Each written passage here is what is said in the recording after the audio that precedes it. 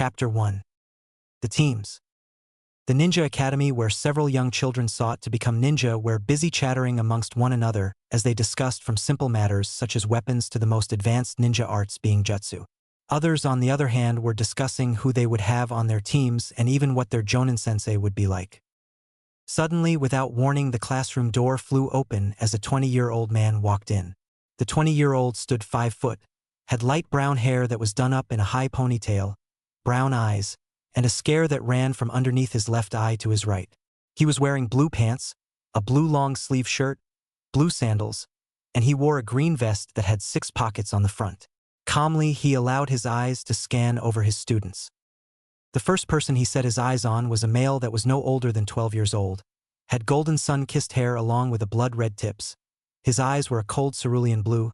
He stood around 4 feet 6 inches, and he looked well built for a child his age. He was wearing a black shirt with the kanji for blood on the front in the color of blood red, black cargo pants, black ninja sandals with hidden retractable blades hidden in the soles, and on top of that he wore a black trench coat that reached to his ankles while the kanji for death was present on the back in a deep purple.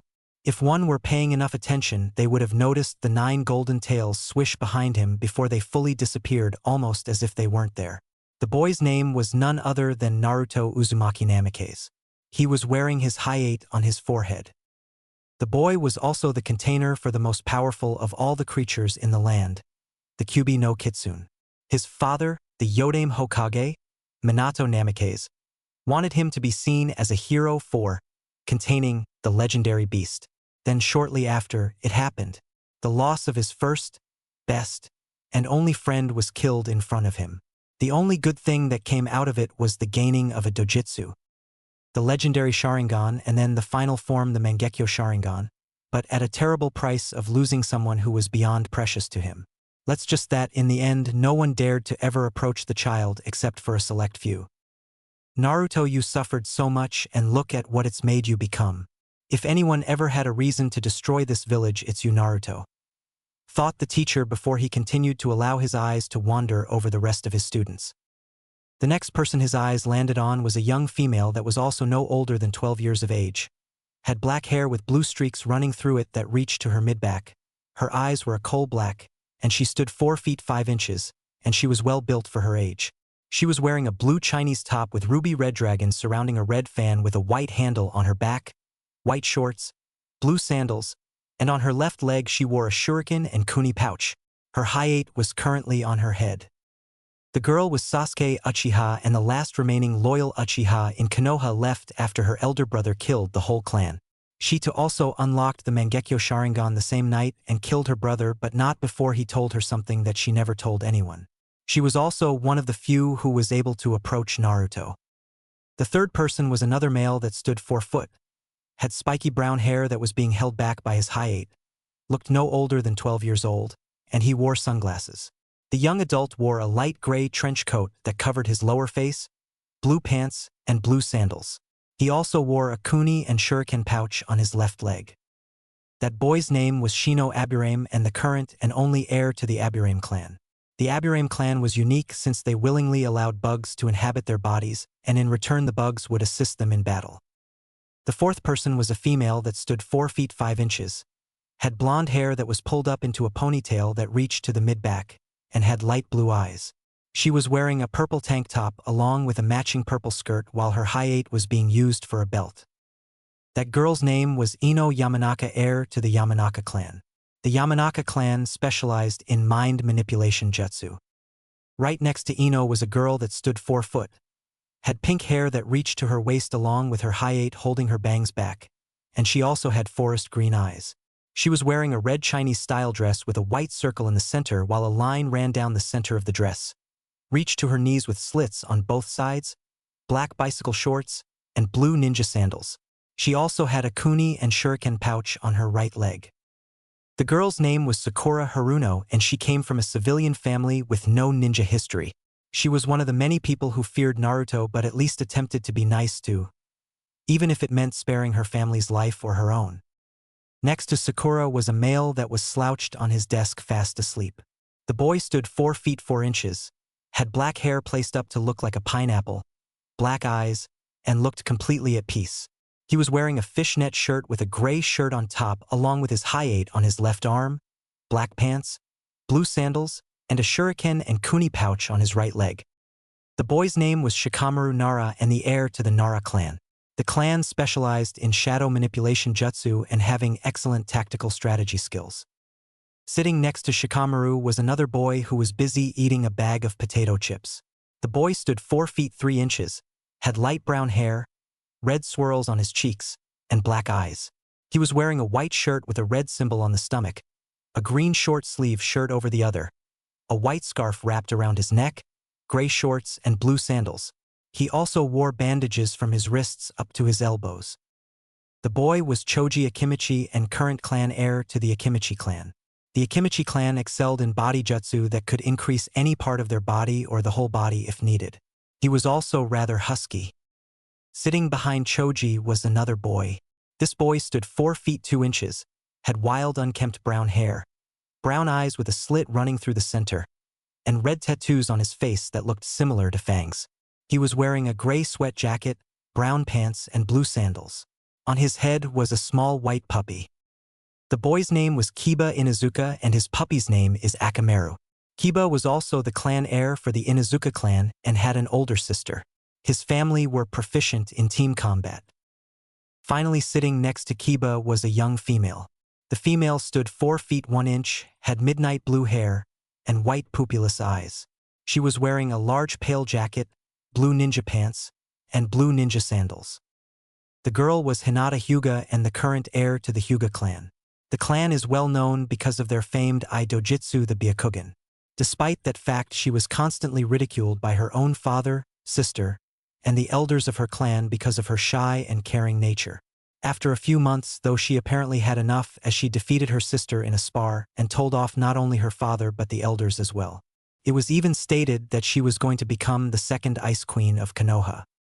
Well, let's get this over with, thought Irika before he walked to the center of the room. First of all, I would like to congratulate all of you on passing and becoming full ninja of Konoha. Now then, I will announce the teams. Proudly stated Irika, only to realize that no one was paying attention to him. Silently, he released a sigh before he started to perform a few hand signs. Genjutsu, Onihitsu. Silently whispered Irika before he took in a large breath. Everyone shut up and sit down, shouted Irika as his head grew 4 sizes large, causing everyone to shut up and sit down. Good, now that I have your attention, the teams are as follows. Team 7. Naruto Uzumaki, Sasuke Uchiha, and Hinata Hyuga under Jonin-sensei Kakashi Heikate. Team 8. Ino Yamanaka, Choji Akimichi, and Shikamaru Nara under Jonin-sensei Asuma Saratobi. Team 9 is still in circulation from last year, so Team 10. Kiba Inuzuka, Sakura Haruno, and Shino Aburame under Jonin Kurinai Yuhi. Stated Irika, causing quite a few people to groan in disappointment and others to silently cheer in their heads. Now then, your Jonin senseis will be here after lunch, so until then you are free to do as you please. Just remember to be here when you're Jonin sensei. Naruto, Sasuke, and Hinata, I would like for you to remain behind though, said Irika in a serious tone before everyone other than the earlier 3 left the classroom while snickering at their misfortune. Irika-sensei, why did you ask for us to remain behind? Asked Sasuke as she and her teammates walked down to Irika's desk.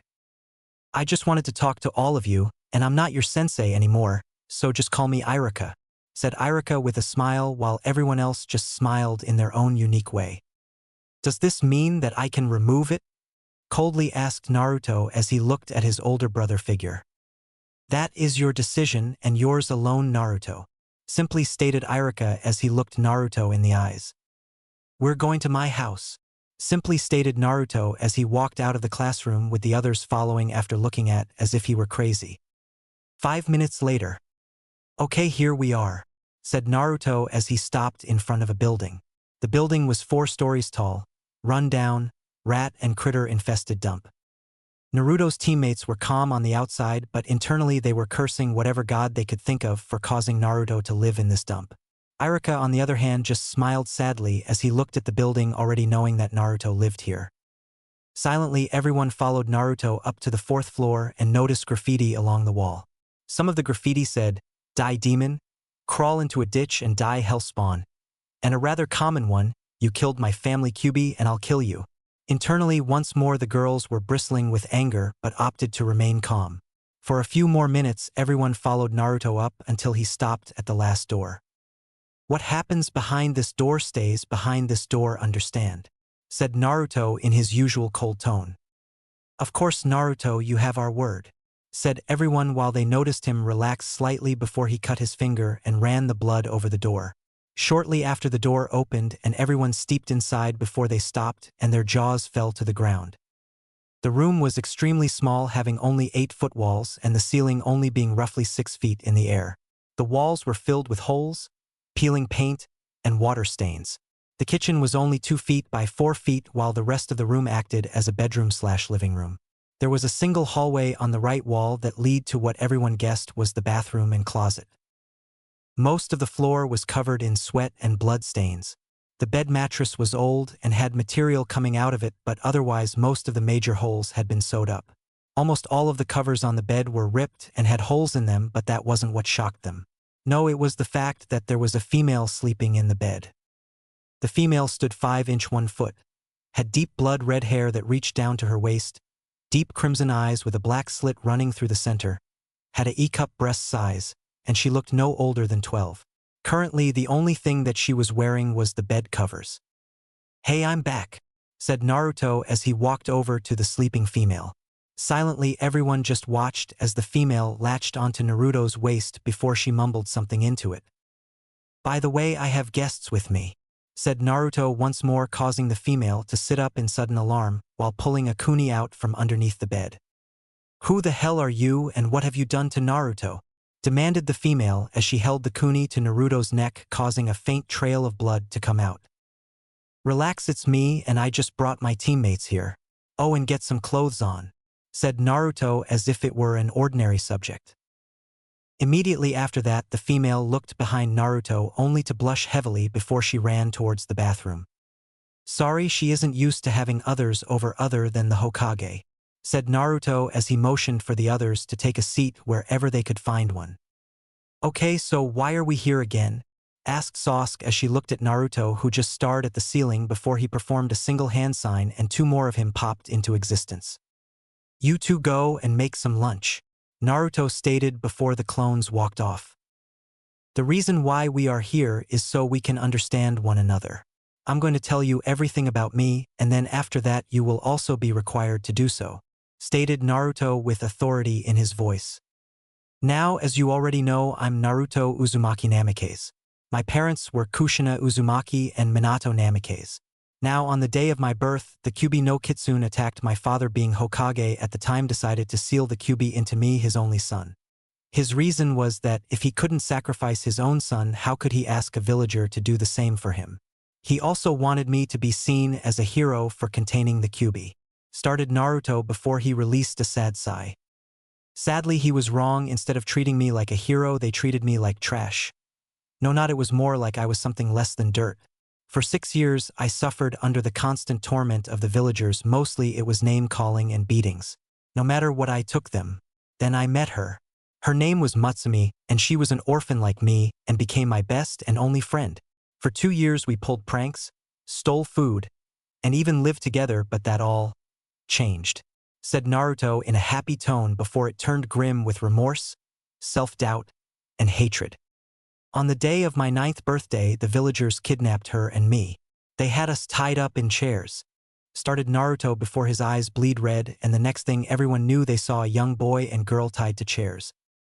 The boy looked to be 9 years old, had spiky blood hair, cerulean blue eyes, stood only 3 inch 5 foot, 3 whisker-like marks on his cheeks, and looked malnourished. He was wearing a raggedy white t-shirt covered in dirt, black shorts, and he was barefoot. "Naruto," everyone thought in confusion before they turned towards the young girl. The girl also looked to be 9 years old, had long black hair that was tied into a ponytail, light brown eyes, stood 3 inch 4 foot, and she also looked malnourished. She was also wearing a raggedy white t-shirt that was covered in dirt, black shorts, and she was also barefoot. Suddenly, without warning, the room was filled with light as a door behind all of them was opened, causing the 2 genin and Chunin to turn around in shock. Standing in the doorway were several villagers, at least 4 Chunin, 1 Jonin, and 2 ANBU members. Slowly, all of them walked into the room until they were standing in front of Naruto and the girl in 3 single-file lines. Out of all the people in the room, only one person stood out. A man that stood 5 feet 6 inches, had emerald green eyes and pink hair. He was wearing a red shirt, red pants, and red cloth shoes. "Comfortable?"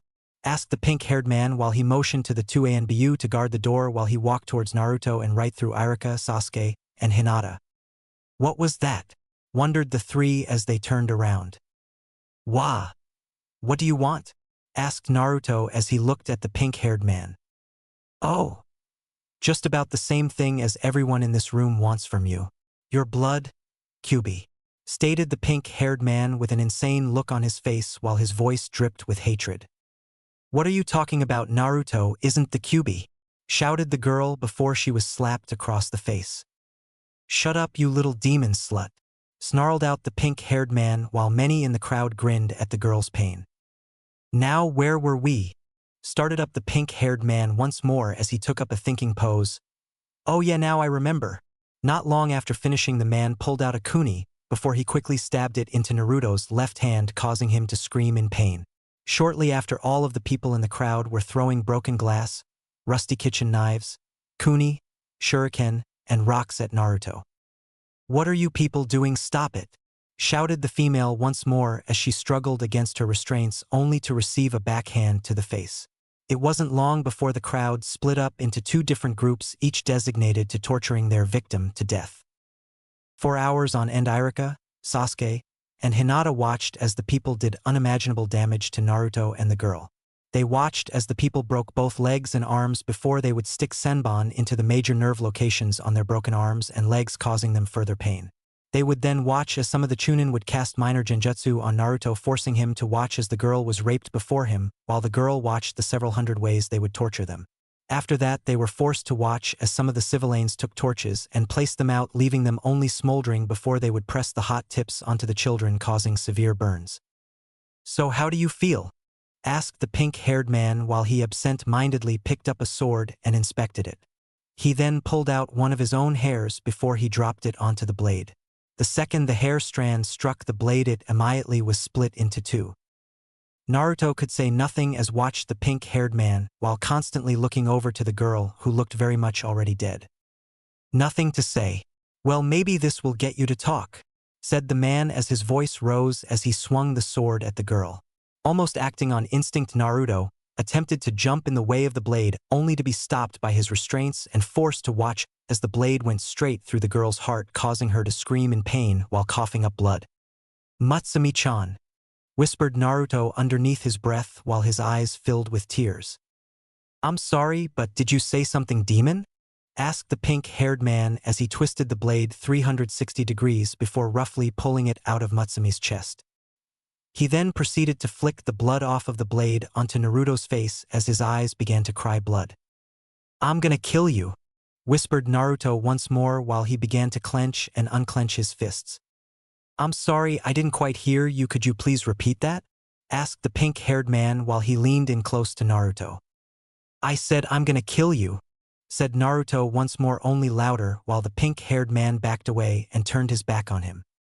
"That's what I thought you said," stated the man before he quickly turned on his heel and stabbed the sword straight through Naruto's heart while releasing an insane laugh. Silently, Irika, Hinata, and Sasuke watched in anger as Naruto lost consciousness before they too began to notice the room was changing. The room was slowly turning into a long hallway with cracked walls, pipes overhead, and ankle-length water covering the floor. Floating in the water was Naruto, looking up towards the ceiling with dead eyes before he looked down the hallway, and the others doing the same saw a red glow. Calmly, Naruto walked towards the light while the rest of them followed. It wasn't long before they found themselves in another room that was huge and had a gate at the other end. On the gate was a single piece of paper that held the kanji for seal on it. Silently, they watched as Naruto walked towards the gate before he stopped as a large clawed hand came out of the gate and stopped a few inches from Naruto's face. Naruto just stood there with his cold dead eyes looking past the claw and directly into a pair of blood-red eyes that were trained on his own. "So this is my container?" asked a voice as rows of sharp teeth appeared, and then a whole body of a large kitsune with 9 tails. So you are the reason why I'm hated, stated Naruto with no emotion while he continued to look in the Kyuubi's eyes. What do you mean? Growled out the Kyuubi while its eyes seemed to change from rage to confusion. Look through my memories, was all Naruto said before he walked towards the cage and sat down looking down the hallway he came from. Kyuubi, on the other hand, was silently watching several of Naruto's memories while Irika, Hinata, and Sasuke also watched every beating, comment, and other things that happened to Naruto over the course of his short life. At the end of it, Kyuubi was releasing large amounts of killing intent while it looked at Naruto in a new light. Interesting, my own father sacrificed me. Fool, sneered Naruto while he shook his head in disgust. You went through my memories, didn't you? Silently growled out Kyuubi. Only the ones in which you were sealed into me. I just wanted to see if the Yondaime would mention my parents, stated Naruto in a cold tone while the Kyuubi mumbled something about dumb-ass blondes. Okay, how would you like for the chance to give the same, if not greater pain to those villagers? Asked the Kyuubi as it looked at Naruto. I would love to do that, Kyuubi-chan, stated Naruto with a smile that was filled with evil intentions, while the Kyuubi looked at Naruto with a dumbfounded expression on her face. Almost immediately after, the Kyuubi quickly regained its thought process by shaking its head. Then pull off the seal, Kyuubi said as it pointed to the seal with the tip of its tail. Silently, Naruto looked at it before he jumped up and grabbed a hold of 2 of the bars. He then proceeded to climb up until he was face to face with the seal. Quickly, Naruto grabbed the seal before he completely ripped it off before he was blasted back into the real world. Once more, everyone watched as the room changed back into the same room they were in earlier, with the civilians just about to leave the room before they were stopped as black flames rose up from the ground. Quickly, the civilians turned around only to have their rage become more prominent on their face at seeing Naruto freed from his bonds and standing up. I'm going to kill you, said Naruto as he rose his head up, causing all the civilians to step back in shock. Naruto's eyes were now a deep blood red with a black pupil and 3 black comma marks spinning in around the center. Tsukuyami, whispered Naruto before everyone, other than Irika, Hinata, and Sasuke, found themselves bound to crosses while Naruto stood in front of them, while a female stood behind him. The female stood 5 inch 1 foot, looked no older than 20, had deep blood red hair that reached down to her waist, and deep crimson eyes with a black vertical slit running through the center. She was wearing a blood-red kimono with a white fox with 9 tails cutting along the edge that also did little to hide her E-cup bust. Behind her, lightly swaying, were 9 blood-red tails. For the next 72 hours you will experience all my pain that I have been placed through for the last 9 years. Have fun, said Naruto without emotion before he disappeared along with the female, leaving behind villagers and ninja screaming at him to force him to release them. Suddenly, without warning, Naruto collapsed while holding his hands over his stomach while deep crimson chakra covered him before it started to concentrate over his stomach. Not long after, the chakra burst forth before it began to form into a small red fox with 9 tails in front of Naruto. Shortly afterward, both Naruto and the fox fell to the ground and the room began to rapidly change before Hinata's, Sasuke's, and Irika's eyes. Now they were standing in a hospital room with Naruto laying on a hospital bed with several machines connected to him monitoring his heart rate, blood pressure, and several other vital aspects. Naruto, thought everyone sadly before the hospital room door opened and a man stepped in. The man stood 6 feet 1 inch, had a white beard on his chin, and an old face that radiated with sadness and several other emotions that were constantly changing. The man was wearing a white robe with a red line running down the center of the robe, and a square hat that had a single red triangle with a white kanji for fire. Good afternoon, Naruto. How are you feeling? Asked the old man as he walked towards Naruto before he sat down on the bedside. How do I feel?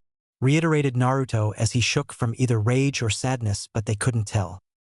For starters, I not only get attacked on my birthday once again, but this time the villagers took the liberty of also torturing Matsumi-chan.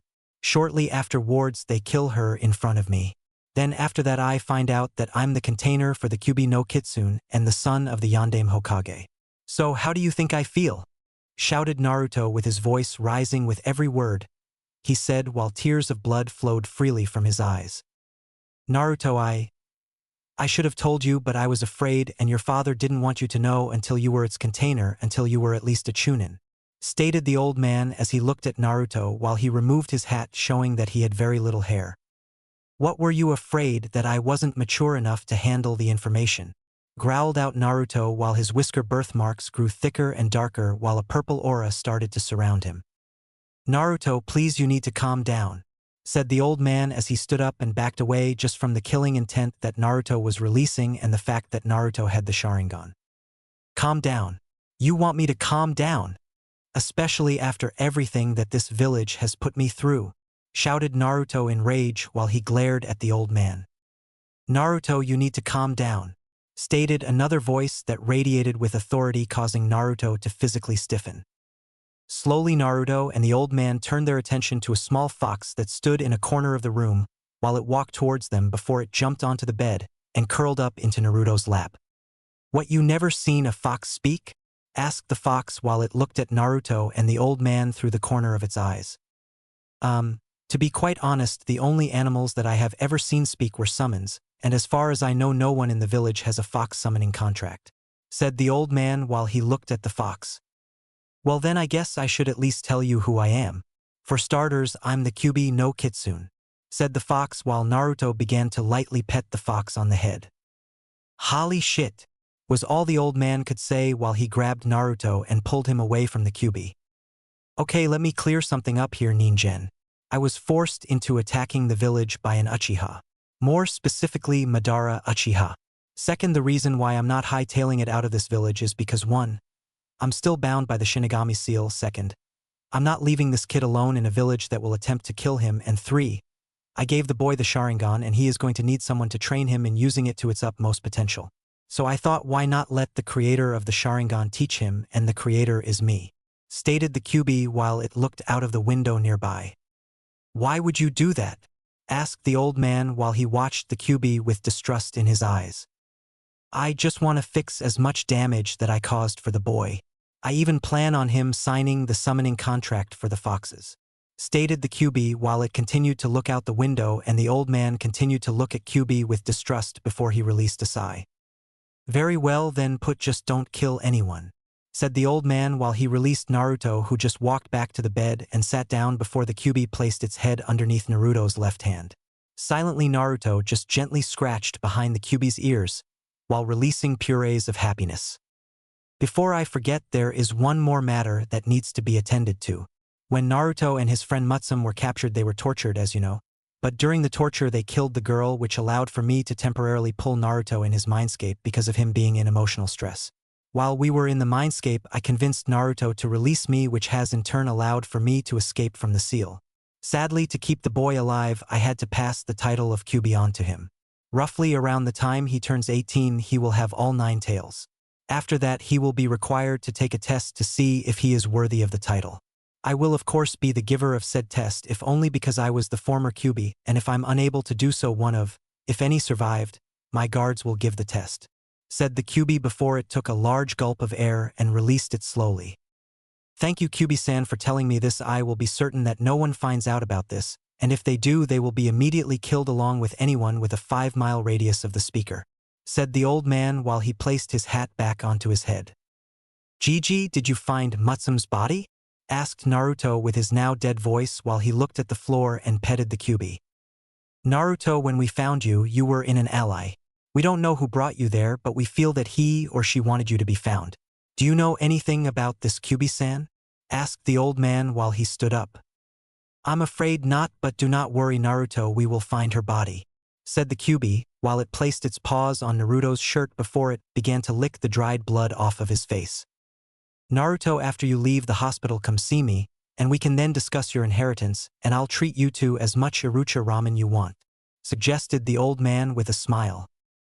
"Of course, Hokage Gigi," said Naruto with a small smile, and even though it was small, the old man knew that this was a true smile and not one of those fake ones that he placed on. "I'll see you later then, Naruto-kun," said the Hokage as he left the room.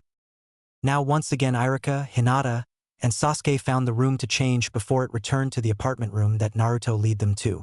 Naruto was still sitting on the bed and the red-haired female was sitting next to him. Naruto, whatever happened to Matsumi's body? Asked Hinata, already getting the feeling that this wasn't going to be an easy answer from him. We never found it. Kyubi picked up a scent of one of her old guards. She believes that he may have taken the body, but for what reason we don't know. Simply stated Naruto while the woman just hugged him lightly. You already know who I am, but just in case you don't know, I'm the former Kyubi no Kitsune, but you can just call me Natsuki, said Natsuki as she smiled at all of them. Well, now that you know about me, I believe that it's Hinata's turn, said Naruto as everyone looked at her. I know what I'll show you, stated Hinata before she started to perform hand signs and stopped on Rat. Genjutsu art, memory viewing, quickly stated Hinata before the room began to change. Slowly the room began to take on shapes until they took on specific forms. The room had changed from the apartment to a large room with tatami floors. In the center of the room stood two girls who were fighting against one another and a male that watched the fight. The first female looked to be no older than 11, maybe 12 years of age, stood 4 feet 1 inch, had midnight blue hair and pure white eyes with a lavender tint. She was wearing a black bodysuit that hugged all of her curves just right.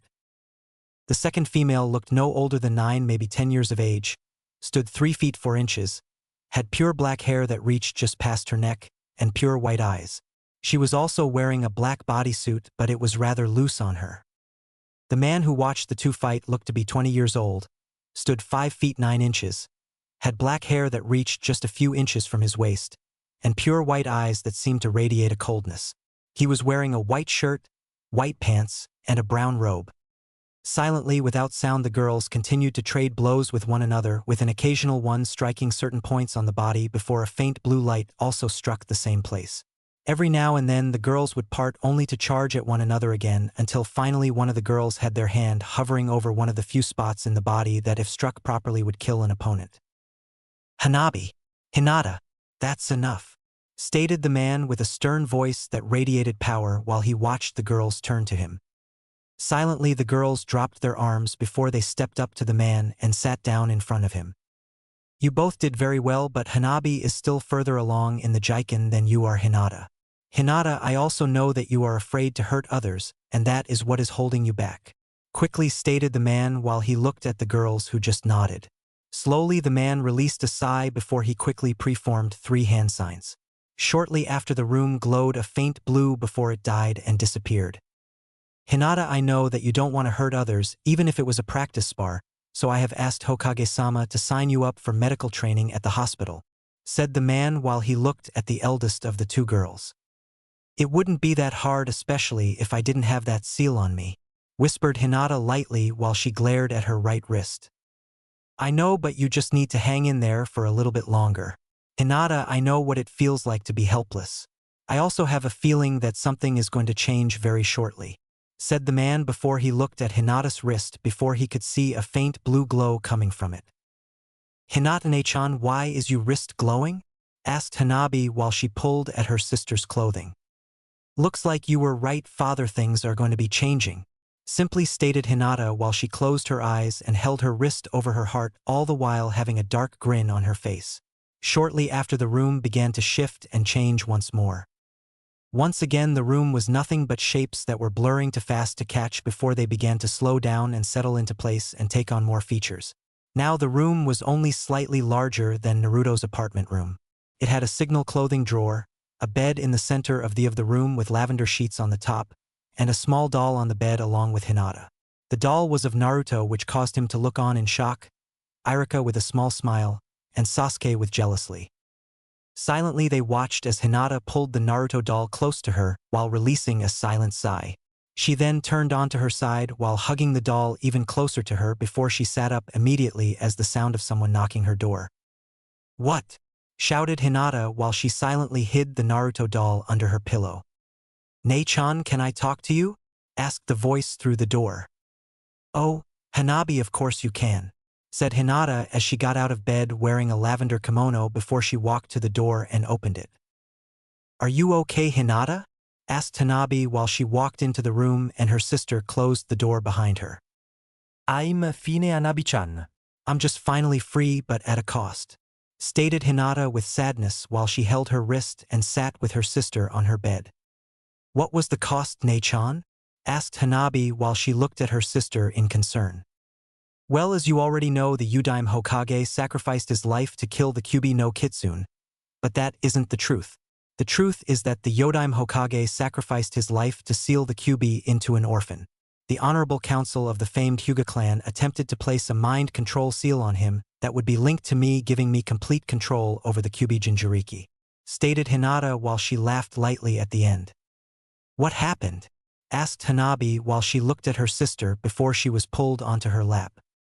Well, to put it simply, it seems that the Kyuubi redesigned the seal to act like a marriage seal, meaning I'm legally married to Naruto, squealed Hinata while she squeezed her sister. So when are you going to tell him?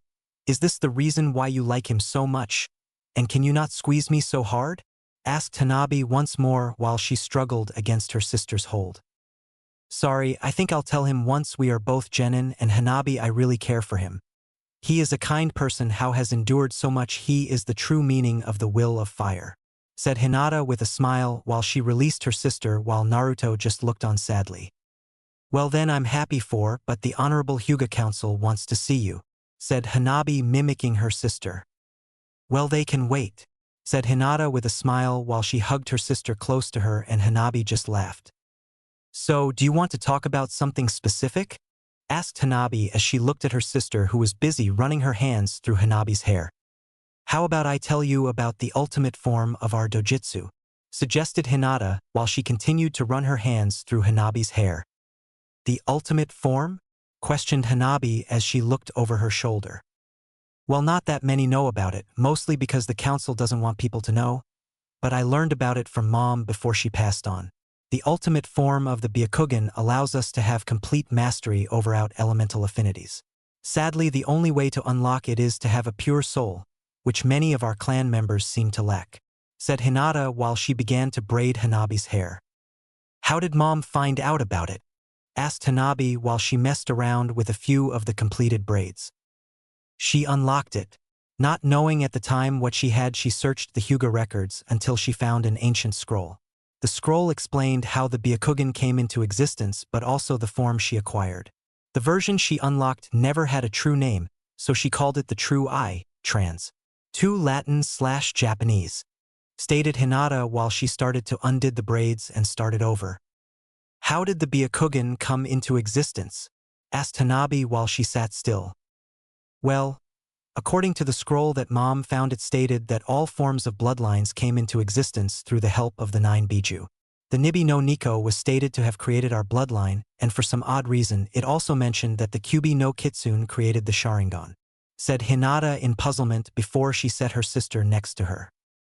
Hanabi's hair was now set up with a bun with straight hair coming out of the center and 2 braids framing her face. The bun was held together with 2 senbon with 2 glass orbs on the ends that had the kanji for Fire Princess. Hinata, thank you, whispered Hanabi with a smile while she hugged her sister. You're welcome, Hanabi-chan, whispered back Hinata while she hugged her sister back before the moment was ruined by someone knocking on her door. What? Hinata shouted, but not before pushing her sister back. Hinata-sama, the council wishes to see you immediately. I have been ordered to bring you even if it requires force, stated the person on the other side. Give me time to at least get dressed, stated Hinata with irritation at having her sister time interrupted by the damn council. Very well then, Hinata-sama, stated the person once more. Thank you, answered back Hinata before she ran to her dresser. She then proceeded to open her drawers and occasionally threw an outfit to the side until she was left with one single outfit. She then ran towards the bathroom and closed the door behind her. A few moments later, she stepped out wearing her outfit. Hinata was now wearing a white kimono with silver lining the edges of the sleeves and the bottom of the robe. Imprinted on the kimono was large moon on the upper half, while on the lower half was a kitsune looking up to the moon. The kimono was held in place with a blood-red sash. Well, what do you think, Hanabi-chan? Asked Hinata while she did a small twirl. You're going to knock those council members down a few pegs, Hinata, said Hanabi with a smile while she hugged her sister for luck. I'll see you later, Hanabi-chan, whispered Hinata before she walked to the door and opened it, causing the room to begin to rapidly change into blurring shapes once more. Slowly the room began to settle several shapes before it finally settled down into a room larger than Hinata's and Naruto's room combined. In the room was a half-circle table that had 5 people seated in it. The man from the fights was sitting in the center while to his left were 2 elder females and to his right were 2 elder males. The first elder male looked to be at least 50 to 60 years old, had no hair except for an occasional thin white strand, and had pure white eyes that were milked over. He was wearing a white robe with the kanji for council on the back. The first elder female also looked to be at least 50 to 60 years old, had hair that was extremely white held together in a bun, and her eyes were still white but held nothing but coldness, but if one were to look long enough they would see deep kindness.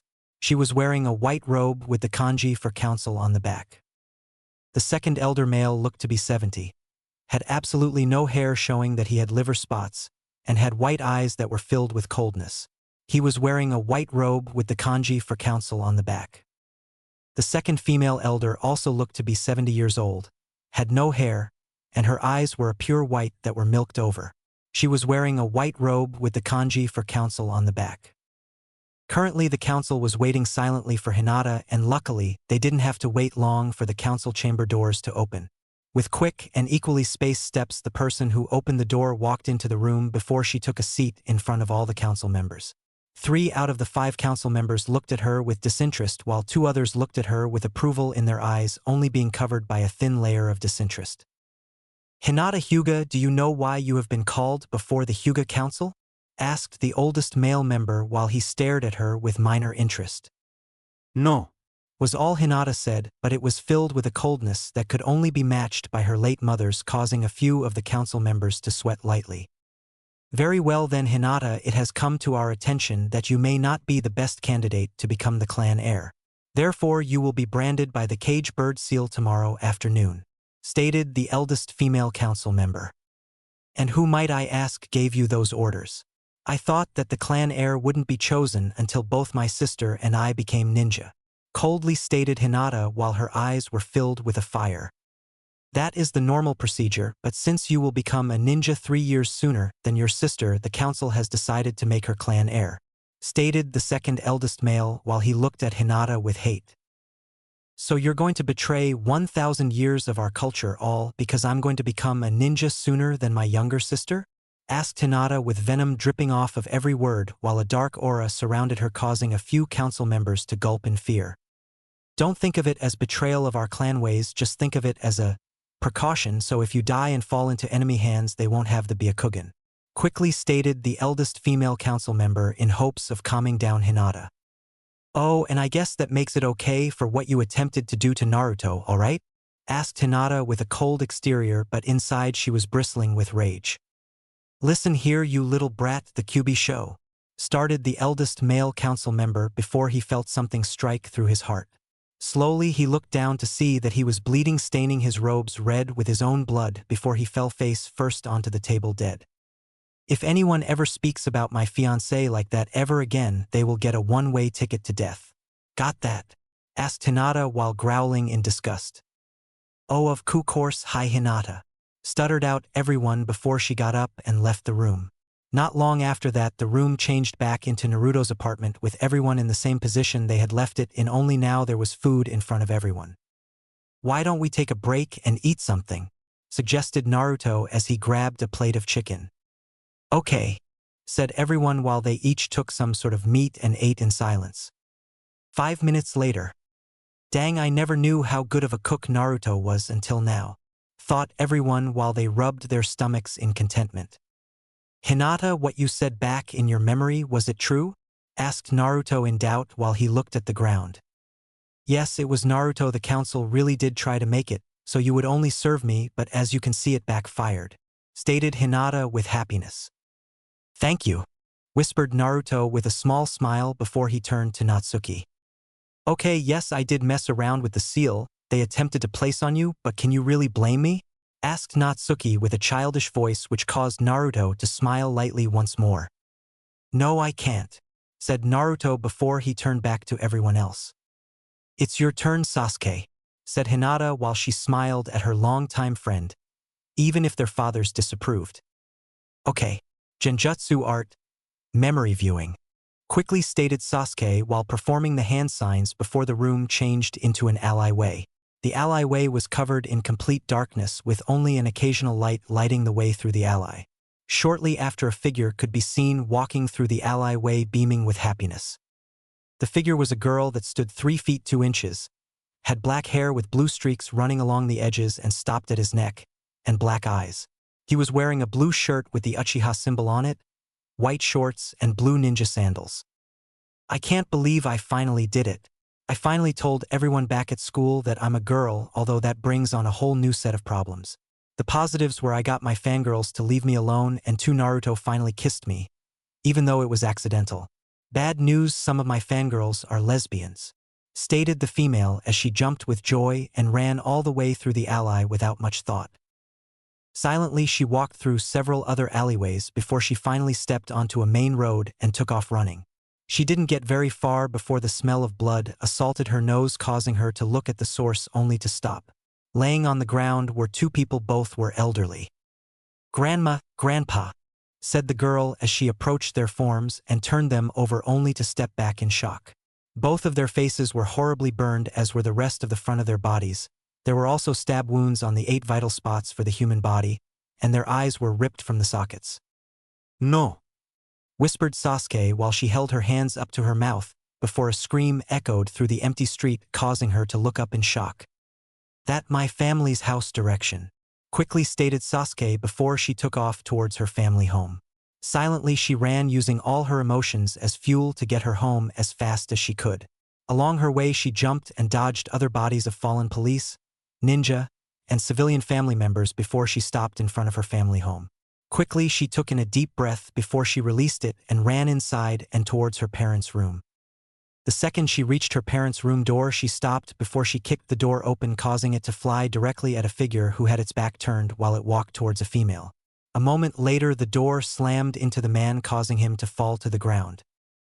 The female that was saved stood 5 feet 2 inches, had black hair, and light black eyes that shone with happiness. She was wearing a light purple top with a white undershirt, blue pants that hugged her body, and wooden sandals. "Mom," whispered Sasuke in disbelief, causing her mother to look up to her.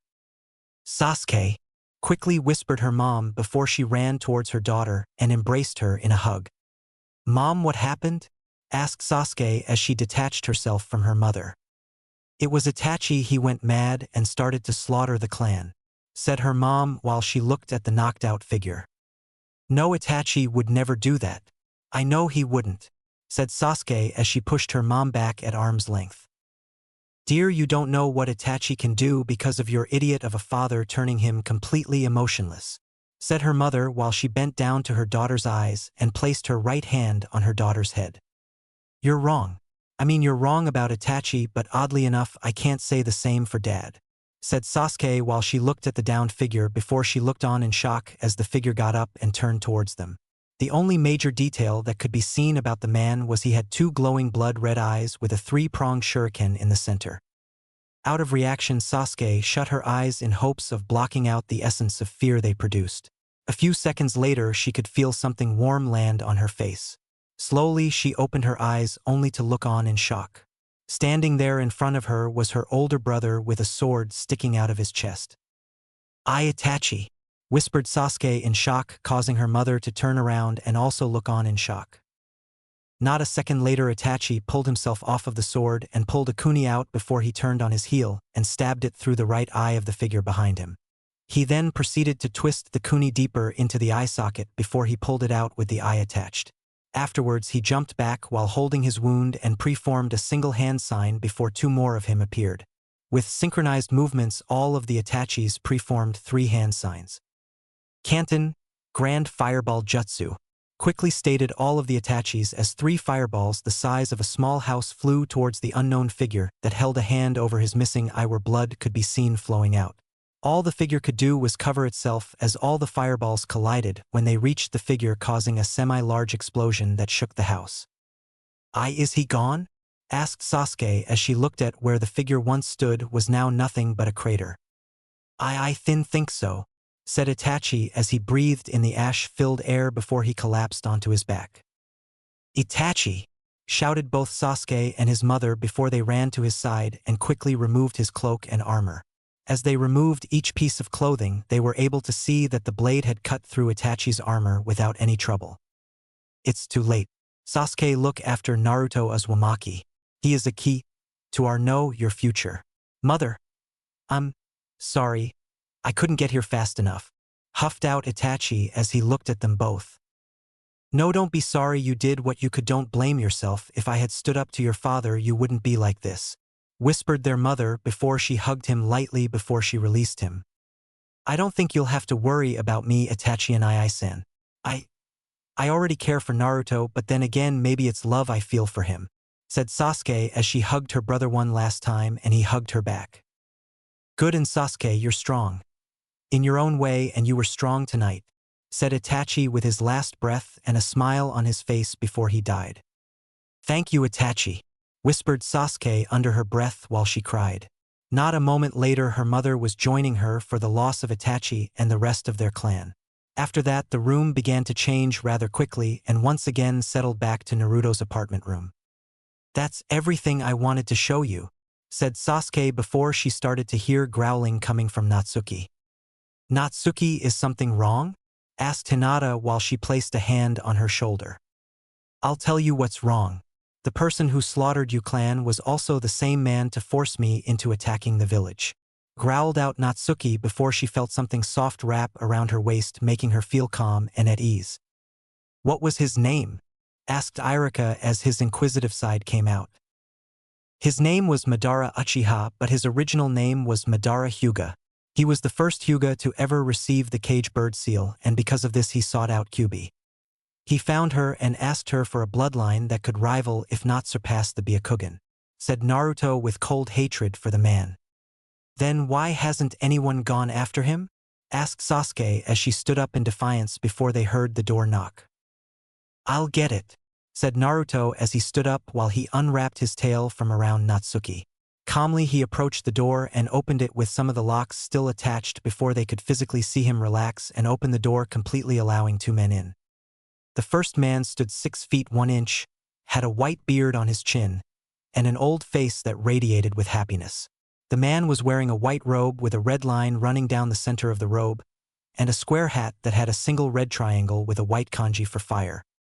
The second man stood 6 foot, had storm gray hair that stood up in spikes, a lazy posture, one black eye while the other was covered by his hiatus, and looked to be 30 years old.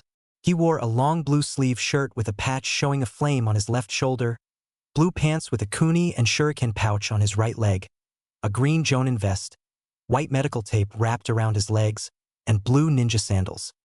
Hokage-sama, quickly stated both Sasuke and Hinata as they rose to their feet in a hurry only to fall on top of one another.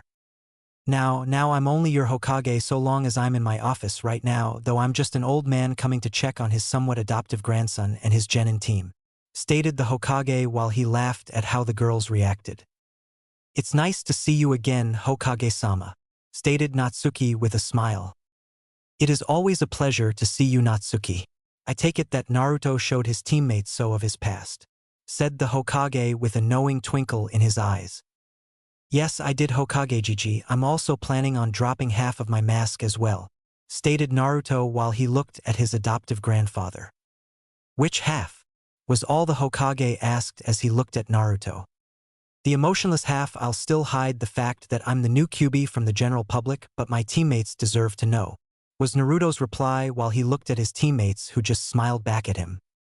Very well then, I will now leave you in the care of your Jonin sensei, said the Hokage as he pulled out a pipe and lit it before leaving the small apartment. Well, I guess I'll start. For starters, my name is Kakashi Hatake. My likes are no of your concern, just like my dislikes. My hobbies are, well, I guess I don't have any, and my dreams for the future, well, you'll find out about those in later years, said Kakashi as he smiled at his team. So all we learned was his name, mentally stated all the genin while they sweat dropped at the absurdity of their sensei. Okay, son, spot, you're next, said Kakashi while he pointed at Naruto, who just growled in annoyance. Fine, my name is Naruto Uzumaki Namikaze. My likes are training and spending time with Natsuki and hopefully with my teammates. I dislike a good portion of the village for how they treated me, My hobbies are thinking of new jutsu and ways to scare the villagers, and my dream for the future. I guess it's just to have a family," said Naruto quietly. "Okay, you're next midnight," said Kakashi once more, only this time he pointed at Hinata, who just glared at him. Demonic Uchiha Stage 2. Currently Naruto, Hinata, Sasuke, and Natsuki, who was resting on Naruto's head, walked away from his former apartment before they all stopped when a girly scream echoed through the afternoon sky. Calmly, they all turned to one another before they shrugged their shoulders and continued further into the village. As they entered the main shopping district, both Hinata and Sasuke were greeted with the sight of nearly all the villagers glaring at Naruto and Natsuki. Only a few nodded to Naruto while others just plain outright ignored them. Though despite all the glares, Naruto just brushed them off as if they were nothing more than a nuisance, while Hinata and Sasuke were trying their damn best to not kill half of the village.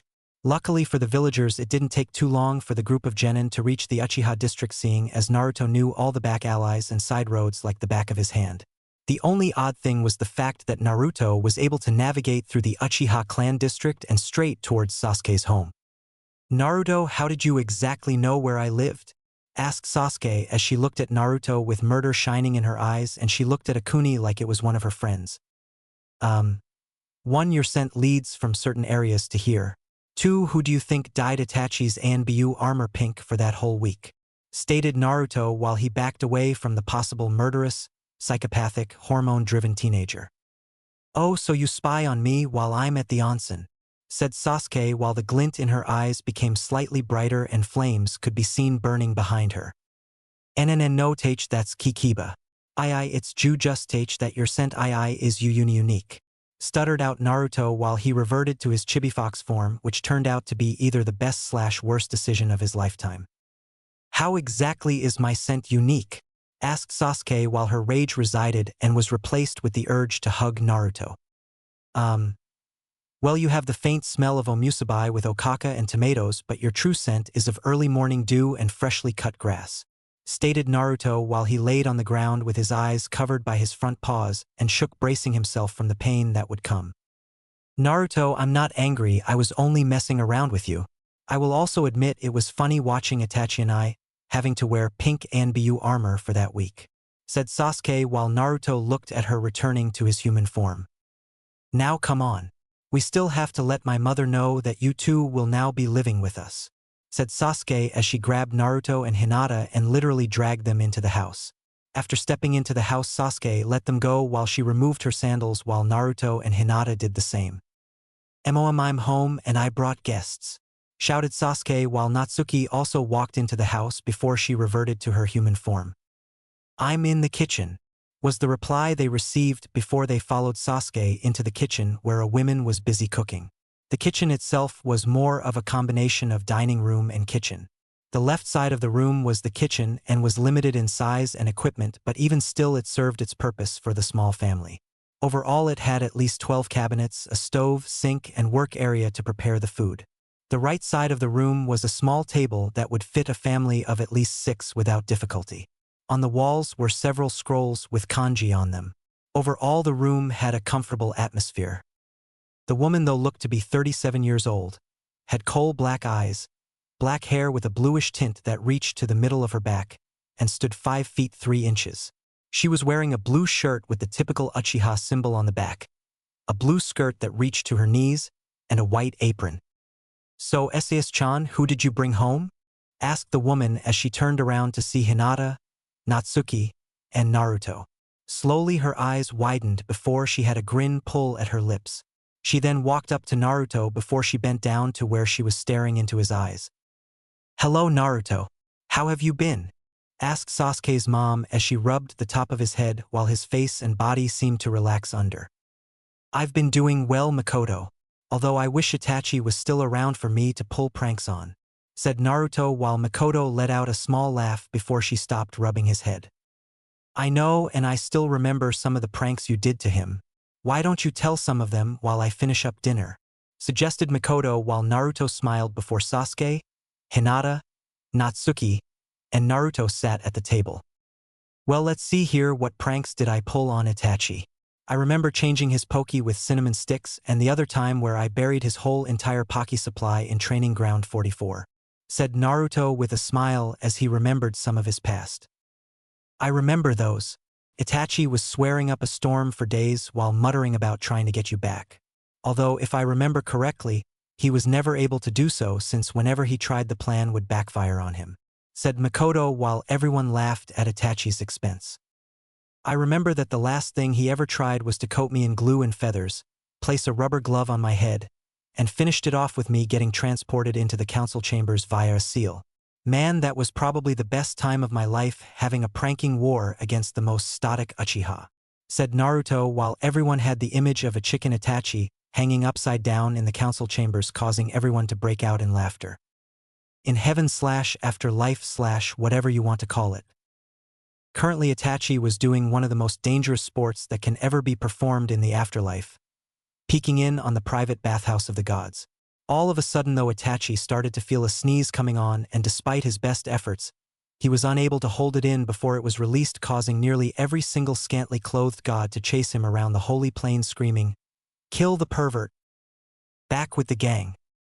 I believe that after that attempt he was forced to admit surrender to me, since the Uchiha took that as a great blow to their respect, especially since the so-called genius got outwitted by a boy no older than 5.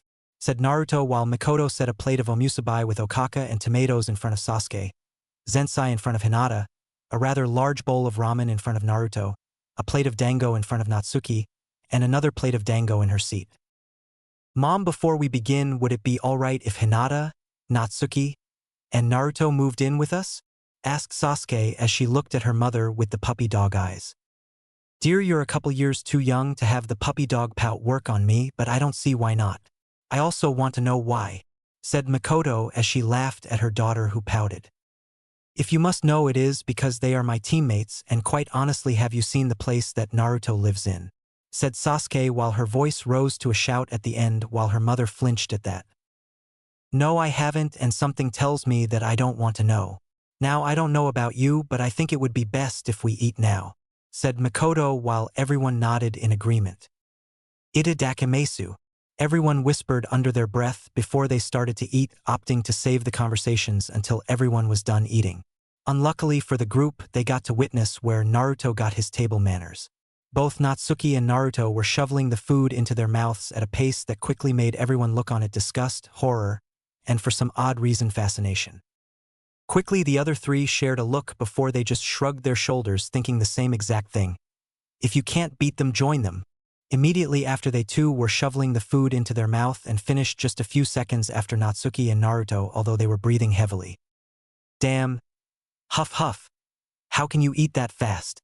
Huffed out Sasuke while she placed a hand over her heavily beating heart. Had to get used to it. With me being the ultimate evil, I literally had to eat extremely fast or else get dragged away from my food before I was halfway done and would be beaten. After the beating, I would told that I don't deserve food or to even live for that matter.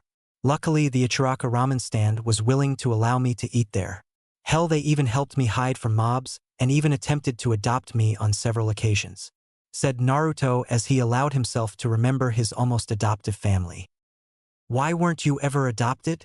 Asked Hinata while she began to take a random guess as to who was behind it. Old man Tucci, every time he would go to get the adoption forms, the orphanage would increase their prices. If he went to the Hokage, some random council member would come in, say something like, "Hokage-sama, I'm afraid that the council had made an error in the paperwork that was needed to be signed today," before he would grab it along with the adoption papers and destroy them. It was either that or the Hokage's secretary wouldn't allow him past and even threatened him by calling ANBU, said Naruto with rage as his eyes flashed a deep violet before he released a breath and calmed down while his eyes returned to their natural blue color. Those self-arrogant pigs, shouted Makoto as her eyes immediately flashed from their coal black to the Sharingan red before they returned to normal. Mother, shouted Sasuke with shock at what her mother said. Sorry dear, it's just this is the third time they have ruined Naruto-kun's life, said Makoto with anger clearly burning in her eyes while she picked up the dirty dishes off the table and carried them over to the sink. She then proceeded to drop them in while releasing a large sigh. What do you mean that was the third time that they have ruined my life? Asked Naruto with a menacing glare directed at Makoto, causing her to squirm. The first time that they officially ruined your life was when they told your mother that you had died along with your father. During that time, though, Sarutobi was too busy protecting you from assassins that wanted you dead because of what you formerly contained, so he never officially found out until a fake letter. I even have the false letter that they wrote with the help of my husband that they gave to him. He was of course smart enough to ask me to come in and check to see if it really was Kushina-chan's handwriting. I knew Kushina better. She wouldn't abandon her own flesh and blood, and noticed several differences in between her handwriting and the notes. I immediately pointed them out and told Sarutobi what my husband did. He was one of the major ones behind your mother's leaving. I have been in constant contact with your mother Naruto, and I can already tell you this much: she isn't very happy with Konoha's honorable council. It took nearly a whole month just to keep her from coming back and killing the council, and I even made her a promise that Itachi would watch over you and keep you safe.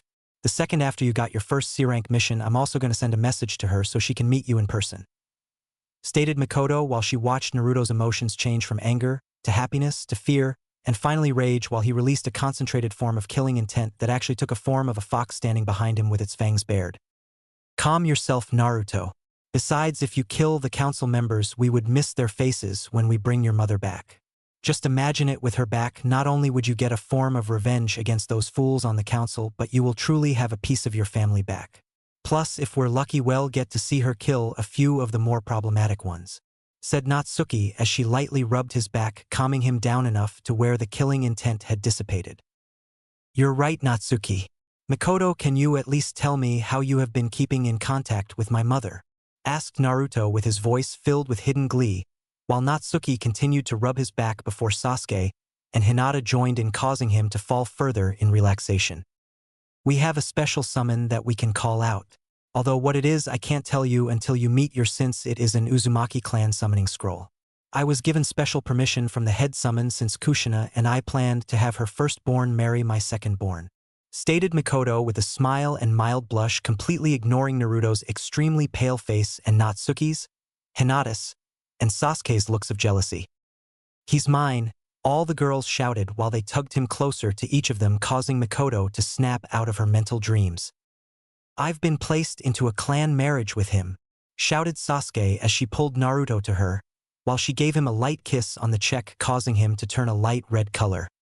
"So what, I've been bound to him ever since the idiots on my family council branded us together, and thanks to Kyuubi's intervention turned it into a marriage seal. Don't forget, I've also been the only one to really love him," shouted Hinata as she pulled Naruto close to her, so his head was resting on her chest, causing him to turn a deeper red before it turned slightly deeper as Hinata began to lightly run her hand through his hair. "Well, guess what, you two, since the Shinigami's seal binds me to Naruto-kun. So I outrank the both of you, especially since I've been with him his entire life. Besides, you never took the chance to approach him and ask him out, along with the fact that there is an old demon law that states that the old Kyuubi is required to marry the next Kyuubi," shouted out Natsuki as she pulled Naruto out of Hinata's grip before she places a kiss on his lips while she lightly rubbed his whisker marks. Shortly after, she released him before she lightly began to lick his cheek, causing him to squirm. Slowly, cold hard hatred boiled beneath both Hinata and Sasuke's skin before they shared a look before they jumped at Natsuki and began to fight while tossing Naruto out of the scuffle. Naruto and Makoto of course just stared on in wonder while Hinata and Sasuke took on the Kyuubi in her human form. "Uchiha, Sasuke, Hyuga, Hinata and Yoko, Natsuki, stop fighting this instant," shouted Makoto, causing the girls to stop in a rather interesting position. Currently, Natsuki was laying on her back with Hinata in a chokehold, while Sasuke was behind her with her legs wrapped around Natsuki's neck, while her face was locked in a chokehold as well, only with Hinata's legs. Of course, shortly after, all of them fell into a pile on top of one another. "Hinata and Sasuke, you both are clan heirs, so I suggest you start acting like, and as for you Natsuki, you are a demon queen. Such squabbles like these are not appropriate for you to participate in. If anything, you should know Konoha clan's laws well enough to realize that Naruto falls under the Clan Restoration Act, meaning he can have more than one wife," stated Makoto while the girls looked at the ground in shame. Naruto, on the other hand, was doing his best to wrap around his mind that he would eventually have to marry more than one woman. "Makoto-san, if you don't mind, could you please show me to my room?" said Naruto, who was so pale that it would have Orochimaru green with envy. "Of course, Naruto, and don't think you three are getting out of this scotch-free either. When I get back I want this kitchen spotless, stated Makoto as she turned back to the three lightly sighing teens before they were standing stiff as boards shaking in fear from the killing intent being released. Yes, ma'am, quickly answered all the girls so they wouldn't have to face Makoto's wrath. Good. Now come along, Naruto, said Makoto with a smile while she led Naruto out of the room. Only one thought went through everyone's head. Never piss off Makoto Uchiha ever. Silently Naruto followed Makoto through the main house before they stopped in front of a door before Makoto opened it up and walked in with Naruto following after. The room itself was a comfortable size, being only 8 by 8 room with the ceiling stretching 9 feet into the air. The wall in front of him had a sliding door that led out to a small meditation area where several sakura trees grew surrounding a small pond that had several koi fish swimming lazily with much care. The left wall was covered in bookshelves that were filled to the brim with books on cooking, forging, Fuin dash, Nin dash, Gen dash, Tai dash, and Kenjutsu scrolls covered the shelves along with a rather impressive layer of dust. Along the wall behind him were a few dressers that had a few photo frames on them that were covered in dust while a futon lay in between the two. Finally, the right wall had a single door that undoubtedly led to his personal bathroom, while on the wall were 2 scrolls with the word tiger on the first while on the second was the word hunter. Slowly Naruto walked over to the dresser before he picked up one of the photo frames before he wiped off the dust. After wiping the dust off, a pair of violet eyes stared back at his own sapphire blue ones. Immediately after he dropped the picture in shock while he backed up slightly. "Naruto, are you all right?" asked Makoto as watched Naruto. "Yeah, I'm fine. It must have been a trick of the moon's light," said Naruto as he retrieved the picture and actually looked at it. In the picture were 2 people. The first was a male that stood 5 feet 8 inches, looked to be about 20 years old, had golden blonde hair that reached to his neck while 2 bangs framed his face, and sapphire blue eyes. He was wearing a dark blue long sleeve shirt that had a red spiral on each shoulder, dark blue pants, and blue ninja sandals. Standing next to him was a woman who stood 5 feet 4 inches, looked to be at least 20 years old, had fire red hair that reached to her waist and violet eyes. She was wearing a light blue sleeveless shirt, blue pants, and blue ninja sandals. Currently, the man had his left arm wrapped lightly around the woman's shoulder while she leaned into him, cradling her stomach. Both of them had bright smiles on for the photo, but even still Naruto could tell that those were their true smiles. "Makoto-san, can you please leave me be for the rest of the night and tell the rest of the girls that I don't want to be disturbed?" asked Naruto as he reset the picture on the dresser before turning to face Makoto only to see that she was gone. Slowly he turned back to the picture with only one thought on his mind. "I have to get a C rank and fast," thought Naruto while he pulled out one of his sealing scrolls before he had to cover his nose. "But a shower first," said Naruto as he grabbed his scroll that contained his clothes and entered the bathroom. With the girls. Currently all the girls were busy rinsing, washing, and drying all the dishes used after they had finished cleaning the table and wiped it down. "Man, I can't believe that we just got into an argument over a guy," stated Sasuke as she rinsed off the dishes before she passed them on to Hinata. "I know I never thought there would be a day that it would happen. Why don't we make a promise to one another? No matter who Naruto chooses and who gets to claim him first in bed, that we'll still be friends," said Hinata to Sasuke, who started to ponder over it before she nodded her head in a positive manner. "It seems that you forgot something though.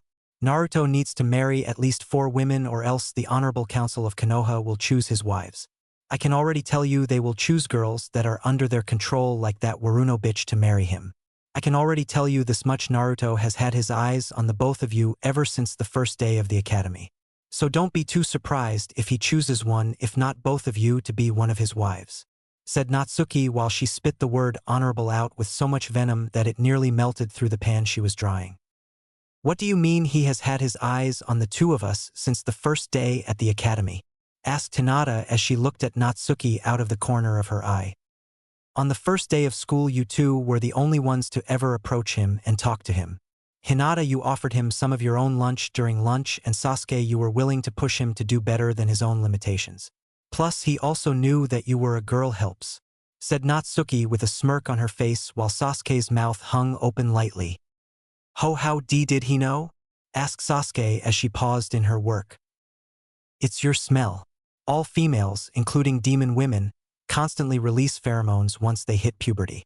The only difference in between male pheromones and female pheromones is their scent and the time that they are released. During a female's period or heat, as we demons call it, we are constantly releasing pheromones to attract a strong male. Once a male usually smells the pheromones, they will begin to release their own in attempts to beckon the female to mate with them. Although the release of a male's pheromones is completely psychological, so to put it in simpler terms, a male's mind releases them upon smelling a female in heat. At the first day of school, Sasuke, you were going through your first period and were unknowingly releasing pheromones, and Naruto caught a whiff. Luckily for you, I had trained Naruto enough by then to the point that I can even release a minuscule amount of my own pheromones. If I hadn't, well, let's just say you wouldn't be human and Irika would have been nearly cleaved in half for trying to stop Naruto," said Natsuki, while both Hinata and Sasuke blushed a deep crimson, causing Natsuki to laugh lightly, while Makoto walked back into the room. "You know, I could have sworn that when I left I told you three that I wanted this room to be spotless," said Makoto with her voice filled with anger, causing all three girls to freeze and turn around slowly, so they were facing Makoto. Silently, Makoto continued to glare at the three of them, causing them to squirm underneath her gaze. "Go get some sleep, I'll take care of whatever remains," said Makoto as she released a sigh while the girls quickly disappeared. After they had disappeared, did Makoto look over what they had done, only to see stacks of completely clean dishes standing at attention. "I guess they did an okay job," thought Makoto as she started to place away the dishes before she stopped and did a double take at the pan she was holding. Right dead center in the pan was a hole. Faintly, Makoto could feel her eye begin to twitch before she sighed and tossed it out the window and heard a clang while she smirked.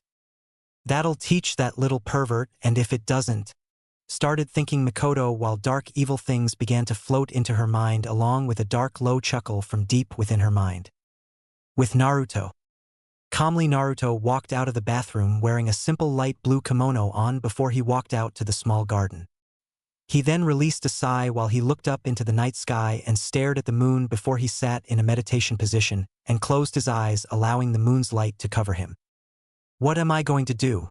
I already know that I fall under the clan restoration law, meaning I can have several wives if I wished it. I know that I'll need at least 4 unless I want the council to pick them, and that is a disaster waiting to happen. I also know I have feelings for both Hinata and Sasuke, but I don't know if it's love, it may just be a simple crush. But they also understand me. Hinata had a seal placed on her without her choice, just like me, and Sasuke has lost just about everything except for her mother, plus we are the last of our clans. Then there's Natsuki. She is a demon queen who has fallen for me, even if she tries to hide it, but I can clearly see it in her eyes. I just don't know. Am I not making a move because I'm afraid to lose everything again? Is it because somewhere in my heart I know that Matsumi is still alive? Or is it because I'm worried about what Matsumi would think of me? God, this is so frustrating and troublesome," thought Naruto as he evened out his breath. Plus, today was taxing on my mind too. Showing one of my worst memories to not only my teammates, Irika, and myself has taken its toll, but even still I feel as if I'm forgetting to do something, thought Naruto once more before he reopened his eyes and stretched. Back at Naruto's old home. Currently, Kakashi was still stuck to the wall, breathing heavily since he screamed his throat raw, hoping to attract someone to help him. Although it seems that Kami had some form of grudge against him since no one ever entered after his team left. Slowly, a sigh left his lips before he heard the sound of a floorboard squeaking. Acting quickly, Kakashi attempted to grab a kunai, only to curse under his breath as he remembered that he was stuck to a wall. Instead, he quickly scanned the room and couldn't notice anything different and allowed his body to relax before he heard it again, only from his left. Quickly, Kakashi turned towards the noise, only to catch sight of a piece of clothing as it disappeared. Genjutsu, thought Kakashi as he allowed for his mind to calm down and felt for his chakra. The second he was able to feel his chakra, he immediately released a small, short, concentrated burst, causing the room to waver slightly before it shattered, revealing woman standing before Kakashi. The female standing before him stood 5 feet 10 inches, looked to be at least 30 years old, had short dark brown hair, light brown eyes, and wore her headband around her forehead. She was currently wearing a light earth brown kimono top that hugged her body lightly, showing that she was at least a C-cup, black ninja pants with a kunai and shuriken holder on her left leg, and black ninja sandals. On her cheeks, she had purple triangles that faced downward, similar to fangs and large canines. Impossible, Rin. asked Kakashi in shock while he rapidly blinked his eyes thinking that it wasn't real.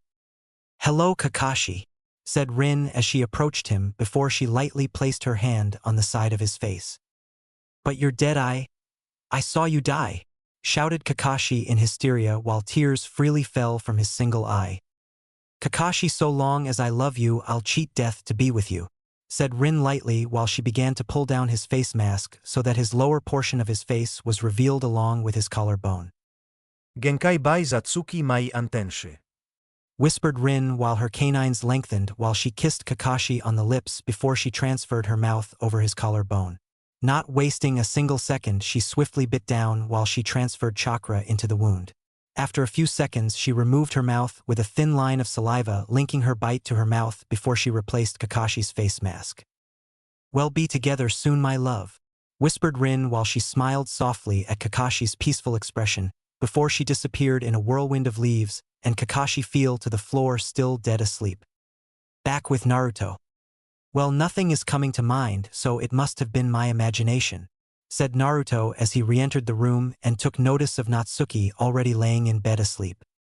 Some things never change, thought Naruto with a small smile before he also got into bed.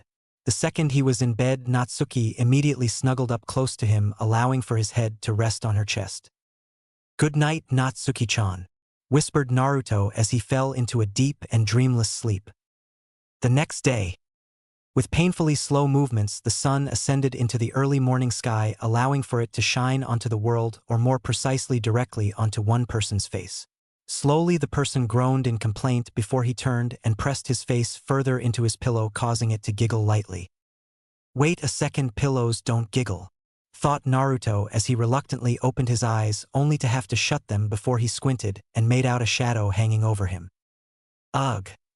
Natsuki, what are you doing? Asked Naruto as he rubbed the sleep out of his eyes and tried to get up only to be pushed down lightly by the figure over him. Shoo, go back to sleep, Naruto-kun, lightly whispered a voice right next to him, causing his eyes to widen in horror. Acting on impulse, Naruto immediately pulled a kunai out from his kimono and make a quick swipe for the figure's throat only to have it disappear. Ugh, Naruto, whined out Natsuki as she looked at him only to see him in minor shock. Naruto, asked Natsuki in worry, causing Naruto to look at her. Don't worry, it was nothing. It was possibly a ghost from my mind, said Naruto while he replaced the kunai into his kimono before he stood up. A ghost from your mind? Questioned Natsuki as she lazily sat up, allowing the blanket that covered them to fall to the ground, showing once again that she wasn't wearing any clothes. Yeah, it was a shadowed figure. Maybe it was a remnant of an attack I suffered that I mentally buried into my subconscious, and that yesterday's revelation of my past dug it up. My mind might have then recreated what I last saw as an illusion. Now can you please put some clothes on?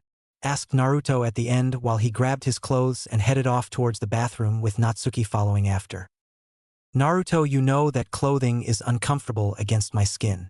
Besides, no one can say anything so long as I'm not out in public like this, retorted Natsuki while she locked the bathroom door behind her and looked around.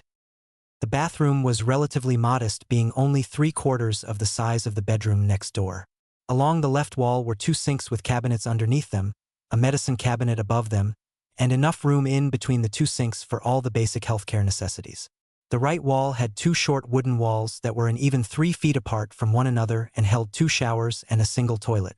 Along the south wall were several cabinets that contained only Kami knows what. In the center of the room was a large square indent in the stone that held spring water. Surrounding the small spring were several seals that ran along the spring's edge. Even from the distance that they stood, Natsuki was able to tell that most of the seals were designed to clean the spring after every use, control the temperature of the water, regulate how quickly the water heated, keep the water at a constant level so it would never overflow or be underfilled, and a few contained wash clothes along with some soap. It makes no difference, especially with perverts like Kiba and Old Man Hokage out there, said Naruto while he removed his kimono while he walked over to the spring and tapped a few of the seals, causing them to glow a faint blue. Not a moment later, the spring slowly began to heat up while steam gently rose up from the surface just as Naruto stepped in. He then proceeded to walk towards the farther end before he slowly relaxed into the water and sat on a stone outcropping that was under the water, and allowing the water to rise up to his chest. Slowly, he closed his eyes before he opened them a bit, only to see Natsuki still standing in the same place. "Are you going to join me or stand there all day like a fish out of water?" asked Naruto, which caused Natsuki to turn her attention towards Naruto. Slowly, a grin spread across her face, causing Naruto to look at her questioningly, only to brush it off as a girl thing. "Of course I'll be joining you. Besides, I can't have you drown yourself," said Natsuki with a smirk, while Naruto just shook his head at her lame joke. "Ugh. Women," whispered Naruto while Natsuki joined him in the spring and hit him for his earlier comment. She then proceeded to sit beside him while she relaxed into the water and released a groan of contentment as the warm water loosened up her muscles. "Natsuki, can you train Sasuke in how to properly use the Sharingan?" asked Naruto while he relaxed, allowing the water to work its magic in loosening up his muscles. "I don't see why not, but she won't be able to use it to the full potential unless she's a Hanyu or a full demon," stated Natsuki while Naruto nodded in response before he placed his hands over a seal. He then channeled a small amount of chakra into the seal before a rag and a bar of soap popped out. "I know, and since she isn't a demon, she won't be able to use the true Manjikyu Sharingan to the true potential without going blind," said Naruto while he lightly wetted the soap before he lightly rubbed the soap into the towel. "But you could change that," retorted Natsuki while she grabbed the soap-covered towel before she turned Naruto around and began to wash his back. "I know, but what if she doesn't like being a demon? Once you become one or a mate to one, there is no turning back," said Naruto while Natsuki continued to wash his back and occasionally added in a light tap on some of his muscles, allowing them to unknot themselves. "Naruto, if you're so worried about her decision, why not ask her and explain the positives and negatives of becoming a demon to her and Hinata? That way they understand what they are getting into," said Natsuki as she finished washing his back before she turned him around, handed him the cloth, and turned around herself. "Very well, you hold 2 valuable points, and I'll talk to them about it later today. If they agree, I'll mark them. If not, I'll just let them live out their lives naturally," said Naruto while he washed Natsuki's back and occasionally struck a muscle not similar to how Natsuki did to him to loosen it and lightly rub it away. "Good. I also suggest testing their elemental affinity, since I have this feeling in my gut that Kakashi won't train all of you evenly. If anything, he may show favoritism to you and Sasuke since you two are related to someone from his past," said Natsuki as she relaxed even further into Naruto as he finished washing her back. Silently, they sat there content with one another before a knock on the bathroom door ruined the moment. "Coming!" shouted Tsukun as he removed Natsuki from him and set her down next to him before he got up. He then proceeded to walk towards the door while he replaced the kimono that he was wearing earlier back on and wrapped it around his body like a robe. After making certain that it wouldn't fall off his body, he unlocked the door. Standing on the other side of the door were both Sasuke and Hinata, wearing kimonos while holding a towel in their arms. Hinata's kimono was a light purple color with a white moon on the center. Sitting inside the moon was the image of a wolf with red tattoos covering its left side of its face, while a single tail wrapped around the base of the moon. Surrounding the moon were several kanji that mentioned all the demon clans and summoning clans. Sasuke's kimono was a dark blue color with a black sun on the front, while the Uchiha symbol was imprinted on the back. Encircling the moon was a black dragon that was eating its own tail as it guarded the moon. Written into the dragon's skin was the kanji for life, death, and slumber. "Sasuke, Hinata, how may I help you?" asked Naruto while the girls silently looked away with blushes adorning their faces. "We were kind of wondering if you would, allow us to join you in cleaning up," said Sasuke while both Hinata's and her blush grew a little darker and Naruto had a blush adorning his face. Started Naruto before Natsuki appeared behind. "Of course you can join us. Besides, Naruto has a question for the both of you," said Natsuki with a minor smile while she pulled Naruto out of the doorway and grabbed both girls before pulling them in as well. Shortly after, the door was shut and locked once more, only this time it also had a demon seal on the door, so it could only be opened from the outside. Not even a moment after sealing the door, Natsuki immediately stripped Naruto of his kimono before she dragged Naruto with her towards the spring and tossed him in. She then proceeded to follow after while Naruto resurfaced with his hair hanging in his face. After getting in, she grabbed Naruto by his hair and dragged him over to the ledge he occupied earlier before sitting him down there and sitting next to him while resting her head against his shoulder. Lazily, Natsuki opened her eyes and looked over to the girls who were doing their best to hide their blushes. "Don't just stand there.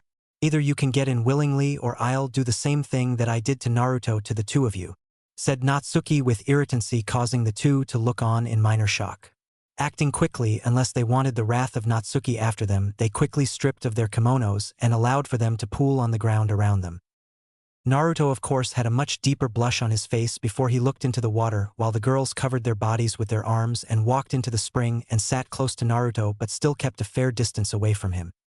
"So Naruto, what did you want to talk to us about?" asked Hinata as she looked away from Naruto with a blush still adorning her face. Yeido. "All I ask is that you let me explain everything before you make any protests or ask any questions," asked Naruto while he looked at the girls after finally getting his blush under control. "Of course, you have our word as ninja and clan heirs," said both girls while they motioned for him to begin. "I was wondering if you would consider becoming Hanyas. I can already tell you that this would have several benefits for the both of you. Becoming a Hanyu will give you extra flexibility, larger chakra pools, demonic chakra, increased life, and you wouldn't be able to age after reaching 20. The bad things are, for starters, you would be considered an outcast in both the human world and the demon world, the extreme love of killing and spilling blood, and heat. Sasuke, there is an extra positive for this though. If you were to ever be able to achieve the Manjikyu Sharingan, it would deteriorate until you were left blind, but if you became a half-demon, the Manjikyu would never deteriorate. This may also have an effect on you, Hinata, for all I know, and what Natsuki knows, the extra demonic chakra may increase the power of your Byakugan and the ultimate form as well to an unknown degree," said Naruto as he took a minor breather while the two girls looked at one another. "Naruto, if you turn us into Hanyas, will we get extra features? And will this officially consider us mates in demonic terms?" asked Sasuke while curiosity and Hinata nodding in agreement. "Well, to answer your first question, yes, you will gain fox ears, tails, and claws. The demonic chakra may also slightly enhance your metabolism, which would cause you to grow slightly. As for your second question, yes, you will be considered mates in demonic terms, but you won't be officially recognized as mates until you each birth a child," said Natsuki calmly, since she had been prepared by her mother to officially take on a mate at some point in her life. "We agree," stated both the girls after a few moments, causing Naruto to look at them in confusion and shock. "What?" shouted Naruto while the girls giggled at his antics. "We said that we agree. We see nothing wrong with what you're saying, besides all the positives outweigh the negatives. Sure, we'll be considered outcasts, but then isn't everyone considered an outcast?" stated the girls without any hesitation while wearing grins of happiness. "I guess you're right, but you won't become Hanyas, you'll become full-blooded demons. Meaning certain emotions will be far easier to trigger, such as anger, jealousy, lust, envy, and pride, but if this is what you want, I won't argue. I already know that I'll lose," said Naruto with a small smile on his face, which caused everyone to break out with a smile of their own.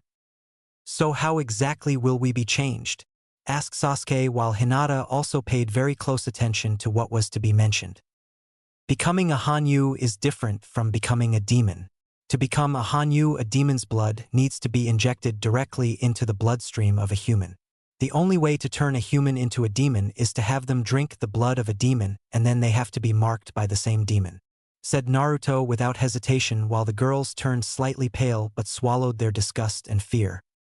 "I'll go first," offered up Hinata as she stood up, allowing for the water that hung on her body flow down. She then walked over to Naruto before she sat on his lap and held his head in her hands and stared into his endless sapphire blue eyes. Swallowing heavily, Naruto lightly cupped Hinata's face in his own hands before he pulled her face closer to his. Quickly stealing his resolve, Naruto bit down on his tongue hard enough for blood to be drawn before he allowed for it to pool in his mouth. Once he had enough, he quickly kissed Hinata on the lips while he gently coaxed her into opening her mouth. Luckily, he didn't need to wait long before Hinata lightly moaned into the kiss, opening her mouth wide enough for Naruto to slip his tongue into her mouth and allow for blood to flow along his tongue into Hinata's mouth. Shortly after, all the blood was either in Hinata's mouth or in her throat as Naruto released her from the kiss with only a thin string of blood-colored saliva connecting them before he gently pushed Hinata's head back, exposing her neck to him. Acting quickly, Naruto lightly kissed Hinata on the neck while feeling her pulse increase before he swiftly bit down and channeled chakra into the bit while drinking a small amount of her blood. After a couple of seconds, he gently released her before he set her down next to him and backed away. Silently, everyone waited for a few moments before Hinata's chakra began to swirl around her and changed from its dull light blue into a vibrant white with blue streaks. Not a moment later, the chakra completely consumed her as it flared before it died a few seconds later. Now standing in front of the small group was a female stood 4 feet 3 inches, looked to be still 12 years old, had midnight blue hair with a few streaks of pure white and ocean blue mixed in, and white pupilless eyes. She was of course still naked, showing that her bosom size was at least a C-cup. Her skin was a nearly transparent white, and her hips were a medium size. Sitting atop her head were a pair of fox ears that matched the same color scheme of her hair, while lazily floating in the water beside her was a single fox tail that was a midnight blue, while the tip was a pure white with a second tip being a light blue. Her hands no longer had nails but rather short claws, and they also assumed that it was the same for her feet as well. Imprinted on her neck was a symbol of a golden yellow 9-tailed fox with its tails wrapping around her neck. Slowly, Hinata released a low groan as she slowly stood up before she swayed on her feet and sat back down before she looked around her and her eyes landed on Naruto. "How do you feel, Hinata?" asked Naruto with concern. "I feel fine, but this headache is annoying," whined out Hinata as she rubbed her head and coincidentally, her new ears causing her to get lost in own form of pleasure. "The headache is understandable since it's your mind getting used to the new advanced hearing, smell, taste, sight, and feeling," chuckled out Naruto while he gently grabbed Hinata's hands and placed them at her side. "I'm also going to tell you this now: your chakra control has shot itself straight to hell. You will have to redo all the chakra control exercises you have learned and do them for at least 6 months if you want to be able to control your chakra to the same degree that you were able to do when you were human," said Naruto once more as he let Hinata go while she pouted at the thought of redoing all her chakra control exercises.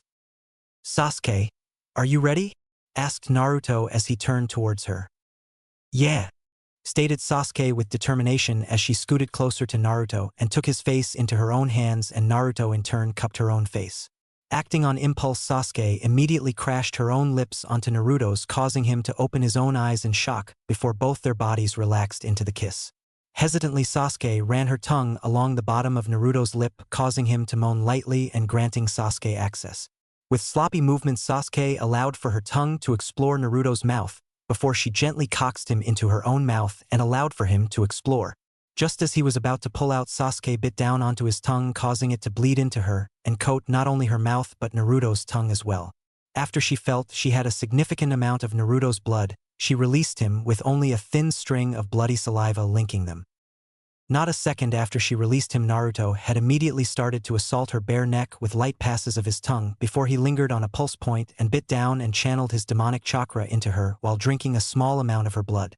Shortly after, he gently released her before she was consumed in a deep blue flame with small red spots mixed in before it died down. Now standing before the group was a young female that was also no older than 12 years of age, had black hair with blue streaks running through it that reached to her mid-back and red tips. Her eyes were a coal black with a thin, almost transparent red streak running through the center, and she stood 4 feet 5 inches, and she was also slightly more built with her muscle showing, giving her an athletic build. She was of course wearing nothing, so everyone was able to tell she had at least a C-cup, if not nearly a D-cup bust and wide hips. Sitting atop her head were a pair of fox ears that were a slightly dark blue with red tips that matched her hair. Floating behind her was a similar dark blue tail with a red tip, and her hands no longer had nails but claws that only extended out only an inch and looked to be retractable. The group also guessed the same could be for her feet. Imprinted on her neck was a symbol of a golden yellow 9-tailed fox with its tails wrapping around her neck. "Sasuke," started Naruto before he was stopped by a delicate claw lightly placed on top of his lips.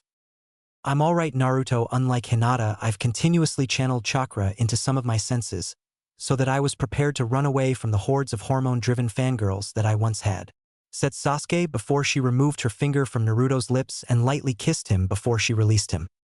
Not a moment after she released him, he was turned around before his lips were once again assaulted, only this time by Hinata.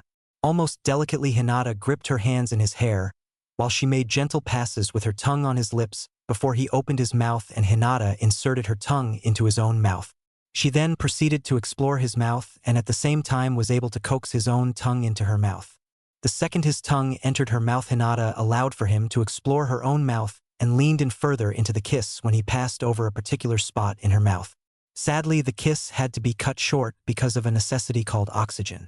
Even as they pulled apart, they were breathing heavily before tears of blood began to fall from Naruto's eyes. I don't understand. How can you love someone like me? You could have all found someone better, yet you chose me? Why? Asked Naruto as tears of blood continued to fall from his eyes, while both Hinata and Sasuke gently hugged him while they lightly licked away his tears. Naruto, we love you because you've had the whole village against you, yet no matter what they did to you, you would ignore it and continue on with your life. Once you finally had enough, you took a stand for not only for your own revenge but also for how the village would mistreat anyone who became your friend, and despite what you have become, you have remained humble. You don't flaunt your power like the Hyuga and Uchiha do, but you rather hide yourself and make yourself seem weak so that people would underestimate you. Even now you hide your true power and are humble, something not even the village will understand, said both Hinata and Sasuke without hesitation, while Natsuki just hugged Naruto from behind. Thank you, whispered Naruto while his tears slowed before they finally stopped, but even still the girls wouldn't stop licking his cheeks. Girls, I've stopped crying, so you don't need to continue licking my face, said Naruto while the girls gave him one last lick before they just curled up into Naruto and rubbed their heads into his chest. You know that we have about an hour to get to the training grounds so that we can take our test against Kakashi, said Naruto, causing the girls to look up at him lazily before they closed their eyes once more. I don't really see the big deal after all, he was late 3 hours the other day, said Sasuke with a calm and relaxed tone. Which possibly means that he is late to everything by at least 3 hours, stated Hinata also with a calm and relaxed tone. It doesn't matter, he is still our Jonin sensei, and think of it like this. If he is late every day by at least 3 hours, we can use that time for me to help you train in using your demonic chakra. Although I think I forgot to mention something when I mentioned the changes you would undergo, said Naruto with a thoughtful expression while the girl's eyes twinkled with joy at the thought of training with Naruto. Oh well, I guess it was nothing, said Naruto before he was yanked out of the spring by two extremely happy girls. He was then thrown in front of the sink while the girls quickly brushed, flossed, and rinsed their mouths before they left the room in a burst of speed, completely ignoring the door and running through it. Naruto, of course, stood there looking the 2 holes in his door before he just hung his head in defeat, and Natsuki laughed at him. What Kami did I piss off to have this happen to me? Moaned out Naruto as he brushed his own teeth at a normal rate, flossed, and rinsed as well before walking through the literal hole in the wall. 5 minutes later, slowly Naruto walked towards the dining room with Natsuki beside him. Naruto was wearing a skin-tight black t-shirt with a black vest over the top, black ninja pants that were wrapped off with medical tape on the bottom, black ninja sandals, and he had 2 kunai and shuriken pouches on each leg. On the back of the vest was the typical Uzumaki spiral design, but surrounding it were 9 tails, 3 which were a golden color while the rest were a deep crimson. He was also carrying a scroll on his back that was a deep crimson and had a golden border. Natsuki was also wearing a skin-tight shirt, only hers was a dark crimson nearly bordering on black color. On top of the shirt was a dark crimson vest, dark crimson ninja pants that were wrapped off with a crimson-colored medical tape at the bottom, crimson ninja sandals, and she had 2 Senbon pouches and a sword strapped to her back. The vest had the same design as Naruto's. The sword, on the other hand, was resting gently against her back with the help of chakra. The sword's hilt was designed to be a 9-tailed fox with the blade coming out of the mouth, and the blade itself shone like new, making it seem as if blood never touched it. Natsuki, you never officially answered why you like me, care to explain? Asked Naruto as he slowed his steps a bit, while Natsuki also slowed and looked at the ground almost in shame. Naruto, you by all rights should be dead if not emotionally broken, yet here you are still standing and growing stronger. No demon half or full-blooded could ever go through what you have. If any did, they would commit suicide to escape the pain. I know you tried a few times before meeting Matsumi only to have them fail, but even that didn't stop you. You realized that it wasn't your time or someone else cared enough to stop you. Even now, with the power to obliterate this village, you chose not to because this is your home no matter what they put you through, said Natsuki as she stopped a few sentences in, and Naruto kept walking before he stopped as well. Certainly there must have been better suitors waiting for you back home, said Naruto as he looked back at Natsuki. Naruto, most demonic suitors flaunt their own power and drag whatever star-struck fangirl into bed. Hell, most demonic men cheat on their own wife. The only time that a man wouldn't is if he has multiple mates. You would, on the other hand, remain loyal only to those who you decided deserved to become one of your mates. That's why I chose you, said Natsuki as she remained rooted to the spot she stopped in, looking at the ground. Guess that is true. I would only be loyal to those who were my mates, said Naruto with a smile while he walked up to Natsuki. Once he was in front of her, he gently grabbed her chin and forced her to look at his lightly smiling face before he gently kissed her. It of course didn't last long before he removed himself and swiftly bit down on her left cheek and channeled chakra into the bite. Shortly after, he released her while a tattoo of a golden kitsune sat on her cheek while its tails gently waved behind it and wrapped around her left eye socket. Come on, let's go get some breakfast. I'm suddenly hungry for Ichiraku ramen, said Naruto with a small smile while he grabbed her hand and somehow both Hinata and Sasuke's, who were wearing the same clothing as the other day, hands as they ran by the two. Quickly Naruto ran through the village, completely dodging villagers or tripping the council members if he came across them, before he stopped in front of a small stand with a few pieces of cloth running over the entrance that said, Ichiraku. Salivating with minor delight, Naruto immediately walked in while 3 girls were left outside too in confusion, and the other just laughing at Naruto's antics. Come on. If we don't hurry, Naruto will possibly eat the stand out of food before we can even have any, said Natsuki as she entered the stand with Hinata and Sasuke following after. Upon entering the stand, they were met with the sight of Naruto sitting in one of the 6 bar stools and talking happily with a female. Slowly both Hinata and Sasuke narrowed their eyes dangerously as they stalked up to Naruto before they were stopped by Natsuki grabbing their shoulders. They of course turned their attention to her along with their glare before it completely dissipated from Natsuki's own glare. Don't attack her. She is more of a sister figure to Naruto and the daughter to Tsuchi, whispered Natsuki quickly before she released them and took the seat to the left of Naruto and looked over the older teen.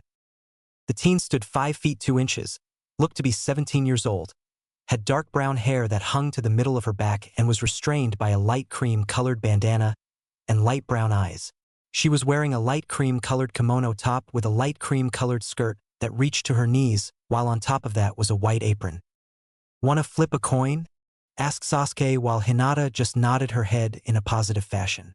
Calmly Sasuke pulled a coin out of her pocket and tossed it into the air. With bated breath, both girls watched the coin before it fell back to the ground and landed perfectly straight up. "Sasuke, what are the possibilities of this happening?" asked Hinata as she picked up the coin and weighed it in her hand for any weight disturbances.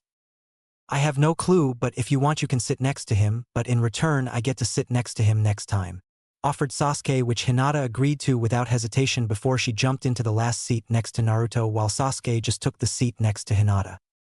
"My Naruto, you sure have been busy. It makes me really sad though. You'll be going off on missions, meaning you won't be able to visit me as much as you once did," said the female while she gave Naruto the puppy pout. "I am Nechan, you know I could never forget about you," said Naruto with a light laugh while he gently patted Ayam's head, causing her to pout further. "Ayam, stop tormenting the poor boy and take his order already," shouted a voice before another person walked out of the back of the stand.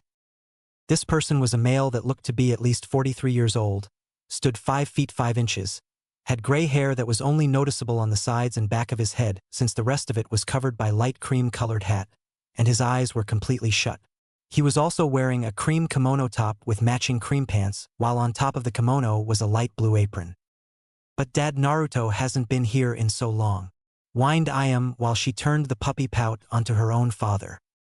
"Then you should ask him what he wants along with his guests, then ask him how he has been," said the older man while he smirked at his daughter, who looked back to see both Hinata and Sasuke with their extra features showing.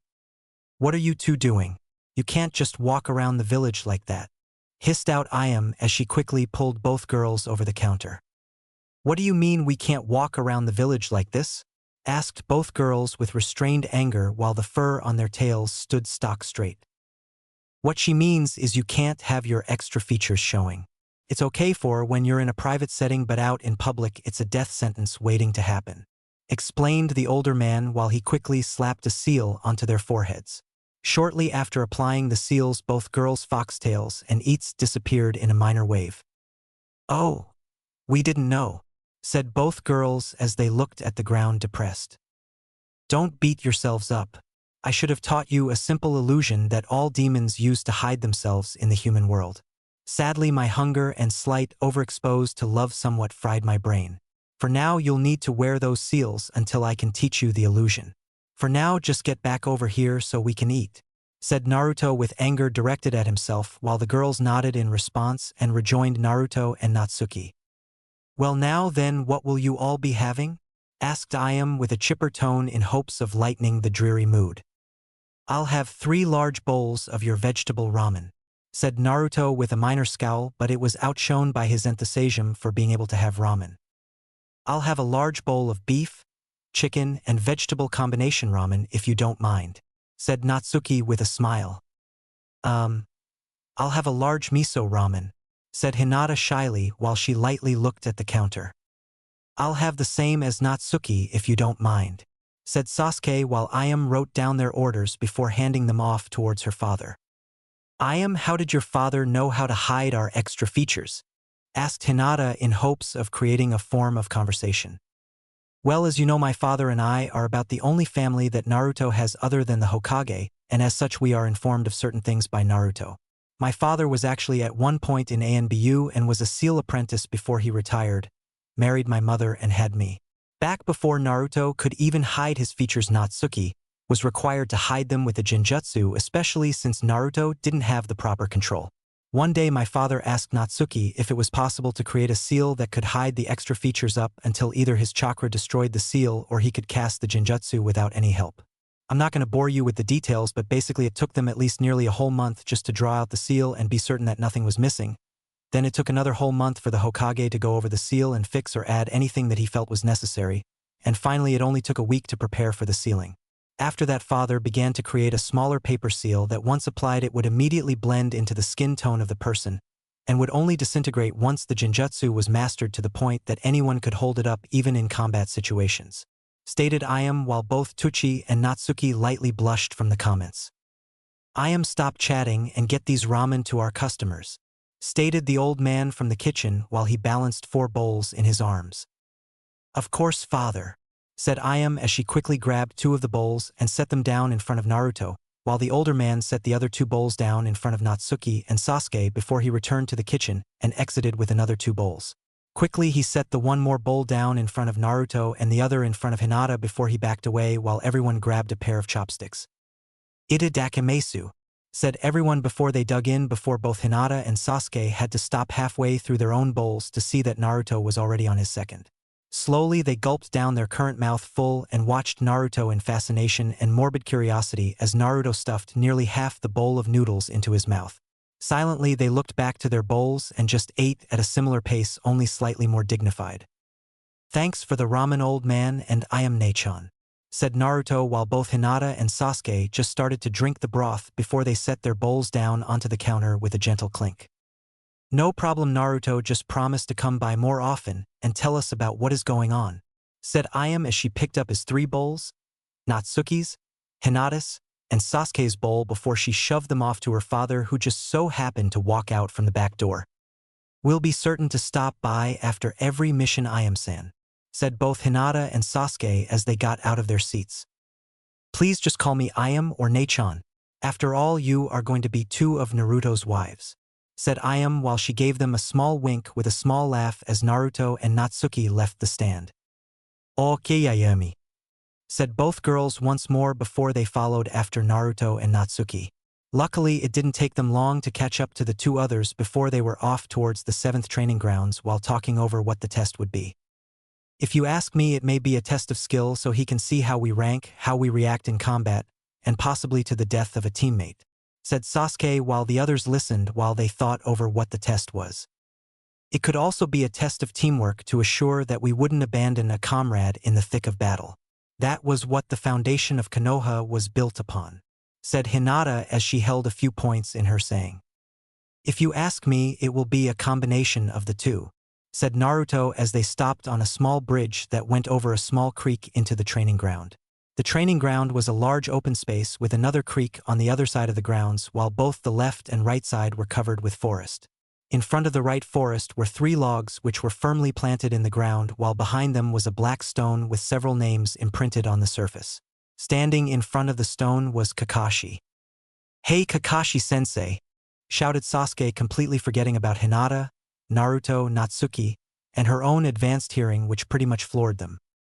Silently, Kakashi turned to them before a small eye smile stretched on his only noticeable portion of his face before he flash-stepped so he was in front of his team. "Good morning, team. Are you ready for your test?" asked Kakashi while everyone slowly stood back up while lightly nodding their heads. "Good. Now then, your test is simple. All you have to do is get these 2 bells from me before this timer goes off directly at noon," said Kakashi as he pulled out 2 bells from his back pouch, and then a small clock that showed it was clearly 11 o'clock.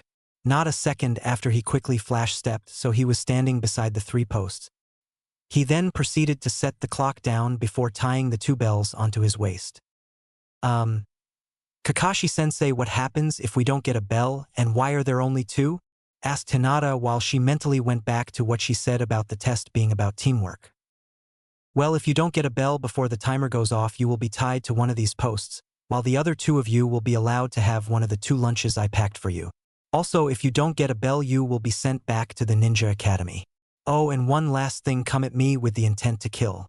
Now then, 3, 2, 1, Tatakai," stated Kakashi while everyone immediately jumped into the surrounding scenery, all except for Naruto. Well, it seems that they have hiding down, although Naruto could use some work," thought Kakashi while he gently slid 2 kunai out from his sleeves and quickly put them into a reverse grip. "Here I come, Kakashi-sensei," whispered Naruto before 4 more of him popped into existence beside him. Calmly, Naruto lifted his hand before he brought it down in a downward strike along with a blade of wind that traveled straight towards Kakashi, causing his single eye to widen as he jumped out of the way just barely in the nick of time.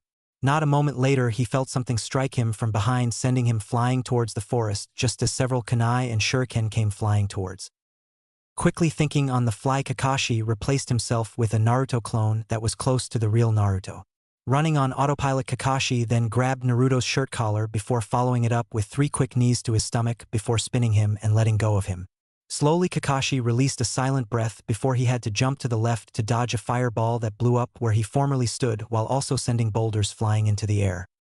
Not a moment later, Natsuki appeared behind the boulders before she just lightly tapped them and sent them flying straight towards Kakashi, forcing him to quickly replace himself with a poor defenseless log that was crushed into kindle. "They're really aiming to kill me," thought Kakashi before he had to grab a wrist and quickly pin the person to the ground while he held his knee to the back of her head. "Patience is a ninja's greatest ally," said Kakashi. "So is deception, Kakashi," replied the girl before she puffed out of existence, and the place around him wavered lightly before completely dispelling. The area was the same except for the fact he couldn't detect his students' chakra signatures. Lightly getting up, he cautiously walked towards the middle of the field and looked around in hopes of noticing something out of place. "Ninja art.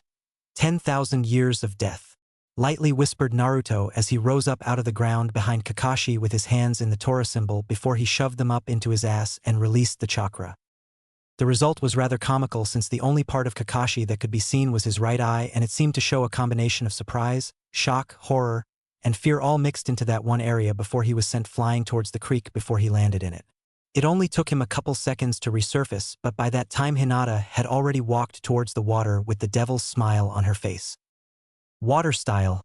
Multi-water dragon jutsu," stated Hinata as 7 dragons made of water surrounded Kakashi with their deep yellow eyes glaring down at Kakashi. Not wasting a minute, Kakashi immediately jumped into the air, knowing that the dragons couldn't reach him up there before his eyes widened in shock as all the dragons started to fire human-sized water bullets at him. "Katan, Grand Fireball Jutsu," stated Kakashi as he quickly preformed the hand signs, removed his mask slightly before breathing out a large fireball. "Futon, Great Breakthrough," said Kakashi once more as winds came from behind him and struck the fireball, increasing its heat and size before it stuck the water balls, creating a minor explosion. Kakashi then proceeded to dive back down to the surface, only to have to dodge water dragons as they aimed to strike him, Faintly while dodging one of the water dragons, he caught sight of Hinata ordering the dragons with a single act of pointing her finger at him. He, of course, in his moment of distraction, was struck by one of the water dragons completely soaking him and making him land in small puddles. Slowly he got back up only to see Natsuki, which scared him. No, it wasn't because of the fact that she was the most powerful demon, was because flowing between her middle and point finger were little bolts of lightning. Retone, lighting shot, stated Natsuki while she pointed her fingers at the puddles before the lightning flew off her fingers straight for the puddle. Acting quickly, Kakashi immediately replaced himself with another log as he landed a few feet away from the puddles while the log was immediately charred from the lightning water combo. Quickly he drew out several kunai before he began to toss them at Natsuki and Hinata, who dodged them without a problem until she noticed that they were exploding kunai. Acting quickly, Kakashi quickly activated the seals, causing the tags to blow up and knock both Natsuki and Hinata unconscious. Kage Bushin, said Kakashi while he took a few deep breaths while he quickly gave a mental command to his clones, who followed it without question. Silently he watched as the clones tied both girls up onto different posts that were away from one another. Kakashi also took notice of the time, only to realize that it had only been nearly 5 minuets since the test started. Only half an hour and already they have me breathing heavily. I definitely feel sorry for whoever manages to piss off these genin, thought Kakashi while he instinctively reached for his book pouch before he stopped and changed his direction and quickly pulled out a kunai. Not a moment later, several kuni and shuriken were flying towards him, and he was able to completely deflect them or dodge them without a problem. Futon, grand windstorm, stated someone from behind Kakashi before he was suddenly struck by gale force winds that sent him flying while his clothing gained several cuts on it, all except for his mask, before he struck a tree face first. With shaky movements, Kakashi removed himself from the tree with a few bits of tree bark sticking to his face mask. Quickly Kakashi shook his head back and forth, causing the tree bark to fall off his face mask, which was still in perfect condition.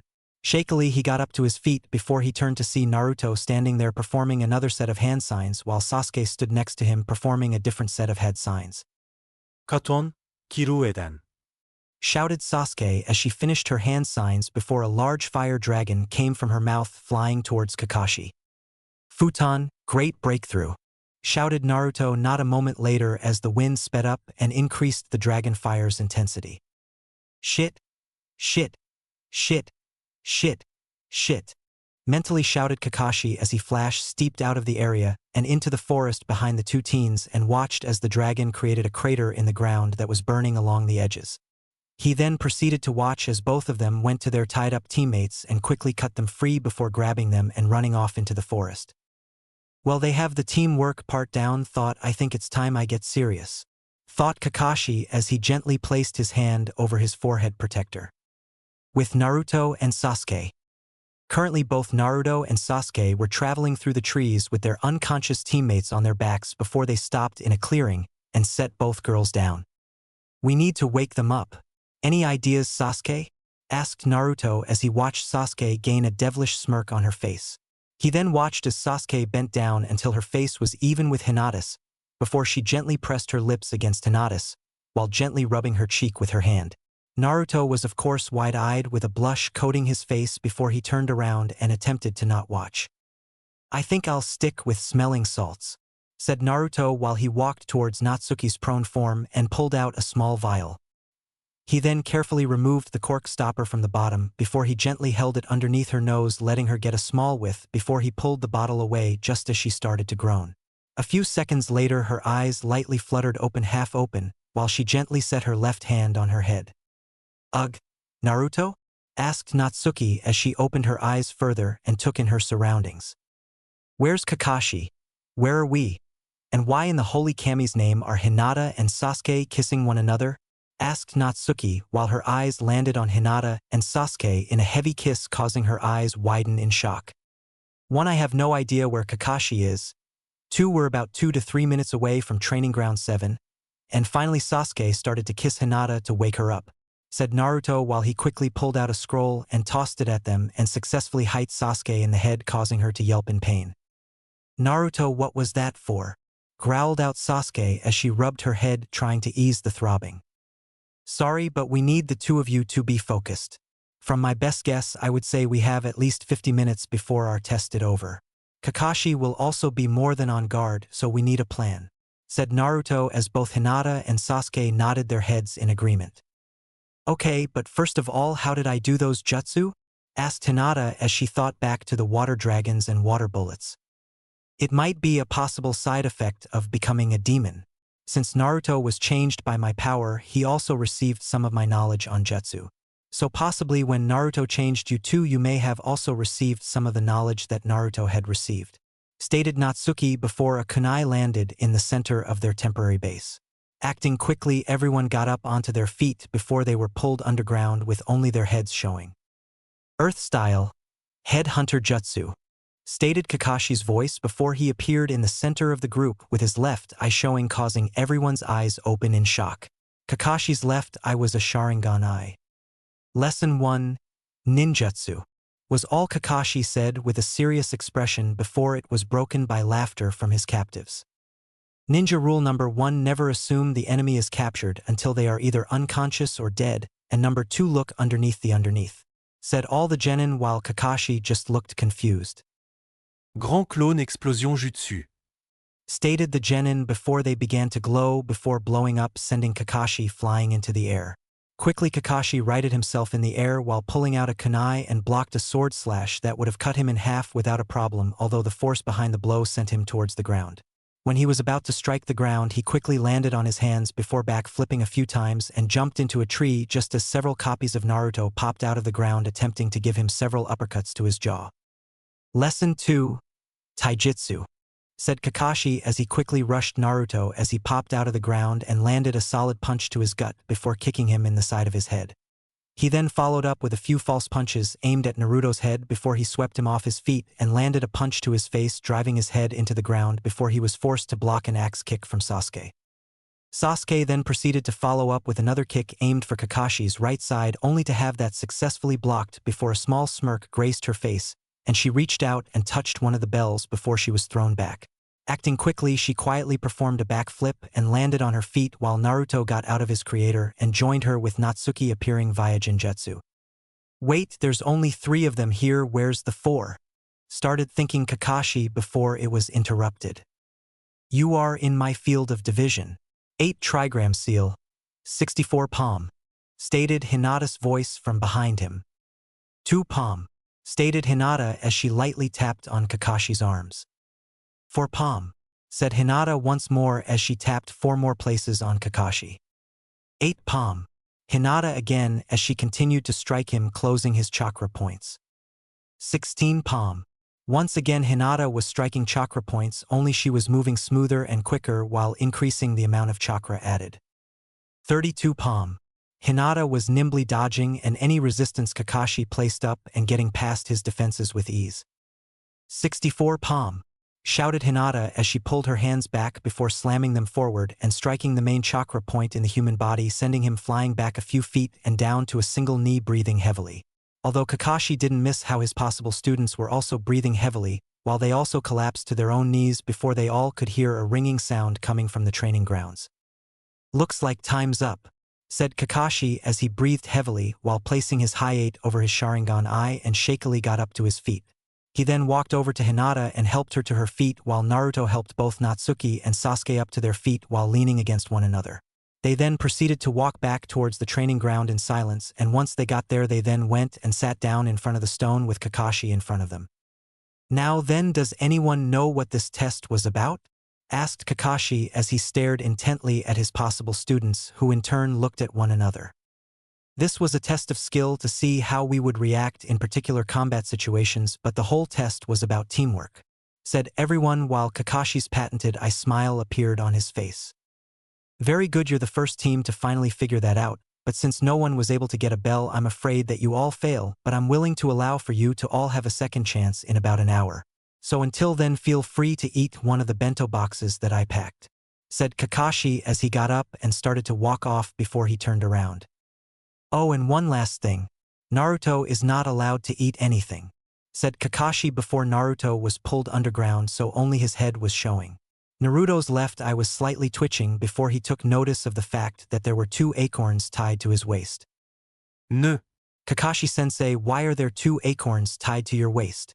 asked Naruto while Kakashi instinctively patted the bells, only to have his eyes widen in shock. Quickly he turned around and looked at Hinata, who shook her head in a negative fashion along with Sasuke. Natsuki, on the other hand, was lazily tossing the bells in the air before she took notice of Kakashi looking at her. "What, looking for these scarecrow?" asked Natsuki before she tossed them to Hinata and Sasuke. Sasuke then tossed one onto Naruto's head while he smirked. "Well then I guess you pass, but I was planning on passing you anyway considering you all were able to work as a team and the fact most of you know several high-ranking jutsu. So congratulations. Meet here tomorrow for your first missions as ninja at 10 o'clock. Yane. Said Kakashi before he disappeared in a puff of smoke while 3 genin and a demoness smiled and shouted in happiness before removing Naruto from the earth. With Kakashi. Currently Kakashi was walking towards the Hokage Tower while smiling happily at his team that he now had. "I not only have Sensei's son but one of Obito's family. Finally I can repay my department to you Obito, but I had better not show favoritism. I don't need another me walking around. I mean, wouldn't be bad, it would actually too extremely funny if not for the fact that Might Guy's mini-clone would consider the person their eternal rival." At that Kakashi had to suppress a mild shudder before he steeled his emotions and walked into the Hokage's office where several other instructors stood, but only 2 stood out. The first instructor was a female that stood 5 feet 5 inches, had deep crimson eyes, black hair that reached to the middle of her back, and looked no older than 27. She was wearing a form of medical tape that acted similar to a dress and did little to hide the D-cup she had and blue ninja sandals. Standing next to her was a male that stood 6 feet 2 inches, had brown eyes, blue hair that was short, was smoking a cigarette, and looked no older than 27. He was wearing a green jonin vest over a blue long-sleeve shirt, blue pants with a shuriken and kunai pouch, and blue ninja sandals. "Ah, Kakashi, nice of you to join us on time," stated the Hokage as he lazily puffed out a small stream of smoke from his pipe. "Now then, Kurinai Yuhi, pass or fail?" asked the Hokage as he carefully folded his hands on his desk so not to disturb his paperwork. They passed with flying colors. Currently Sakura is weak but has the finer points for Genjutsu. Shino is just like his clan, he doesn't base his opinions off of what he hears, but rather what he witnesses or learns about any person. Kiba, on the other hand, is loud, brash, and disrespectful to not only females but anyone who pisses him off.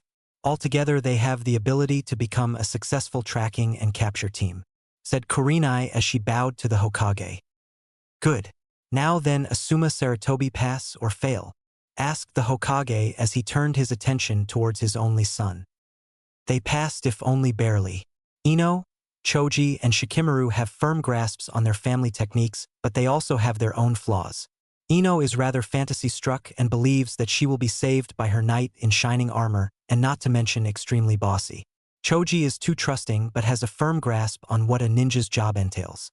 Shikamaru, on the other hand, is extremely lazy and considers everything troublesome unless it's watching clouds. Altogether they may make another perfect Ino-Shikacho group if their flaws are finally hammered out, stated Asuma as he spoke around his cigarette before bowing to his father. "Good. Now Kakashi, should I just put your team down as a failure?" asked the Hokage while several Jonin senseis laughed lightly under their breath. "Actually they passed. They were able to work together from the very beginning of the test and were able to force me to reveal that," said Kakashi with pride while several Jonin had their eyes open wide. "I take it that Naruto also did that with those 3, said Saratobi as he looked at Kakashi for confirmation. "I do believe he did change them. I was able to catch the seal array on them from time to time. Now then, if you excuse me, I need to think up a training regime for those 3, said Kakashi as a slow dark chuckle rose from deep within his chest. Nervously, all the Jonin stepped back while looking at the Hokage. "Just don't overdo it. After all, we don't need to kill them, Kakashi," replied the Hokage with some mirth while Kakashi gave a simple nod of the head as he walked out of the office. 3 weeks later. This is Moon Angel. Approximate distance from target is 5 meters. This is Ice Queen, same distance from target. This is Solar Flare, currently above the target. By the way, next time I'm choosing the code names Kakashi. Good, you now have permission to engage the target, and Naruto, don't tell me what to do," said Kakashi before Naruto fell from a tree right above the target and was able to successfully grab it. He, gotcha. Smirked out Naruto. Is there a red ribbon on the right ear with the name of Tora on it? Asked Kakashi via a headset. Yep. Excellent work, Naruto. Now join up with your teammates and proceed to consider this mission complete, said Kakashi over a small earpiece while Naruto just nodded in response and proceeded to the meeting point. When he reached the meeting point, he noticed both Hinata and Sasuke sitting on the ground, while Kakashi was reading a brand new Ika Paradise book. One fully captured cat ready for delivery, said Naruto as he proudly presented a log. Naruto, that's a log, said Kakashi as he looked at the log in Naruto's hands. Naruto, of course, was looking at it with horror before he heard something meowing at him. Cautiously, everyone looked into a nearby tree to see the target, walking upside down on a branch while taunting them. Kakashi, is that cat walking on a tree branch upside down? Shouted Sasuke as she pointed a perfectly sharpened claw at said cat. It would appear so, although my question is on how long it has been able to do this. Especially since I remember having to chase this same cat and it was never able to do something like this, said Kakashi while his only good eye began to twitch in annoyance. Team, I'm authorizing the means of anything to catch that cat, stated Kakashi while everyone started to pull out kunai, shuriken, ninja wire, and several other things. Tora, of course, just stuck its tongue out at them before it started to jump off towards Konoha. Get that cat, shouted Kakashi as his team took off after the cat and were able to find it after a few minutes laying out in sunlight just relaxing. Slowly, evil little grins plastered themselves onto the three genins' faces while they silently pulled out some more kunai with ninja wire on them before they let them go and wrapped the cat in the ninja wire. Once all the wire was constricting the cat, the team jumped down and quickly tied it up so it was hanging upside down on a stick before they successfully marched back to their sensei. Okay, this time I believe that we have it, stated Naruto as he along with the other two meet up with Kakashi once more. Where is it? Asked Kakashi as he looked at the cut ropes on the stick while the genin could only stare at the stick with annoyance while they stared back into the forest to see the cat laughing at them. Silently, all the genin looked at one another before they took off running after the cat with Kakashi following them. Tora, of course, just started to run through the forest, running through hollowed-out logs, in between closely grown trees, and across a small river before Hinata finally caught up to it, only to get her foot caught in a deer trap and leaving her hanging in the air while Naruto and Sasuke continued after the cat. The next person to nearly catch the cat was Sasuke, as she had successfully caught a hold of its tail only for it to perform a substitution with Hinata, so Sasuke's hand was groping Hinata's, but which caused Naruto to turn a deep shade of red, while Kakashi just giggled perversely. That was before both Hinata and Sasuke gave him a good punch to his jaw, that was chakra enforced and sent him flying while screaming pervert. Naruto, of course, grabbed both girls by their shoulders before he pulled them back to where Hinata once hung before stopping short. Standing at the water's edge was Tora, who was lightly lapping at the water. Slowly, Naruto motioned for the girls to stay put before he silently crept up on Tora before he pounced on Tora and successfully captured it once more. You aren't going anywhere this time, stated Naruto before he was suddenly shocked by lightning and dropped Tora, who was bristling with electricity, while it flashed a devious smile.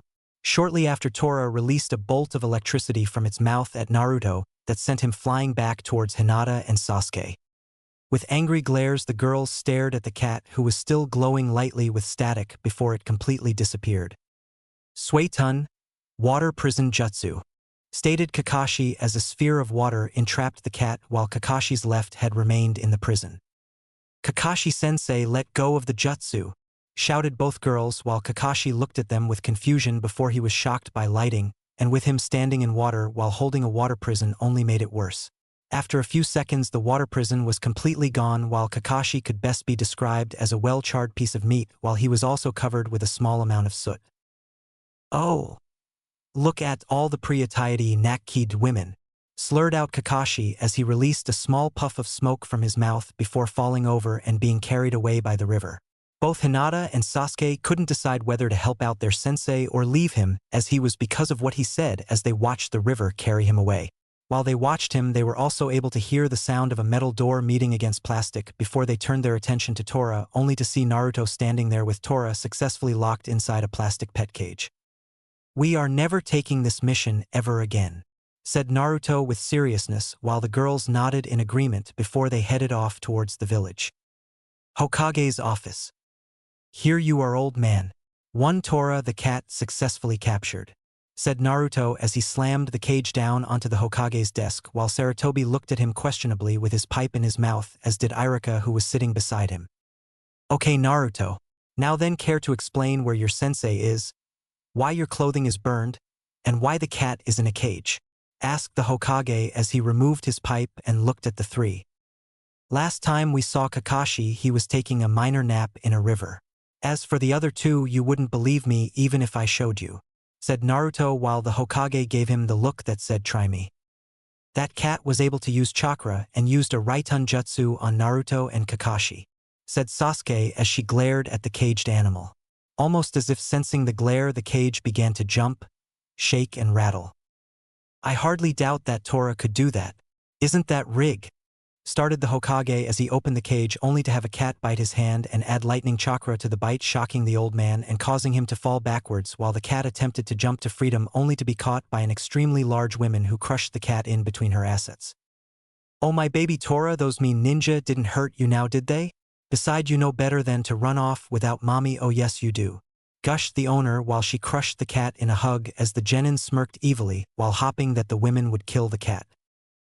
Here you go, Sarutobi, the money for the mission, said the woman as she set the money on his desk before walking out of the room while still crushing the life out of the cat. Right as the woman was leaving, Kakashi walked into the room to see Sarutobi on the floor before looking at his team. The cat, was all they said while Kakashi could only shake his head in disappointment before taking his position behind his squad. Luckily, Sarutobi was able to get up while holding his head. Okay, Squad 7. Seeing as the cat is able to perform jutsu, I'm raising the rank of that mission to at least B rank. You will also be paid accordingly. Now then, I'm certain that you'll also want another mission. Right now we have babysitting the chief counselor's 3-year-old, helping his wife to do the shopping, digging up potatoes, started Sarutobi while he read the missions off a list before being interrupted by a cat's squeal and the women from before running back into the office. Sarutobi, my poor Torachan has just run off once again, said the woman before she ran out of the room. Or catching Tora the cat for the 3rd time this week, finished the 3rd Hokage with a sigh. No way, I'm a ninja, not some fucking babysitter, farmer or animal control. I'm supposed to be a killer, stated Naruto in defiance. How dare you, Naruto? You're just a brand new genin with no form of combat experience. How do you plan on protecting yourself of your teammates if you're outnumbered? Shouted Irika as he slammed his hands against the desk. Irika, I'm not human and neither are they, said Naruto as the girls removed their jinjutsus, showing their extra appendages. It seems you don't understand the understanding of the tasks you've been given. Listen, many different kinds of requests come into our village every day, from simple babysitting to assassinations. These requests are carefully recorded, analyzed, then ranked A, B, C, or D depending on their difficulty. We ninja are also ranked by ability. Hokage at the top, Jonin, Chunin, and Genin at the bottom. At the highest level, we select the missions and assign them to ninja who have the appropriate skill and experience, and if the mission is successful, we receive a fee that supports our village and our work. Since you're untried genin, just starting down the shinobi path, you are given D-rank missions, of course, explained the Hokage before he took notice of Naruto not even paying attention. Anyway, I was thinking of trying the Tangtatsu ramen today. What about you, Hinata and Sasuke? Asked Naruto as he completely ignored the Hokage. Sounds really good. Maybe we should just see if Ayam and Tuchi would be willing to make a bowl large enough for all of us to eat out of, suggested Hinata while Kakashi listened in. Silence, shouted the Hokage as he stared down all 4 ninja in front of him. Oh, sorry, said Kakashi as he rubbed the back of his head, and I smiled at the Hokage. Listen, old man, I'm not asking for a B-ranked mission. I just want one that will get me out of these walls for a few weeks. Is that so much to ask? Said Naruto as he stared down the Hokage. For a few minutes nothing was said as the 2 shinobi stared at one another before the old Hokage released a sigh. Fine, I'll give you a simple C rank. The mission is to escort Tazuna back to Wave Country while guarding him from bandits there and while he works on a bridge. Arika, please go get Tazuna-san, said the Hokage as he replaced his pipe in his mouth before it broke in half. After a few moments, all three Genin and Kakashi had to cover their noses as they were assaulted by the scent of very cheap sake before the door opened up. What the? I pay you good money and all I get are a whole bunch of little snot-nosed kids, said the person that walked in before he took a long swig of his sake, allowing for everyone to take in his appearance. The man stood roughly around 5 feet 8 inches, had short gray hair, black eyes with glasses over them, and looked to be 59. He was wearing a lightweight brown sleeveless shirt, with light brown pants that were held around his waist by a rope belt, and brown sandals. He also had a white towel around his neck while a forest green backpack was on his back. He also had a faint blush from his sake. And you, the two dark-haired girls. You look like you could be easily taken out without a problem, said the man as the girls gained tick marks on their foreheads before they attempted to jump their hirer. They would have nearly done so too if Naruto didn't quickly grab them and hold them down. Trust me when I say this, fool. Don't piss off anyone who bears the mark of a ninja village, for it could be the very last thing you ever do, said Naruto while he quickly pressed at the base of their spines, causing them to immediately calm down. I am Tazuna, a master bridge builder, and I must return to my country, started Tazuna before he was interrupted. Yes, we're aware of the mission details, Mr. Tazuna. Team prepare for a month-long mission and be at the gate at noon tomorrow, said Kakashi as he turned his attention towards his team. Of course, Kakashi-sensei, replied all three Genin before they disappeared in a small whirlwind. Demonic Uchiha CH3. Okay people, I finally got this chapter done after nearly a month. Was it a month? Hold on, let me check. Writer starts to flip through data files. Holly fucking flying shit, it's nearly been 2 months. What the fuck is fucking wrong with me? I'm a failure. Naruto, I'll say. Writer, no one asked you, shit stain. A shit, now I'm starting to sound like that fucking sound bitch Tayuya. No one tells her that I said that or you die. Anyway, here is the chapter. Tayuya. Oi shit stain, I heard from a little fox that you called me a fucking bitch. Care to explain? Writer. Oh look, a diamond flute encrusted with several different priceless gems. Writer points off behind Tayuya. Tayuya, yeah right shit stain. Tayuya then looks behind her to see the flute Writer describes so pretty. Mine. Grabs flute, activating trapdoor and falls through before trapdoor closes. You stupid piece of royal shit, let me fucking out. Writer, well hopefully that will hold her until she appears in the story, but for safety. Get the bomb shelter ready. Until later, bye. Writer then runs off. I can't believe it.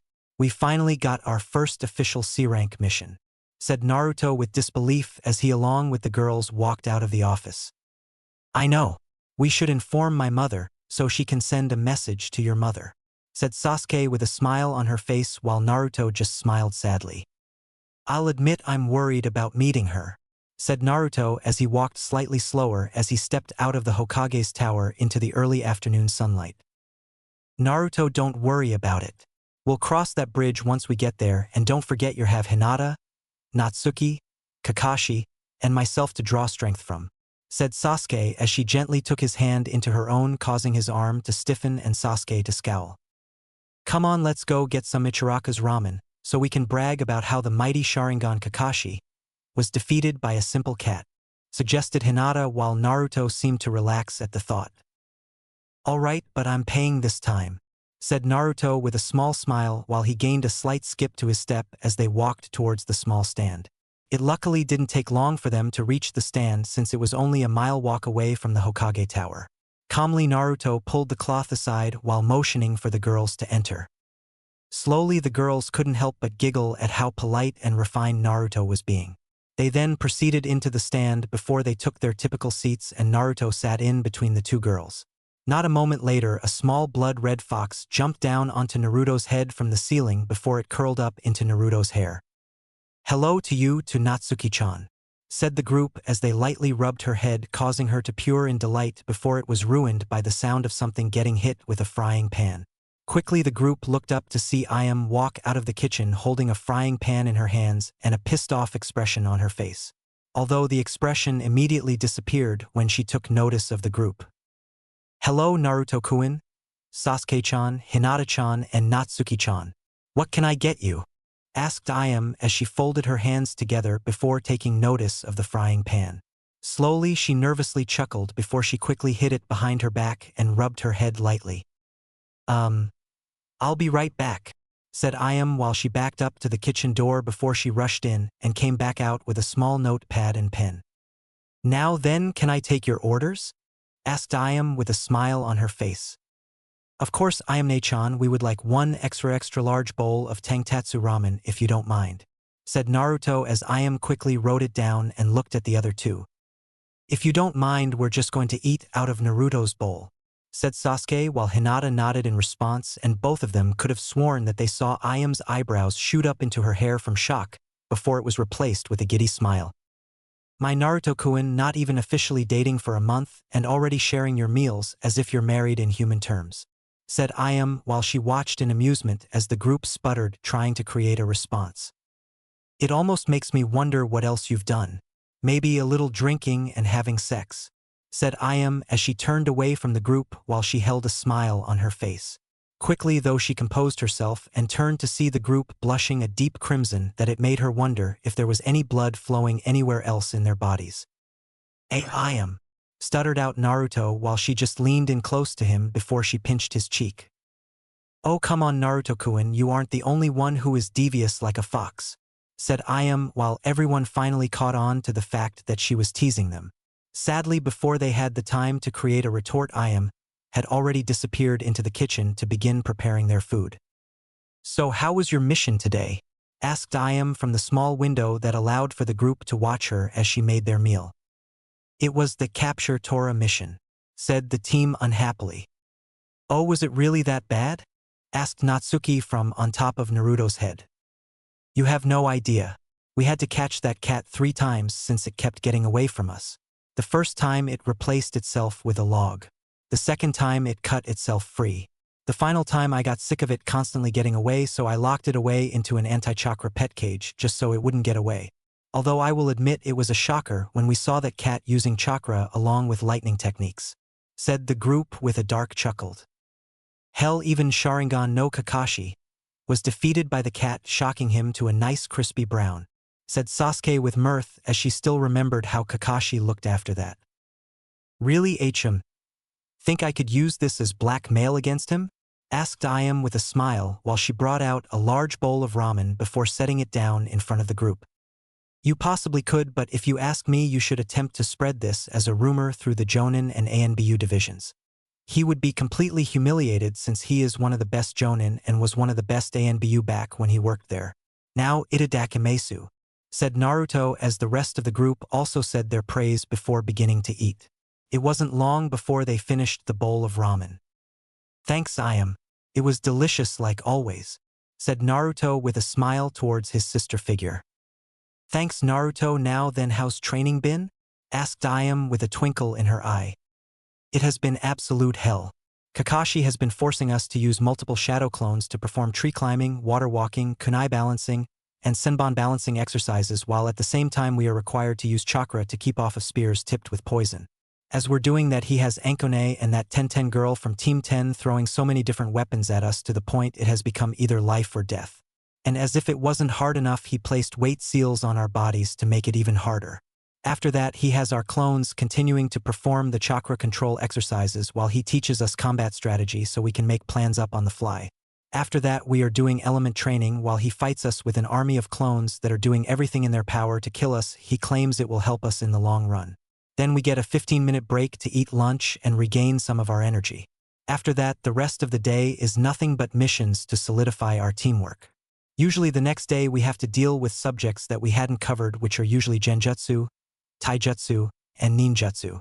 Then the rest of that day is used for us to work with our demonic chakra," said Hinata while she gently rubbed her shoulder where she could still feel the same exact location where she was accidentally nicked by a kunai thrown by Anko. "How about your ninjutsu progress?" asked Ayam while she walked around the counter and gently hugged Hinata.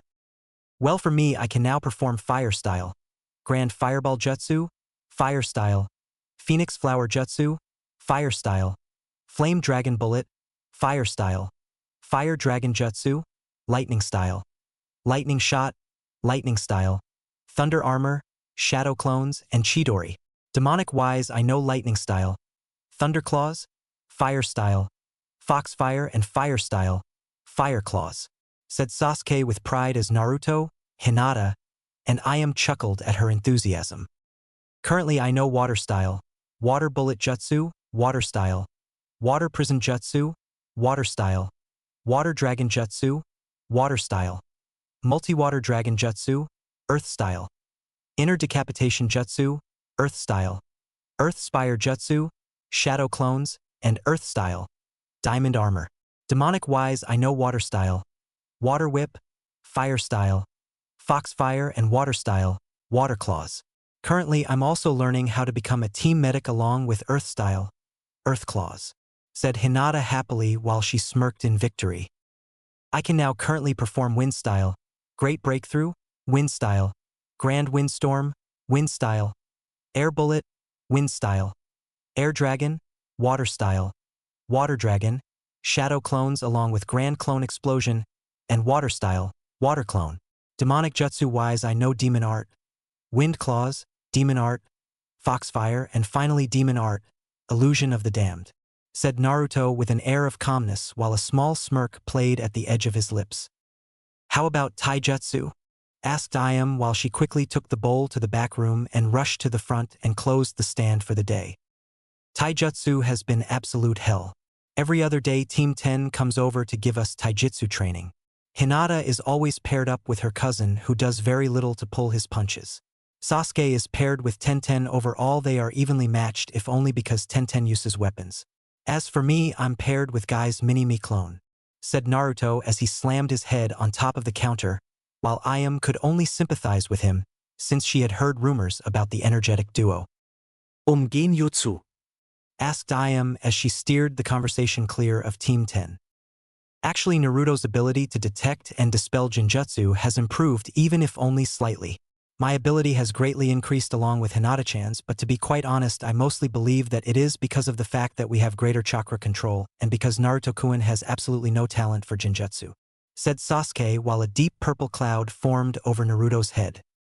I wish that we could stay longer but I'm afraid that we need to inform our families of our first C-rank mission, said Hinata as she gently rubbed Naruto's back. Oh fine but promise me that you'll tell me all about it, said Ayam as she pouted at her time with her brother figure being cut short. Of course Ayam we promise, said Sasuke as the group left the small stand and waved goodbye to their sister figure. Once they were outside the stand they quickly took to the rooftops and started heading towards the Uchiha district. Hey Naruto, why was Ayam holding a frying pan when we got there? Asked Sasuke as they continued to jump from roof to roof. It was probably because some poor perverted bastard groped her.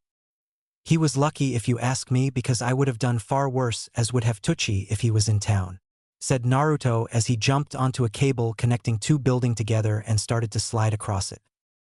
Slowly the girls raised an eyebrow before they just shrugged their shoulders and did the same. With a slight bit of hesitation the girls looked below them and watched as the civilians went about their usual business while ANBU watched from the shadows. Occasionally from time to time there would be a Jonin and a couple of Chunin in the crowd also going about their business. Sadly their view was obstructed by the top of the next building and them slamming into Naruto. Good thing was their landing would be soft, bad thing Naruto was standing at the edge of the roof. Acting quickly the girls both grabbed one of his ankles and reinforced their legs with chakra so they wouldn't accidentally slip. Pulling with whatever strength they currently had they quickly got Naruto onto the roof in a few seconds. Okay, quick note, if you're gonna pipe slide, please pay attention to what is in front of you, not what is below, to the left, right, or above you, said Naruto as he sat down while Natsuki came out of his shirt.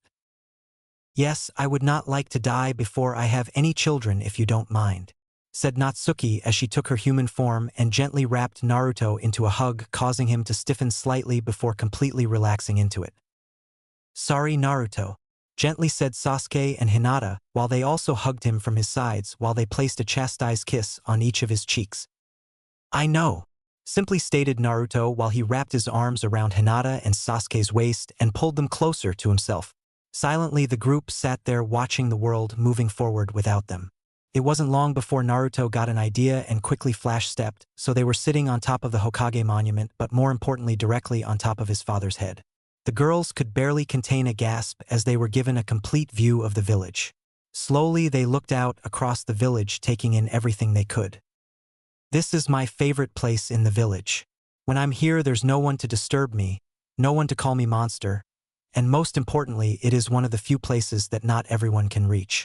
Even if they had perfect chakra control, by the time they reached this place they would have too little chakra to do anything to me, said Naruto as he stared out across the village that he once swore he would lead. Yeah, but now it's not only your place. It's ours, said Hinata with a smile as she gently wrapped her tail around Naruto's waist along with Sasuke and Natsuki. I still don't know what I did to deserve you, but thanks, said Naruto with a smile before they were engulfed in smoke. Once the smoke cleared, they took notice that they were sitting inside of the dining room at the Uchiha complex. Now go get yourselves packed, we don't have to long before our C-rank mission to Nami no Kuni, said Naruto as he gently unwrapped the girls' tails from around him and disappeared towards his room. Shortly after, the other girls also headed off towards their rooms. The next day, East Gate. Present Naruto, Natsuki, Hinata, and Sasuke were waiting underneath a nearby tree for not only their client but their sensei. Shortly after, though, their sensei appeared in front of them. Yo, said Kakashi as he gave his team the peace sign before he took notice that their client was absent. Where is our client? Asked Kakashi as he looked around only to see a tumbleweed roll on by and caused a few raised eyebrows. Honestly, I have no idea, Kakashi. Besides, I don't care, all I care about is something more personal, said Naruto while he watched the tumbleweed disappear into town before stopping in front of a nearby bar. Well then, I guess that this is the best time for me to explain your new training regime, said Kakashi as he pulled out a scroll that had a deep dark aura surrounding it, causing the genin to gulp in fear. Now then, as of today, you will now be subjected to one single gravity seal that will be placed on your persona in the coming days. The gravity will be 2 times that of our natural gravity, and you will also be required to continue to wear your current weights. For 3 hours every day you will be required to go against me in taijutsu spars by yourselves before you will all spar against me for 6 hours. You will then have a 2-minute break before you will be placed into 3 hours of increasing the speed at which you can perform your hand signs. After that, you will each get 1 new jutsu to work on for exactly 1 hour. If any one of you isn't practicing, then you will have your gravity seals increased for 2 hours. Then you will be learning how to detect genjutsu and how to dispel them without wasting a large amount of chakra. Once that is over, you will continue with your chakra control exercises.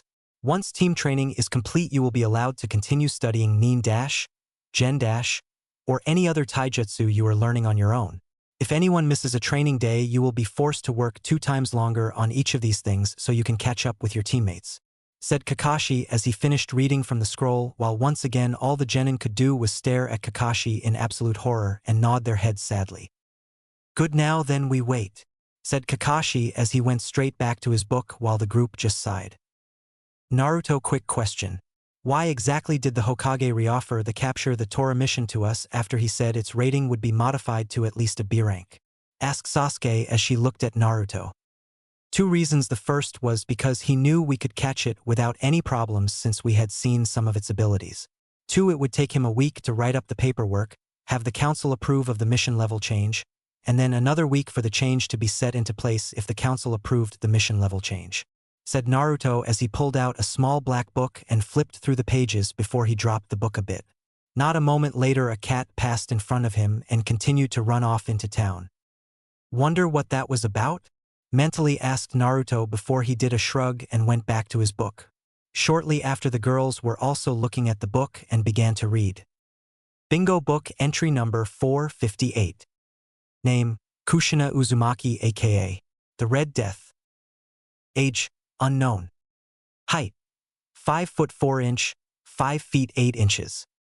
Skills, excels in advanced sealing arts, advanced sword arts, and ninjutsu. Current alliance, unknown. Current bounty is roughly several thousand ryu and has a flee upon sighting order in stone, lightning, and water country. Bingo book entry number 459. Name, Zabuza Momochi. Age, unknown. Height, 6 foot. Skills, excels in silent killing along with water ninjutsu. Current alliance, no current alliance. Is now a missing nin for an attempt to overthrow the current Mizukage.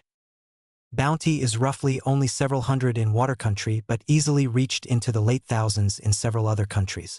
Is preferably wanted dead. Naruto, why are you looking a bingo book? Asked Sasuke after she finished looking over the 2 pages.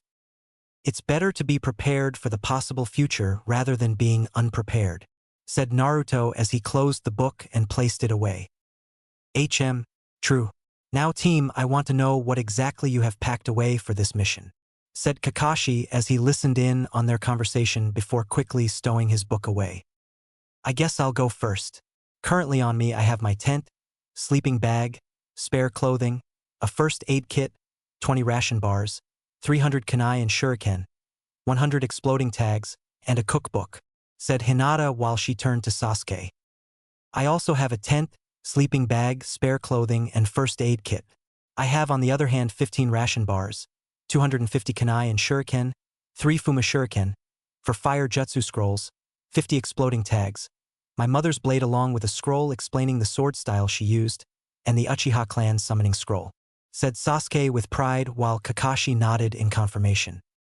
I have on me my tent, sleeping bag, spare clothing, at least 3 first aid kits, 10 ration bars, 500 kunai and shuriken, 1 fuma shuriken, 5 rolls on ninja wire, 2 wind scrolls, 500 exploding tags, 2 books written by the 4th Hokage titled Sealing Arts for Dummies and How to Become an S-Class Threat, and finally I also have my father's notes on the Flying Thunder God along with the Rasengan.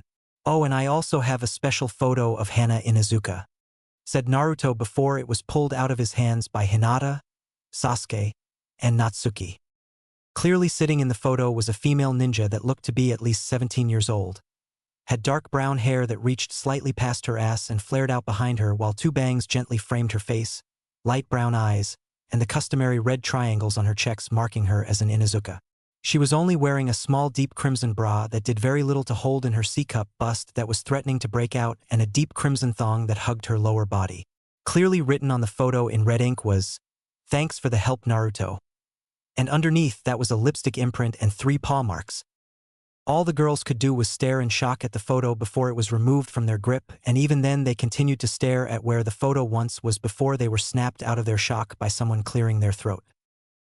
"If you wouldn't mind, I would like to get home," said Tazuna from behind them. Silently everyone just turned to him before Naruto, Sasuke, Hinata, and Natsuki had to completely cover their noses from the scent coming off of Tazuna. "What hell hole did you drag your sorry carcass out of?" asked Natsuki as she made a fan from her yokai and used it to keep his scent away from her and her sisters. "Wah.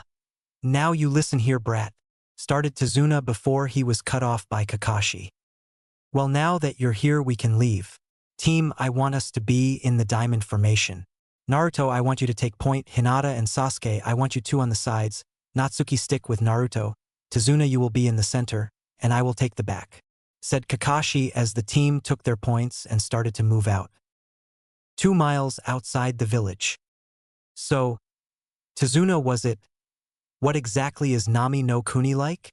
asked Hinata so they would know more about the location they were heading towards.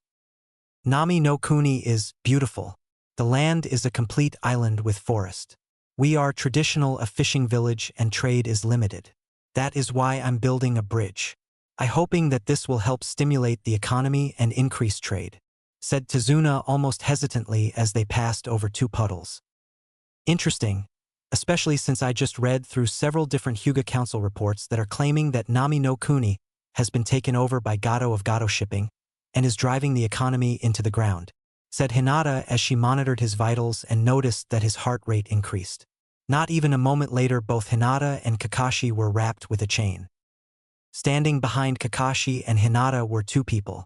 The people looked to be in their 20s, had messy brown hair that reached to their shoulders, and small beady black eyes. They were both wearing black and white camouflage pants along with matching camouflage shirts and black ninja sandals. Over their shirts they wore a dark brown traveling cloak, on their forehead they wore Mizu Hitai 8, and they wore some form of breathing mask. 2 down. Started the one on the left. 3 to go. Finished the one on the right before they both pulled their chains, ripping both Hinata and Kakashi to pieces. Once they were ripped to shreds, they immediately took off towards Tazuna before they were stopped by a kunai landing in front of them. Nimbly they sidestepped the kunai and continued towards the bridge builder before the one on the left received a fist to the face, sending him flying back along with the other. Silently Naruto stood there with his head down and his left fist out as his chakra flared around him. Slowly he lowered his fist before he raised his head, showing his eyes had turned a deep violet before he deliberately walked towards the two slowly. Thinking quickly, the left person quickly detached himself from the other ninja before he rushed Naruto. As he drew closer, he never took notice of one of Naruto's tails slowly coming out until it was wrapped around his neck. Trying his best, he attempted to break free of his captor's hold only to realize that it was futile as he stared directly into Naruto's eyes. Naruto didn't even spare the prisoner a glance before he tossed the man aside and into no through the tree and breaking the man's back before he continued forward. Acting quickly, the person quickly performed a few hand signs before a thick blanket of mist rolled in, obscuring Naruto's eyesight. Foolish, was all Naruto said as he closed his eyes and relied on his ears. Silently he stood there before he heard the rustling of cloth come from behind him and sidestepped the chain that gouged out a thin line in the earth. Shortly after he began to dodge left, right, bending backwards, and jumping as the chain slashes became faster but at the same time lost some of their power and grace. Look at you. You're blindly attacking without thinking about your moves and are instead running off of your rage, said Naruto before he completely vanished and reappeared behind the assassin. Which has thus weakened your sensing abilities, said Naruto as he held a kunai to the assassin's neck. All the assassin did was laugh before it turned into a puddle of water. All Naruto did was huff before jumping back just as a chain shot out of the ground and a person following after. Not wasting an opportunity, Naruto immediately rushed the person and quickly sent a downward claw swipe and ripped through the person's shirt, showing medical tape underneath. Immediately after, the person was throwing random strikes with the chain at Naruto and got a few well-placed strikes in before the chain was broken by Naruto sending a chakra stomp on the chain when it got stuck in the ground. The assassin then took off towards Naruto, bring the clawed gauntlet down only for Naruto to sidestep the attack and bring a kunai down on the medical bindings, showing that the assassin was a female. Ashit, thought Naruto as he started to dodge more and more strikes coming from the rage-driven female. It didn't take him long to find an opening in the female assassin's brawling style, so he could slip around her, landed a solid chop to the back of her neck, knocking her out cold. The second she was out cold, the mist lifted and allowed for Naruto to see that they had done a fair share of damage to the surrounding landscape. Several trees had gouges in them, as did the ground from the female assassin's chain whip. It was while surveying the landscape that he took notice of the two shredded logs in the same position of that Hinata and Kakashi once stood. Idiot! Of course she would have used substitution. Mentally berated Naruto as he quickly unsealed a blanket and wrapped it around the female assassin and carried her to a nearby tree, while Natsuki brought the other one over and Naruto quickly tied them there with ninja wire. Well, I'd give you a 10 for defeating both of the assassins if it weren't for the fact that you nearly completely destroyed the surrounding landscape, said a lazy voice from behind him. Calmly he turned his head slightly to the left to see Kakashi standing there reading his porn and Hinata standing right beside him.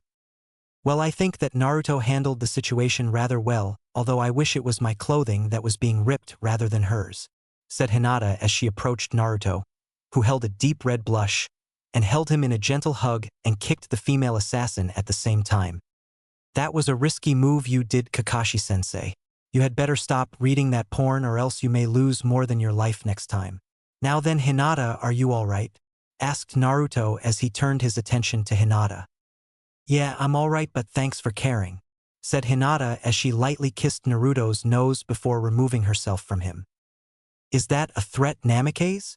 Asked Kakashi as he placed his book away and stared at Naruto questioningly. No, and apparently you haven't taken notice of who our uninvited guests are. So to save you some time and a headache, they are the Demon Brothers of the Mist, and it seems as if they were misnamed. Anyway, they are well-known assassins that work for Zabuza. That means that Zabuza is nearby or will be meeting him sometime in the future, said Naruto as he quickly created a clone and told it to watch over their guests. Now then, Tazuna, Hinata mentioned earlier that Nami no Kuni has been under the influence of Gato. Care to elaborate? said Naruto in a tone that clearly showed he wasn't very pleased. Fine. On the surface Gato seems like a legitimate businessman. The truth is that he's a ruthless murdering criminal, employs gangs and teams of shinobi, and does traffic in the drug and slave rings around the elemental nations. He usually starts out by taking over companies and ruining countries for his own sick pleasure. Just as the young Hyuga said nearly a year ago that Gato set his sights on the land of waves. He came under the guise of a business venture. Then the violence began, and in no time at all he'd taken complete control over our entire marine transportation and shipping industry, and we were all under his thumb. Gato now has a strong hold on all forms of transportation, the lifeblood of an island nation, and a strong hold on all the wealth. The only thing that he has to fear is that which has been under construction for some time. My bridge, said Tazuna as he looked at the group with sadness in his eyes. I think I understand, with you being the architect of the bridge, it makes you a perfect target. Which also means that Zabuza is also working for Gato, said Sasuke as she stared at the two captured ninja, one which was asleep and the other just glared at them despite the pain. But I still don't understand. If you knew that you were a target of a ruthless thug with ninja at his disposal, why didn't you tell us when you asked for our help? Asked Kakashi as he looked at Tazuna lazily, but to those who understood him could clearly tell that he was watching his body movement for the slightest lie, no matter how small. It's because Nami no Kuni isn't over prosperous, even the local lords are poor. Apparently you have no money either. Even with all the money that the people possibly had and the lords backing him, a B-rank mission would have still cost him too much. Right, Tazuna?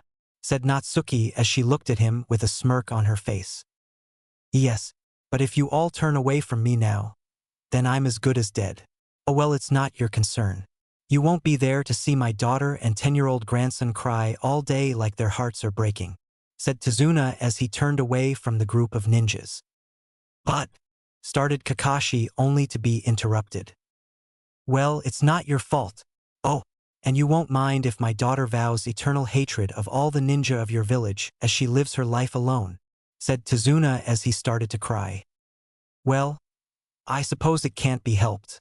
We'll continue to protect you, at least until you return to your country, said Kakashi with a forced smile. I win, whispered Tazuna with a victory smirk. I still don't think it would be best to continue this mission, at least without some form of backup. All we know is that Gato has possibly several hired missing nin underneath him.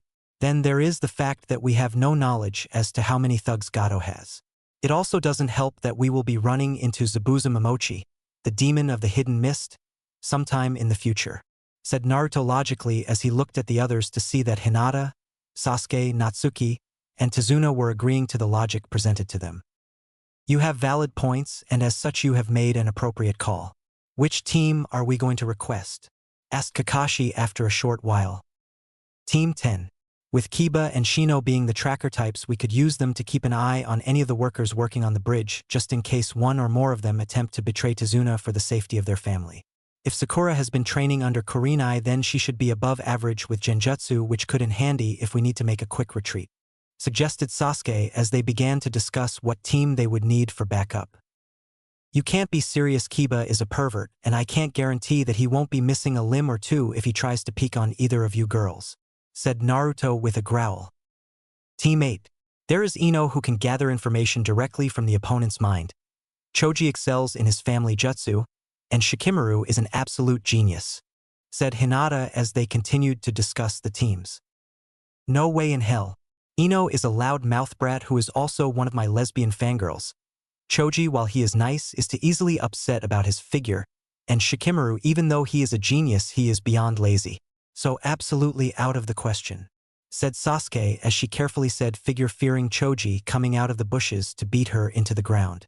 Shortly after, the group fell into silence. What about Team 9? Suggested Naruto after a short while, and Hinata seemed to brighten at the suggestion. That could work, especially since they are usually free after their sensei's training, said Hinata. And plus it would torture Kakashi to no end, said Natsuki with an evil smile. Summoning jutsu, said Naruto as he slammed his hand on the ground, and a poof of smoke followed after. Slowly the smoke disappeared, showing a small white fox kit with a single tail, red eyes, and some black on the tip of its tail and paws. "Hello, Yuki. I have a special job for you," said Naruto as he held out his hand, allowing for the young kit to climb up to his shoulder. "What do you need, Naruto-sama?" asked Yuki as she gently rubbed her face against his. "For starters, don't call me Naruto-sama, and second, I need for you to go tell the Hokage that our client lied about the mission ranking and that we are requesting backup from Team 9. Alright?" asked Naruto as he looked Yuki straight in the eyes. "Of course, Naruto, but I need to know what about my payment?" asked Yuki as she looked at Naruto questioningly. "Just bother the old man about, alright?" said Naruto with a small smile. "Okay," said Yuki as she jumped off of Naruto's shoulder and took off running down the path that they had just come from. "I suggest that we continue moving so that way we can cover more ground before the day is over. Besides, I want to be in Nami no Kuni before tomorrow afternoon," said Naruto as he started to walk down the path with the girls following him along with Kakashi. "Hey, wait a minute, aren't you going to wait for your backup?" asked Tazuna as he ran to catch up with them. "Why should we? They have been out of the Ninja Academy for well over a year now and thus should have the necessary training to catch up with us," said Hinata rather coldly. "Still having problems with your cousin Hinaheim?" asked Naruto as he focused his thoughts on Hinata. "Yeah, he says that it was fate that is allowing for me to be free. I'm so sick and tired of hearing the same old shit that he keeps on saying about fate dictating every move that we make. It almost makes me wish that he would just die for his stupidity," mentally thought Hinata as venom dripped off of a good majority of her words.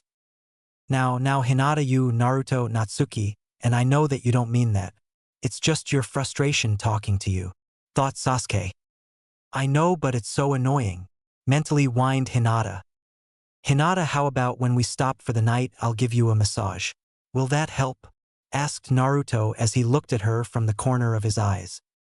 "Yes, I would like that, Naruto-kun," thought Hinata as she smiled at him. "Alright team, I think that we have traveled fat enough for the day," said Kakashi as he knocked the genin out of their daze. "What, why?"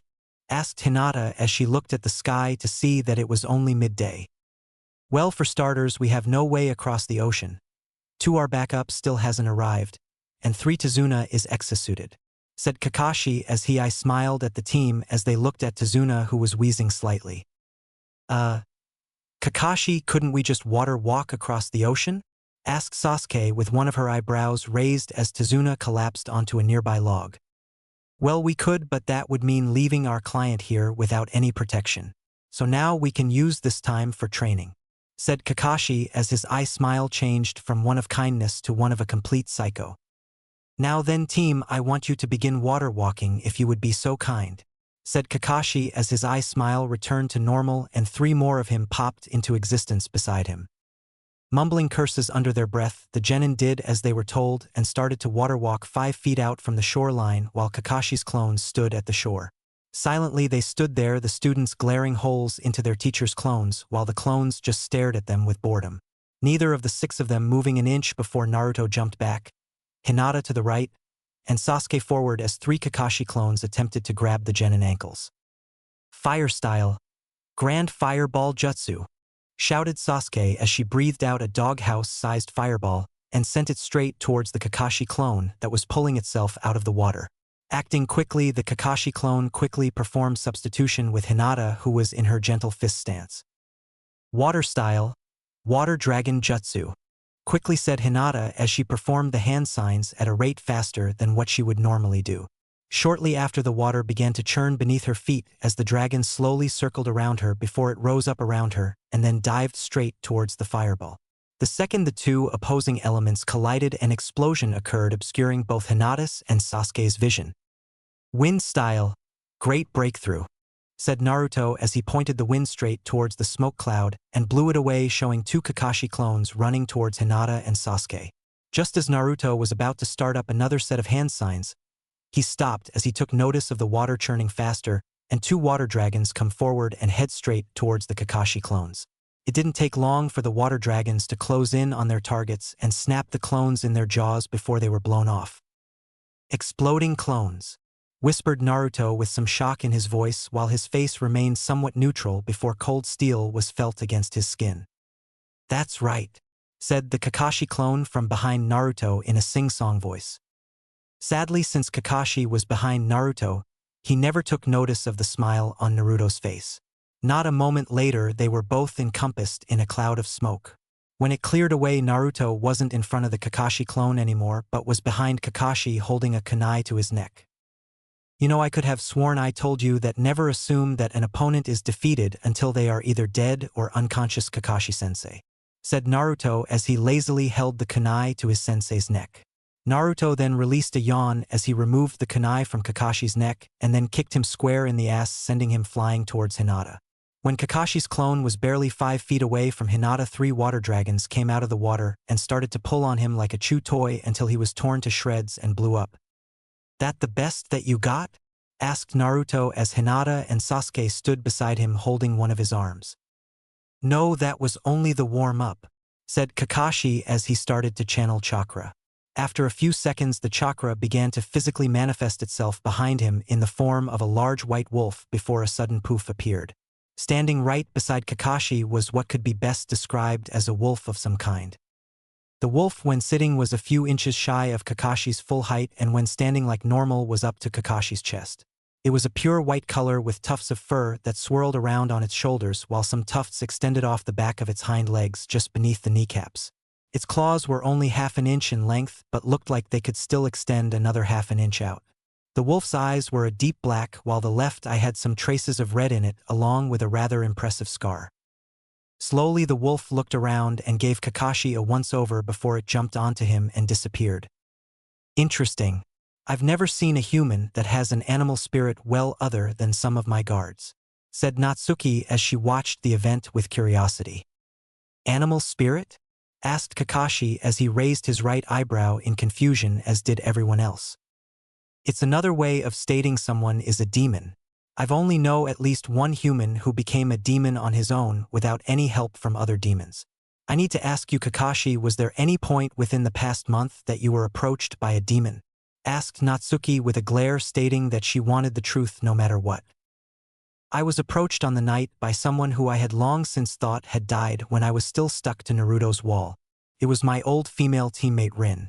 I at first thought it wasn't here because she had dog ears and I believe a tail.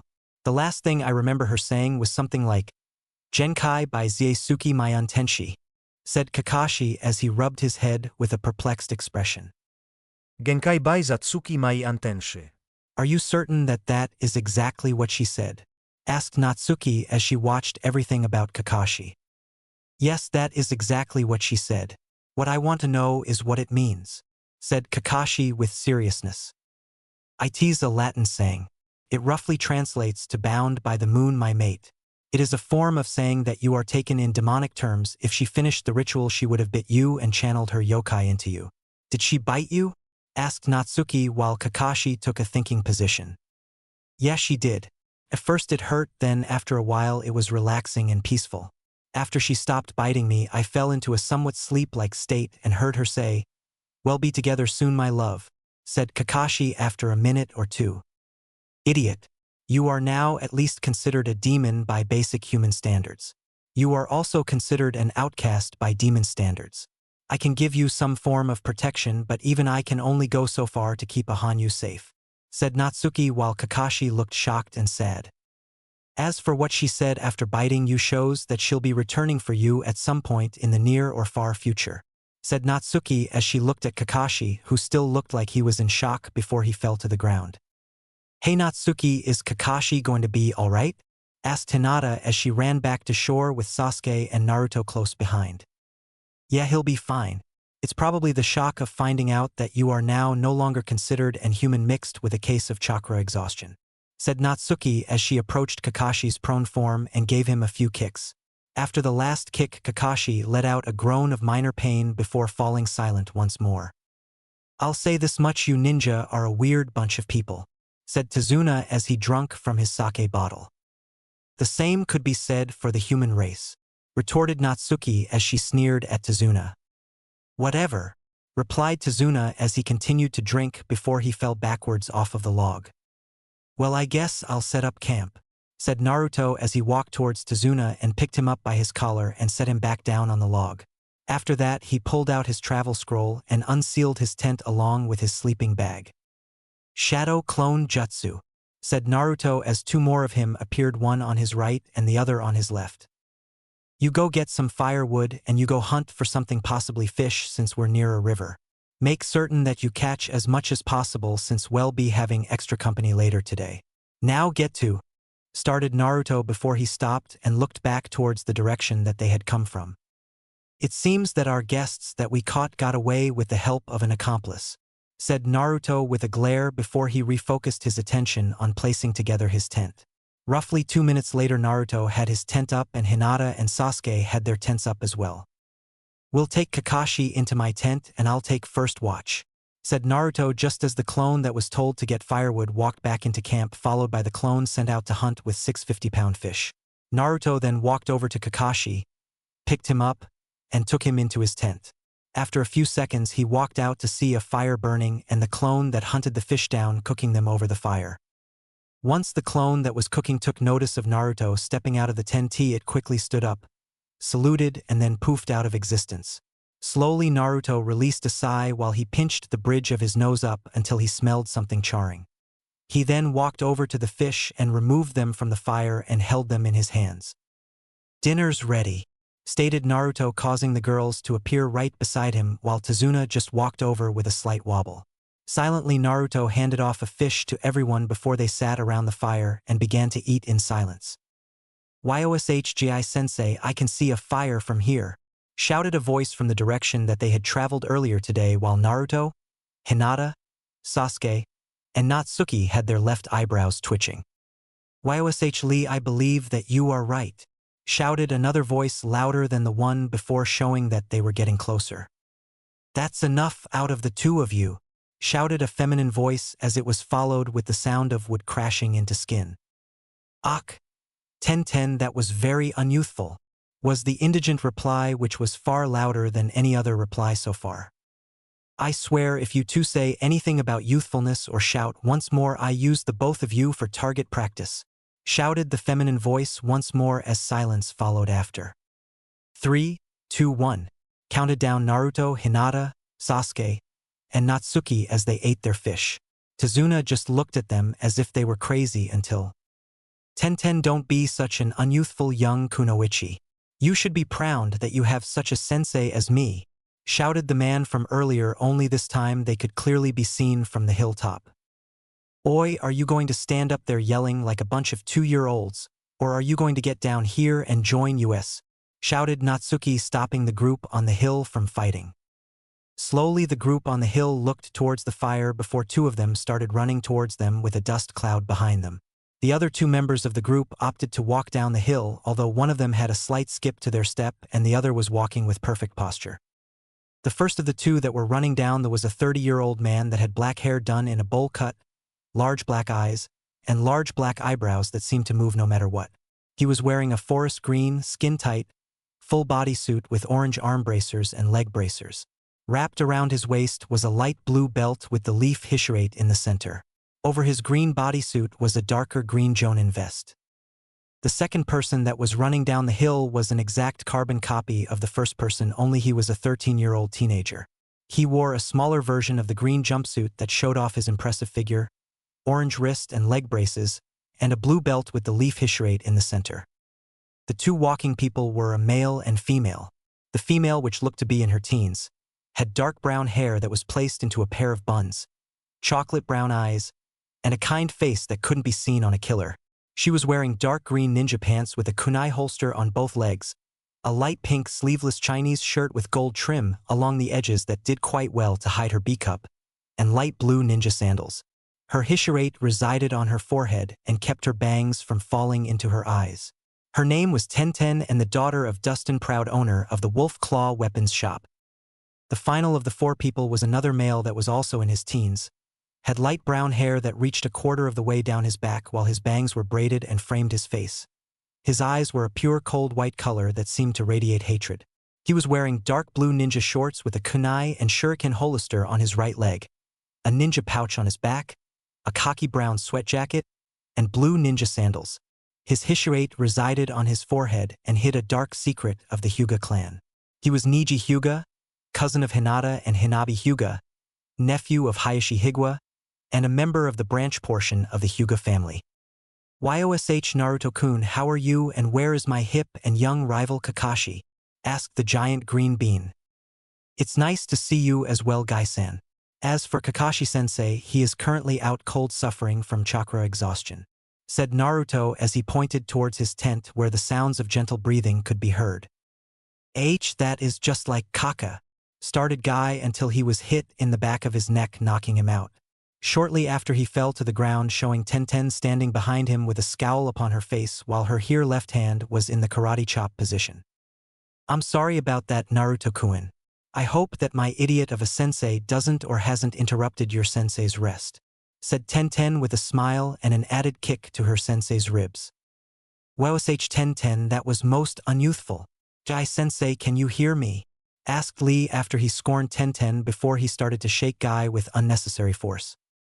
"Quite, Lee, there are people that are trying to sleep and there is a small possibility of a spy watching us," said Naruto as he coldly looked at Lee, causing him to freeze up and nod.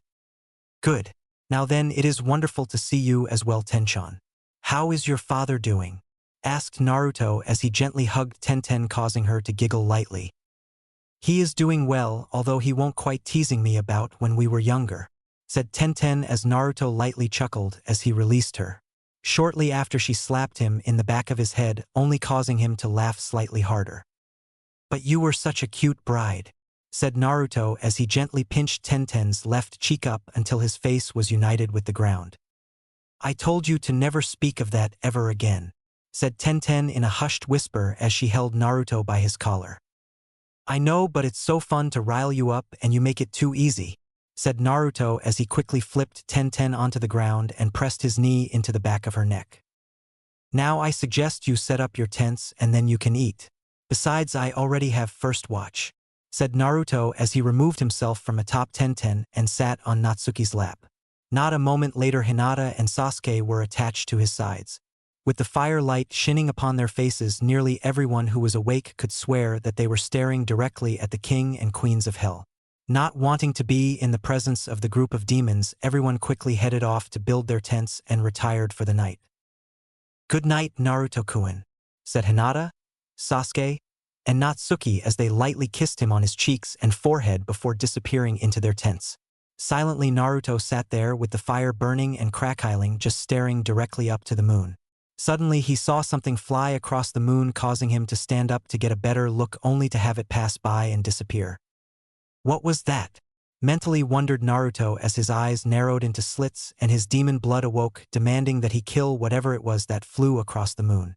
Naruto remained in that position for a few seconds before he took in a deep breath of the cool salt water air that assaulted the shoreline. After his deep breath, he sat down and gently pulled out a special scroll and unsealed a small ocarina. The ocarina wasn't overly valuable. It was a simple wooden one that was painted a deep ocean blue with orange whirlpools and green whirlwinds surrounding the finger holes, while a golden kitsune was painted on the side. "Matsumi," whispered Naruto as he gently ran his fingers across the ocarina as images flashed before his eyes. From the first time they met, to the day Matsumi and him made the ocarina, to the days that they pulled pranks on the inhabitants of the village, and finally the memory of her dying in front of him by that bitch-ass wipe Haruno. As each image passed before his eyes, he couldn't help but allow tears to fall from his eyes before he began to play a low and dark tune. Shortly after finishing, with tears pouring down his face, covering it with blood, a painful scream came from his mouth. Shortly after, while he started to punch the ground with enough force to crack boulders, as his tears never ceased, and no matter how much it pained them, no one came to comfort him, for everyone could clearly tell that this was something that Naruto didn't want help with. The next morning, everyone walked out of their tents and came face to face with a practical war zone. Everywhere they looked, there was some form of damage, ranging from simple kunai and shuriken embedded in the ground up to the hilt for kunai and halfway buried for shuriken. Large craters marked the landscape. Uprooted trees thrown around like sticks. Hell, some were thrown halfway out into the ocean. The ground was soaked by the ocean water from attacks. There were even craters that were formed from pure chakra attacks, and the damage only got worse the further into the forest they got. Helpless animals that were caught in the rampage weren't spared enough time to get out of the way, so they were brutally killed.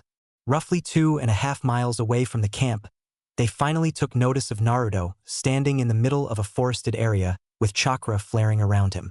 Everywhere the chakra flared would cut up the ground at least 4.5 feet out from him. "Naruto," whispered Hinata, lightly causing Naruto to turn to them. What they saw in him caused them to step back. Naruto's eyes were a complete solid blue with a black vertical slit running through the center. Slowly he fully turned so he was facing them with his chakra flaring behind him.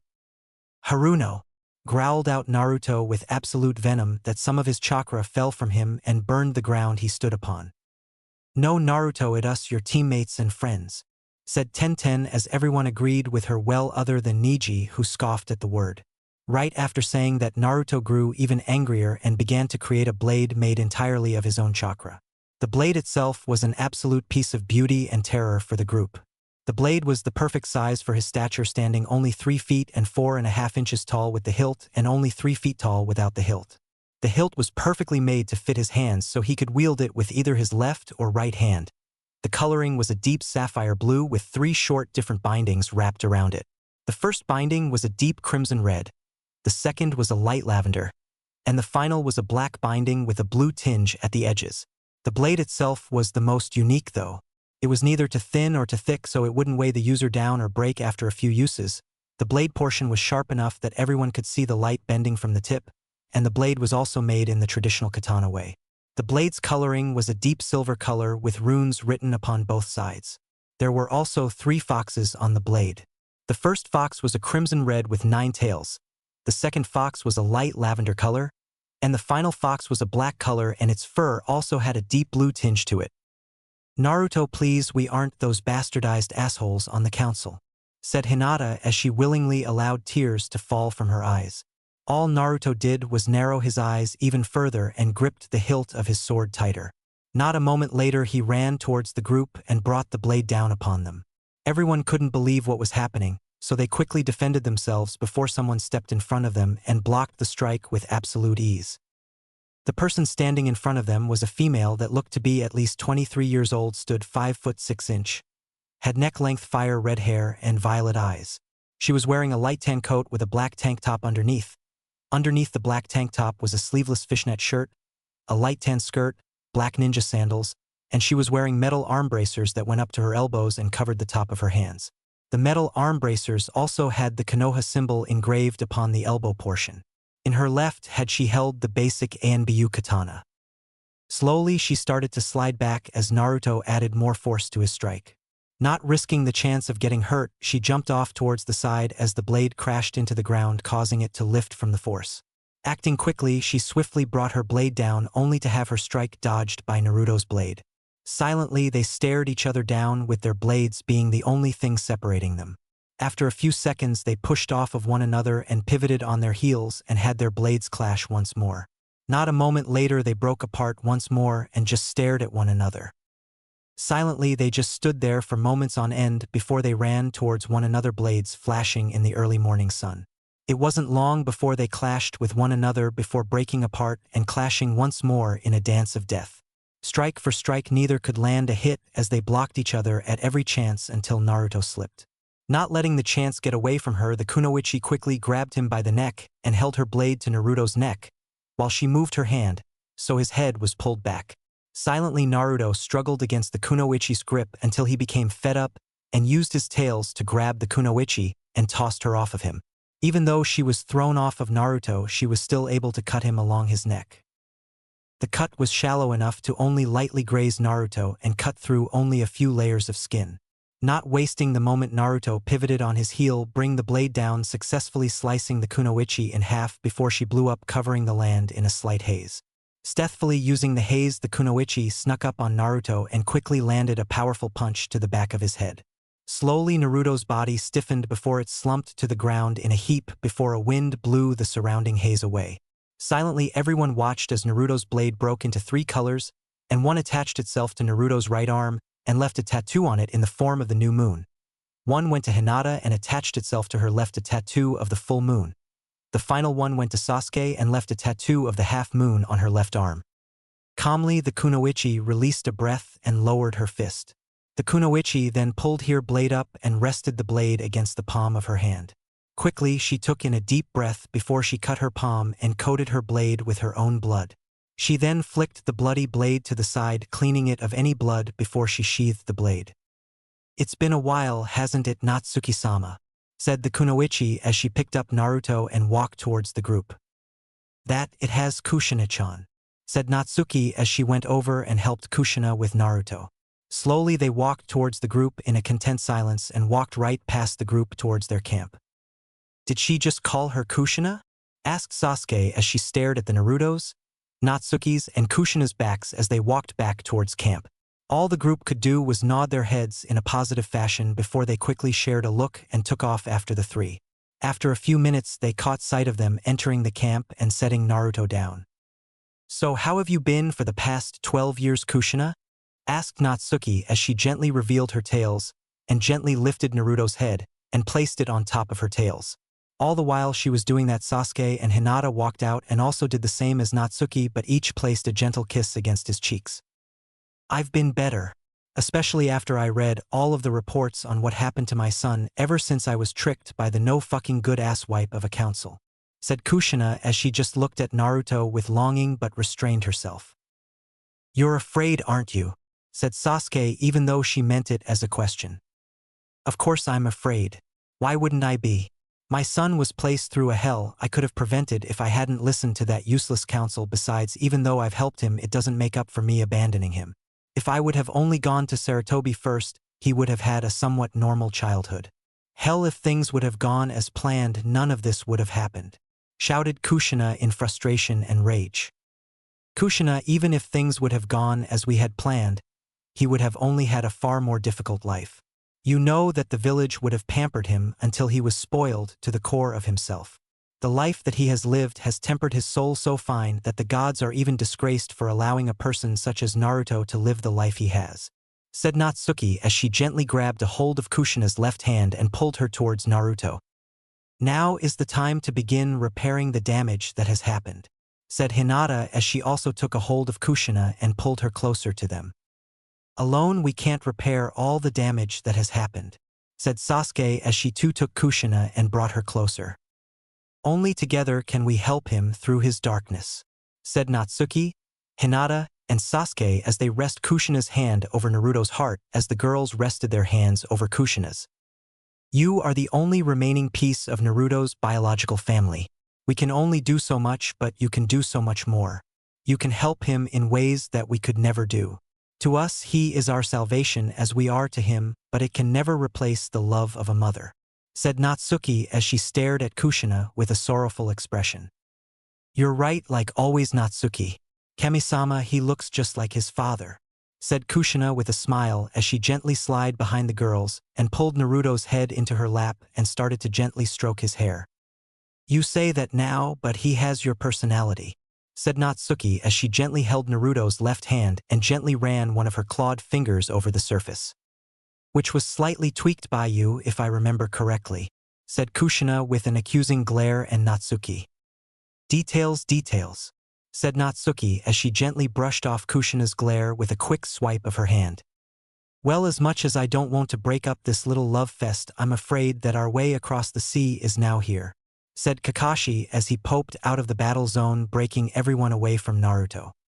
"Don't worry about me, Kakashi, I'll just water walk the rest of the way. Besides, Kushina needs some time to get to know her son," said Natsuki as she released Naruto's hand and walked towards the ocean. "I'll see the rest of you later," said Natsuki as she waved goodbye to the group before she ran atop the water until the group couldn't see her anymore. Shrugging their shoulders, the group quickly packed up camp, lifted Naruto onto Kushina's back, and completely eliminated any signs of being there before they followed Tazuna to a nearby wooden dock where a small boat could be seen. Are you certain that we can all fit in there?" asked Sasuke skeptically as she looked at Tazuna accusingly. "Of course, besides, the man that'll be taking us across has a second boat that he can pull behind the first," said Tazuna as he pointed to a second boat behind the first. Shortly after saying that, they could see someone waking up inside one of the boats.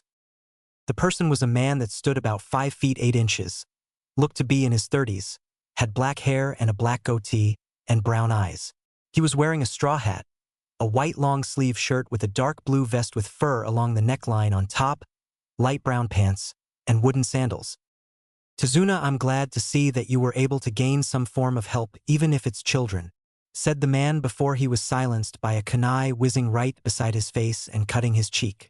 Not a moment later, he could clearly feel someone leaning against his back and the same kunai from before resting just above his jugular vein.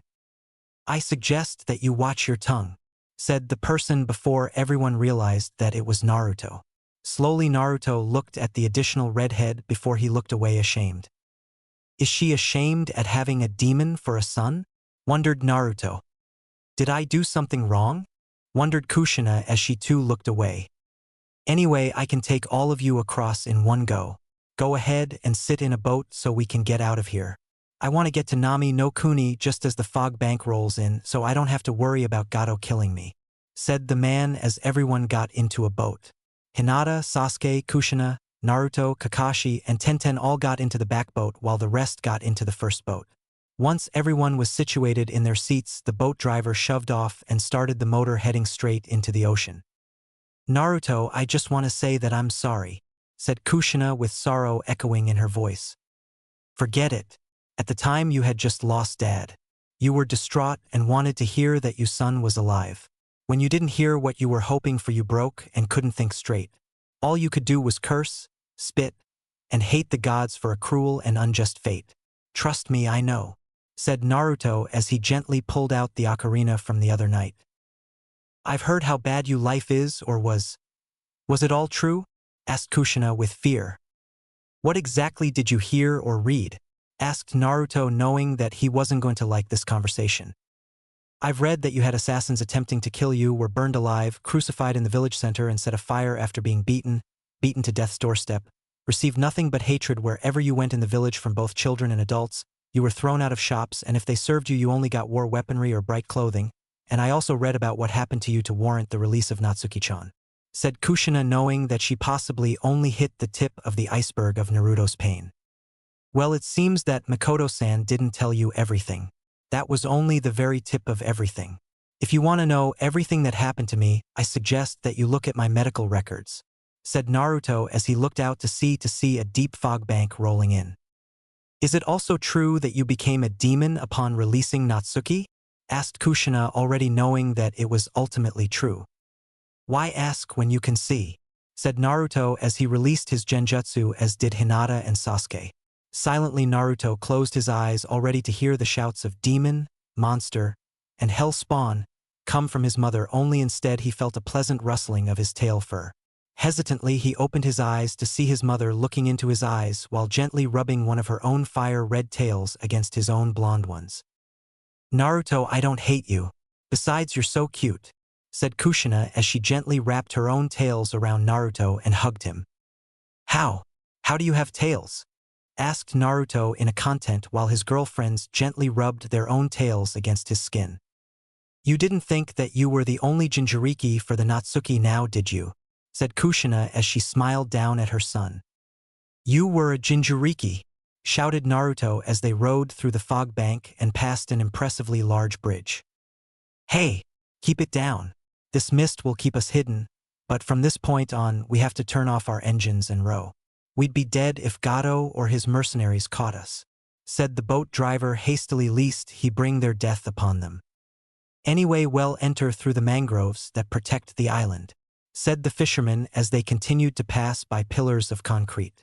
Silently everyone remained quiet as they watched the surrounding scenery for any attacks. Even as they entered the mangrove forest, they never stopped looking. It wasn't until they passed through the mangroves and into the sunlight. "I'm afraid that I won't be able to take you any further than this," said the fisherman as he pulled the group of ninjas and one civilian up to a dock. He didn't waste any time docking the boats before he threw the group off. "I understand, my old friend, just be safe," said Tazuna. The only sign of hearing Tazuna that the fisherman gave was a quick nod of his head before he shoved off and exited through the mangroves. "About time you got here," said Natsuki from in a tree near them. "Glad to see that you made it as well, Natsuki-chan," said Naruto with a small smile as Natsuki jumped down so she was in front of Naruto. "Ahem. My house isn't too far from here, so if you wouldn't mind," said Tazuna as he coughed into his hand. Everyone could tell that Natsuki wasn't very happy, but Naruto was wearing his complete neutral mask. "Kami-sama Naruto, I could have sworn that you were going to remove that mask," said Sasuke as she slapped Naruto on the back of his head. "Sorry, self-defense," said Naruto as he rubbed the back of his head. He then was pulled up by his neck by Sasuke and set back onto his feet. "Just start walking already. I want to see my grandson and daughter one last time before I die," said Tazuna as everyone just turned to him, huffed in annoyance, and began marching towards Tazuna's house. "Mom, quick question, how did you become the host for Naruto-chan?" asked Naruto as he looked at his mother hoping for an answer. "I'm sure that you have heard of the village hidden in the whirlpool?" asked Kushina as the group of ninjas nodded, but Tazuna just looked confused. "Good, that will make this conversation easier. One day before I was born, my father, the third Uzumaki at the time, heard about the Kyuubi heading towards our village. At the time we had no idea as to why the Kyuubi was attacking, but my father called all of our village's seal masters and asked them to design a seal that could contain the Kyuubi. They were successful. They created two versions. The first is the Death Reaper seal, which you should be familiar with, but the other I only know by name, Lifekeeper seal. My father, in attempts to keep the Kyuubi at bay, asked for some of our village's ninja to distract it. It worked and gave my father time to find a host, but was unable to find anything that could contain the Kyuubi other than a newborn child. My father and mother both made a sacrifice and sealed the Kyuubi into me with the Lifekeeper seal. My parents survived, but to keep me safe from the village's wrath, they asked my grandmother to take me away. She did, and she took me to Konoha. I later learned that during the Third Shinobi War, the village hidden in the whirlpool was destroyed by IWA. I knew my family was there, but I never met them, so I couldn't mourn their passing like my grandmother. So I did the only thing I could think of at the time. I swore any IWA nin that I came across that was involved with the destruction of my grandmother's home, I would kill them," said Kushina as she took a slight breather. "And Natsuki's attack on the hidden village of the leaves?" asked Naruto, knowing that he was going to find out more than what he saw. "That was never meant to happen. When I heard that I was pregnant with both your father and I were ecstatic, we would continuously talk and wonder what you would be like. Although I had a fear. During the Third Shinobi War, your father and I killed thousands of IWA and Cloud Shinobi, so I approached Natsuki. She offered that she would willingly allow herself to be sealed inside of you at birth, and in return she would protect you. I ended up discussing it with your father, and I can already tell you he made a literal list of positives and negatives that could happen. In the end, we agreed. So on the day before your birth, Minato and I left the village and headed towards a secret cave to perform the sealing and birth of you. Your father was nearly done when he was attacked by an unknown assassin. Your father did quite well until he removed the assassin's mask and revealed it to be Madara Uchiha. In a cowardly attempt to prevent you father from killing him, he took me hostage and fully released the Kyuubi who attacked him and successfully destroyed his eternal Manjikyu Sharingan, and then was placed into a genjutsu to destroy the hidden village of leaves. You should know everything that happened after that," said Kushina as she gripped her hands into fists, causing her clawed hands to dig into her skin. "And you're becoming a demon?" asked Hinata as she gently grabbed Kushina's shoulder and gently squeezed it. "It was roughly one day after I had left the hidden village of leaves that the pain and grief took a hold of me. I accidentally tapped into some of Natsuki's remaining yokai and it changed me into a demon.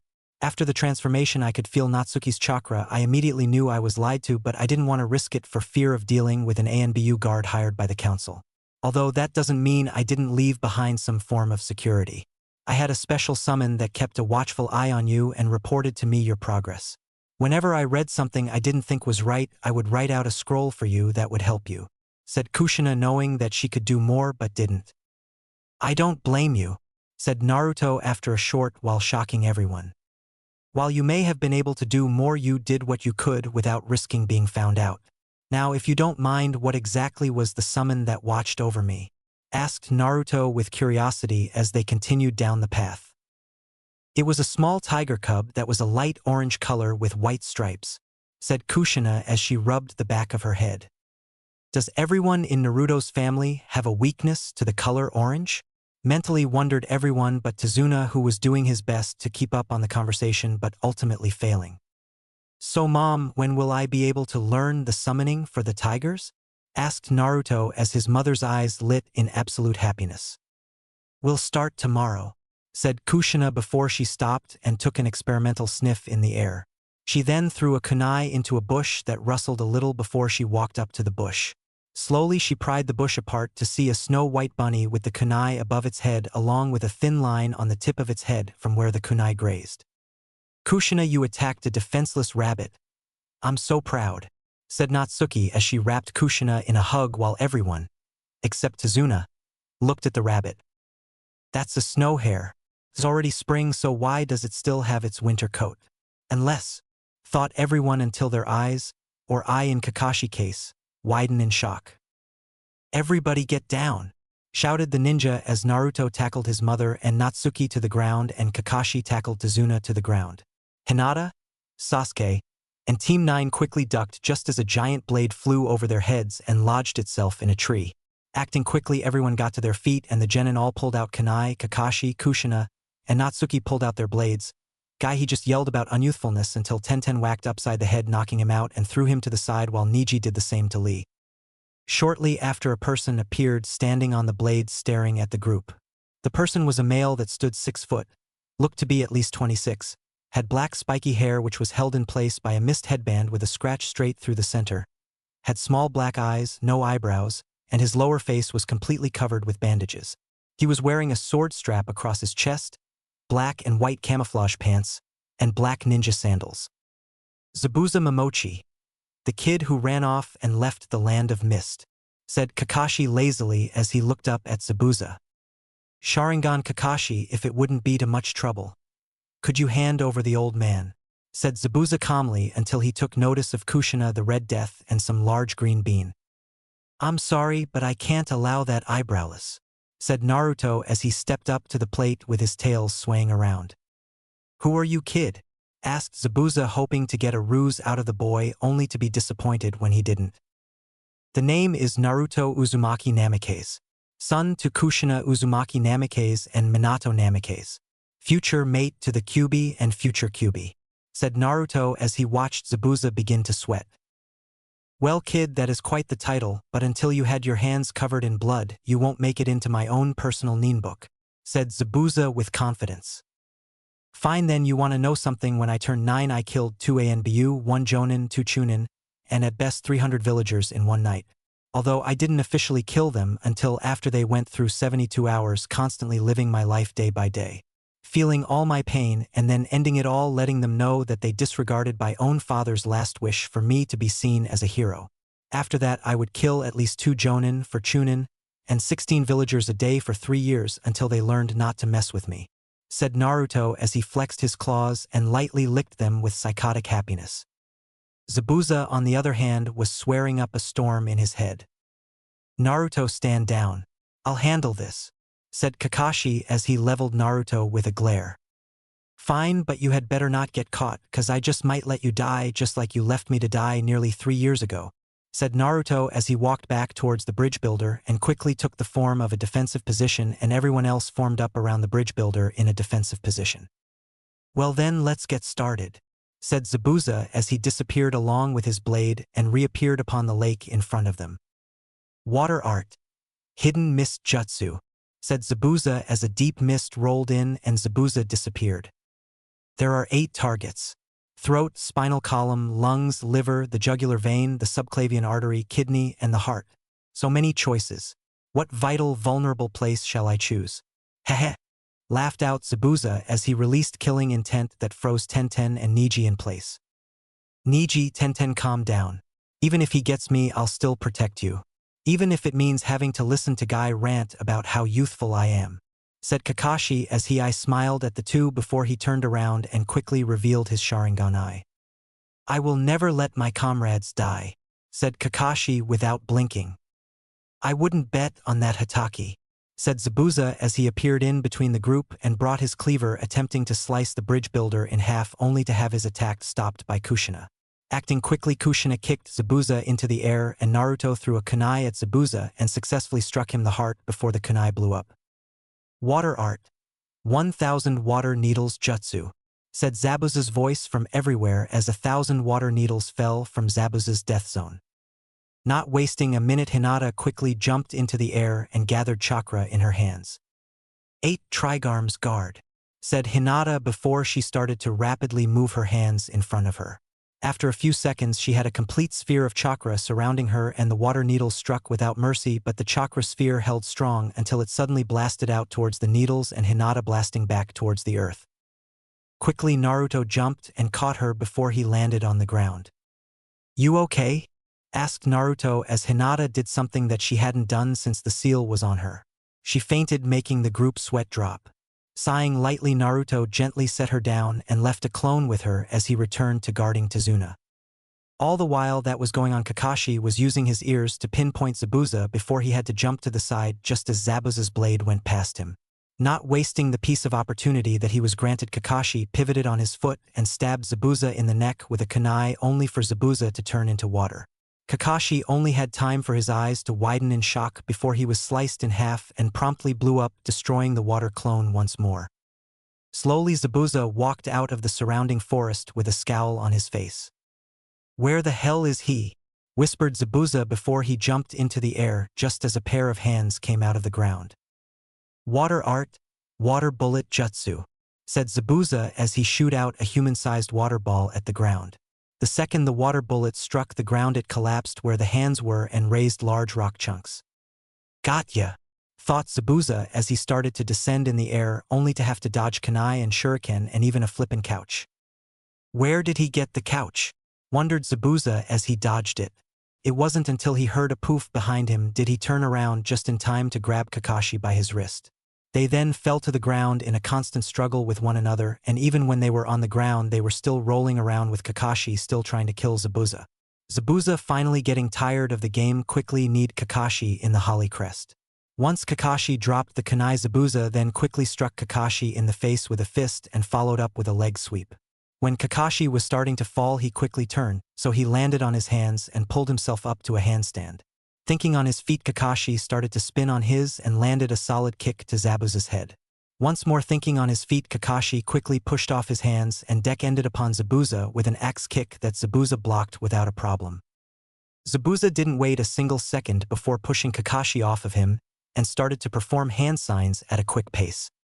"Water art, water dragon jutsu," said Zabuza as Kakashi landed on the lake nearby and was swallowed inside the dragon's jaws. Not a moment later the dragon blew up, spreading water everywhere. "Water art, Gant waterfall," said Kakashi as all the water rose up into a spiraling ball of water. Not a second later the water was shot at Zabuza at an extreme speed with enough force to throw Zabuza through 2 trees. When Zabuza stopped, Naruto stepped out of the mist and walked towards Zabuza with slow and calculated steps before stopping. "D," was all that Naruto said as he launched a kunai at Zabuza, only to have it stopped by a senbon striking it and 2 more lodging themselves in Zabuza's neck. Not a moment later a person appeared right beside Zabuza, lifted his body and then disappeared. Hunternin.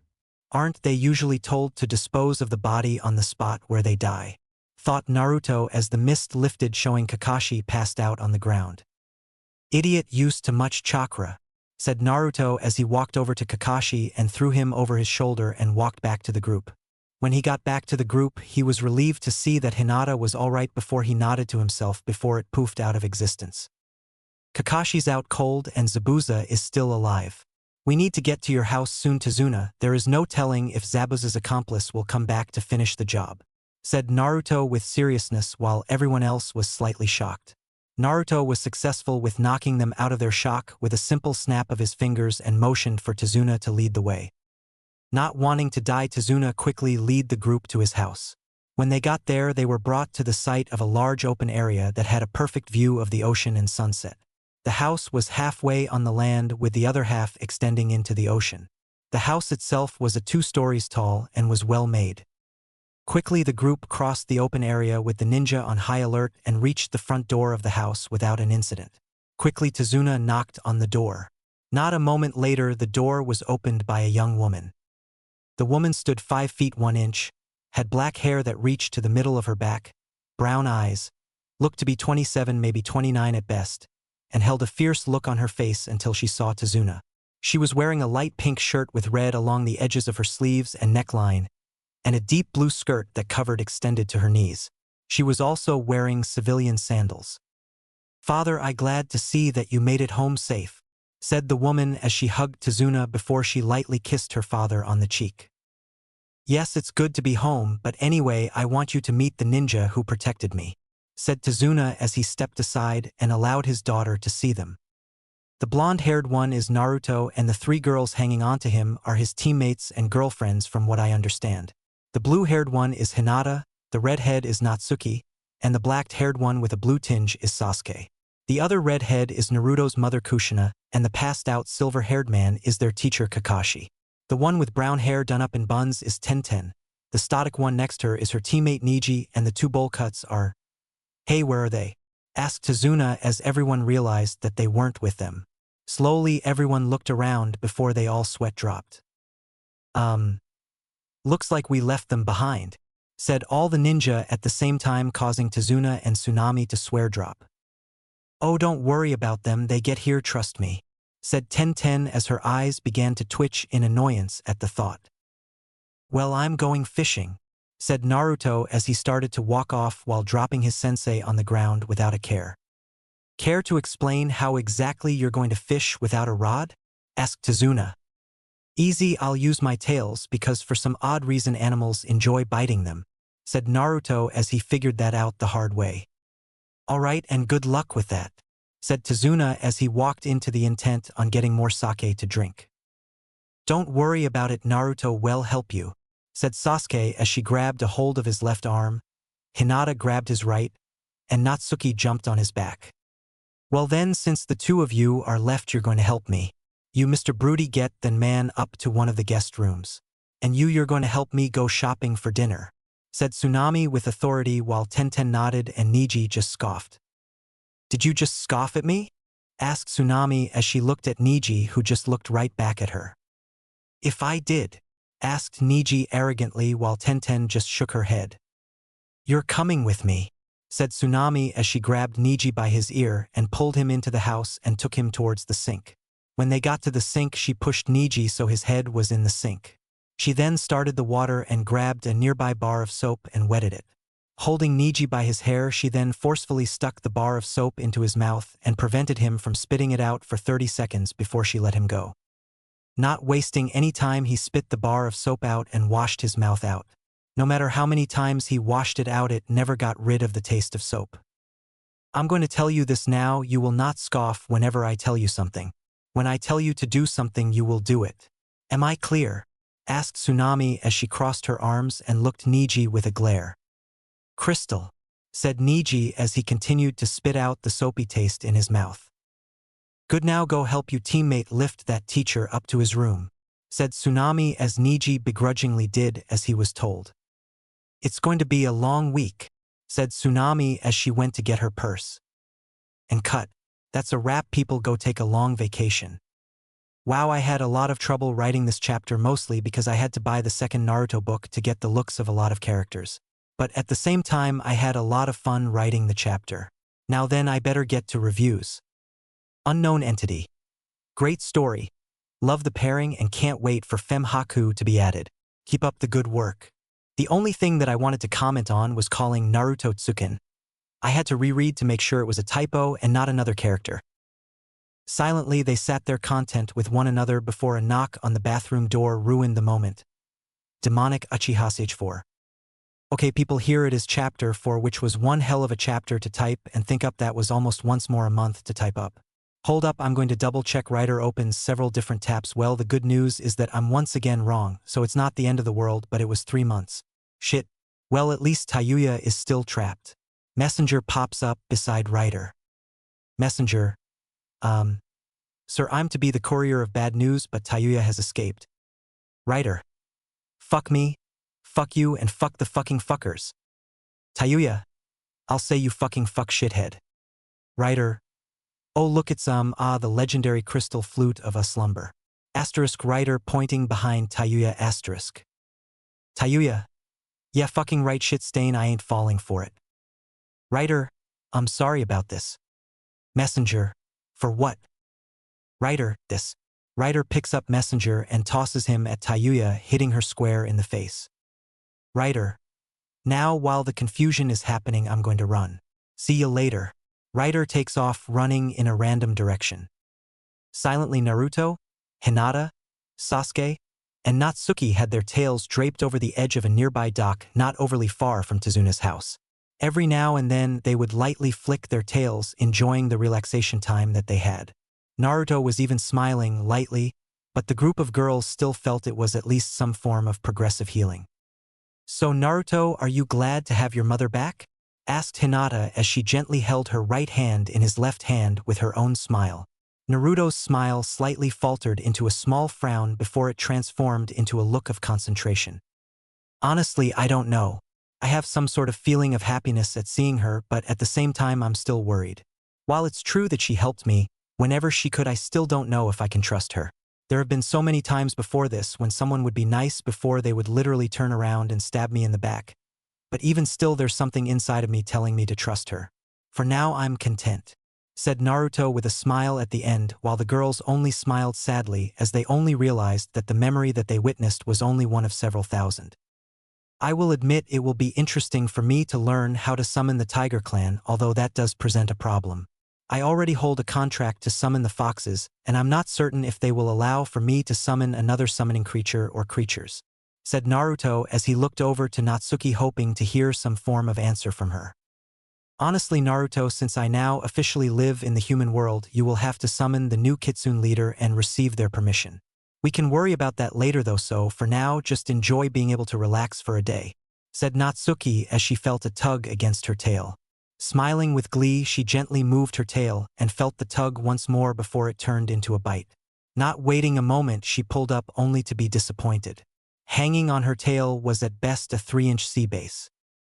Naruto, Hinata, and Sasuke were attempting their best to not burst out laughing at the fact that the former Queen of Demons was only able to catch a small fry sea bass. Sadly, their attempts were in vain as Naruto was the first to break, with Hinata and Sasuke following after. Even Natsuki, after a short while, was able to start laughing at the absurdity of the situation. It luckily didn't take them long to get their laughter under control. "So Sasuke, are you going to attempt to summon the crows?" asked Hinata as she looked over to Sasuke. "Yeah, I plan on doing so, but this is also a reminder for me. My brother, Itachi, found the scroll one day and attempted to summon the birds. I don't exactly what happened, but my brother passed their test and was given permission to summon them. I still remember how happy my mother was when she heard that even my dad was happy, but it was possibly just because it was giving the clan more power. I want to summon them in remembrance of my brother, and so I can ask them what type of person my brother really was when he wasn't wearing his mask," said Sasuke with a small smile as a few tears came to her eyes. Not wishing to see Sasuke cry, Naruto gently pulled her to her chest and just sat there hugging her while gently rubbing her back. After a short while, Sasuke stopped crying and released a small purr of happiness as Naruto had yet to stop rubbing her back. Sadly, the purr of happiness was turned into a yip of surprise as she yanked her tail out of the seawater and held it in front of her. Hanging there, clearly enjoying the taste of her tail, was a 1 foot 2 inches red herring. Growling with frustration, Sasuke slammed her tail on the dock, yet the fish never relented her tail, causing her eyes to turn into slits. She then proceeded to slam the fish on one of the dock's pilings and the dock itself, and even then the damn fish wouldn't let go. Growling in frustration, Sasuke then grabbed the fish by its tail before slamming it against the piling and yanking on it. That time it was successfully removed at the minor cost of some of her tail's fur. Silently, Sasuke glared at the fish, having a staring contest with it, while Hinata bust out laughing. "You know, Sasuke, ha ha ha. A fish can't blink, ha ha ha," laughed out Hinata as she held her gut before she yipped in pain and pulled her tail out of the water.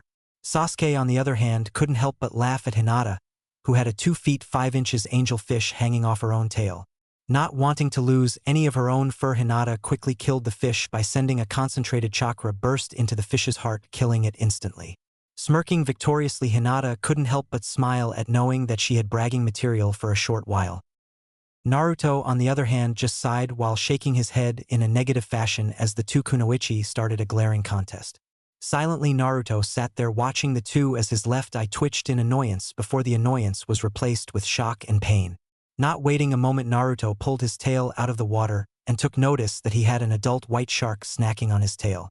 Growling in annoyance, Naruto sent a blast of chakra into the shark. Naruto was surprised when the shark didn't die instantly and rather bit down on Naruto's tail harder. "Get the hell off of me!" shouted Naruto as he started to kick the shark in the head, which only made it angrier and made it start biting harder on Naruto's tail. Glaring heavily at the shark, Naruto quickly raised his tail and threw the shark into the air before punching it onto dry land.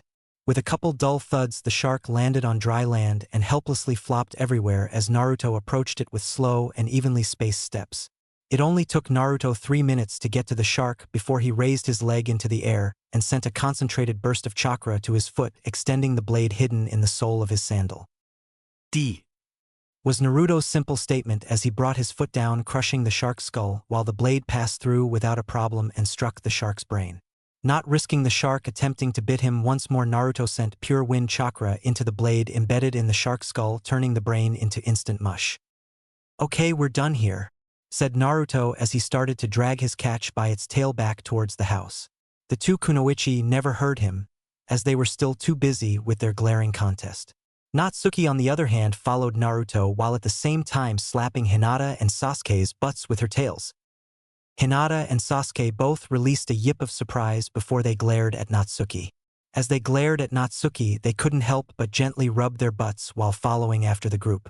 When they reached Tazuna's house, they were mildly surprised at the fact that there was no one around other than Kakashi, who was fast asleep upstairs. Naruto just shrugged his shoulders before he went to the kitchen with the girls following after. Shortly after, there were several different sounds coming from there, with Niji, Tenten, and Tsunami. Slowly, the group of three walked down the streets of Nami no Kuni. Everywhere they looked, there were children wearing clothing that was either too small or too large for them and covered in dirt, holes, and showed how thin they were. Occasionally, they would catch an adult or two who were sitting on the ground or against walls with bloodstains behind them or around them. All the buildings were in shambles or completely burned to the ground. As they passed by the houses that were burned down, they could clearly see hands sticking out of the rubble blackened from the fires. How can one man be so cruel?" asked Tenten barely above a whisper. Before anyone could answer, a young boy no older than 5, maybe 6, approached Tenten and held out his hands. Tenten couldn't help it, but when she saw this boy, she was suddenly reminded of Naruto from when she saw him outside of school just barely surviving. "Here, these are ration bars that aren't overly good, but they should help you against hunger," said Tenten as she pulled out 4 ration bars and gave them to the little boy. The little boy smiled at her before he took off towards a nearby alley where there were 2 more children. Silently, they watched as the boy gave one to each of his friends and hid the other in his clothes. "Tenten, you shouldn't have done that. They will now believe that any traveler will be willing to give them food.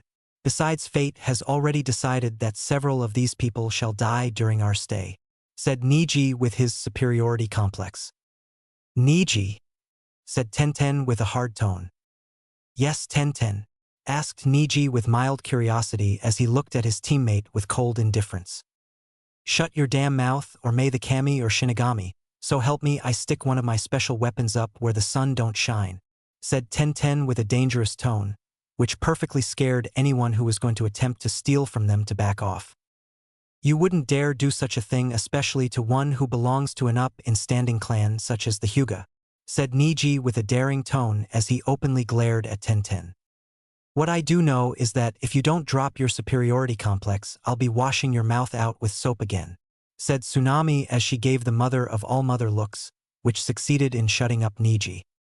"Now we are here at the store, so I don't want to hear anything more from your mouth, Mr. Hyuga," said Tsunami as she glared at Niji, who just growled in annoyance before nodding his head positively. "Good," said Tsunami as she entered the store with the 2 young genin following after. When they entered the shop, Tenten looked around and was overall shocked at the lack of food. At best, there were a few good fruits and vegetables, but the rest was rotten or already decaying. "Gato has complete control over everything, even down to the very food that we eat. It's gotten so bad that children are forced to beg. Adults are having to hunt for food or fish, or in some worst cases move their families," said Tsunami as she grabbed whatever good produce she could and quickly paid for it. Tsunami then walked out of the store with Niji and Tenten following close behind. They were able to luckily get out of town without any confrontations from anyone and quickly made their way back to Tazuna's house. When they got into the house, they were met with the smell of cooking fish. Immediately on guard, both Niji and Tenten slowly walked towards the kitchen, only to have to jump onto the ceiling as Hinata and Sasuke came out holding each a plate of grilled fish. As soon as they set the plates down, they once again entered the kitchen. Silently, Niji, Tenten, and Tsunami shared a look and quickly decided to enter the kitchen. Out of all the things they were expecting, they never expected to see 4 Naruto clones along with Hinata, Sasuke, and Natsuki each working on a dish. They also had hairnets over their tails so it wouldn't contaminate the food. Naruto clone number 1 was of course making ramen. Naruto clone number 2 was making sort of pie. Naruto clone number 3 was busy making rice cakes along with sushi. Naruto clone number 4 was working on some sort of stir-fry as everyone could clearly hear the juices from whatever was in their cooking. The real Naruto was busy preparing another stir-fry along with herbal tea. Hinata was making, not overly surprising to Niji, cinnamon rolls and zenzei. What he was shocked about was the fact that she was making one of his favorite food dishes, herring soba. Sasuke was making her favorite dish, omusubai with okaka and tomatoes. She was also attempting to create sesame dumplings along with a few Chinese dishes. Natsuki, on the other hand, was creating dango and a few other random dishes. You know, you could either stand there like a bunch of brainless idiots, you can help us, look for Kushina, or go get your sensei and leave from where we left them before some idiot decides to take their clothing, said Natsuki as she continued to cook, not bothering to spare them a glance for even a second.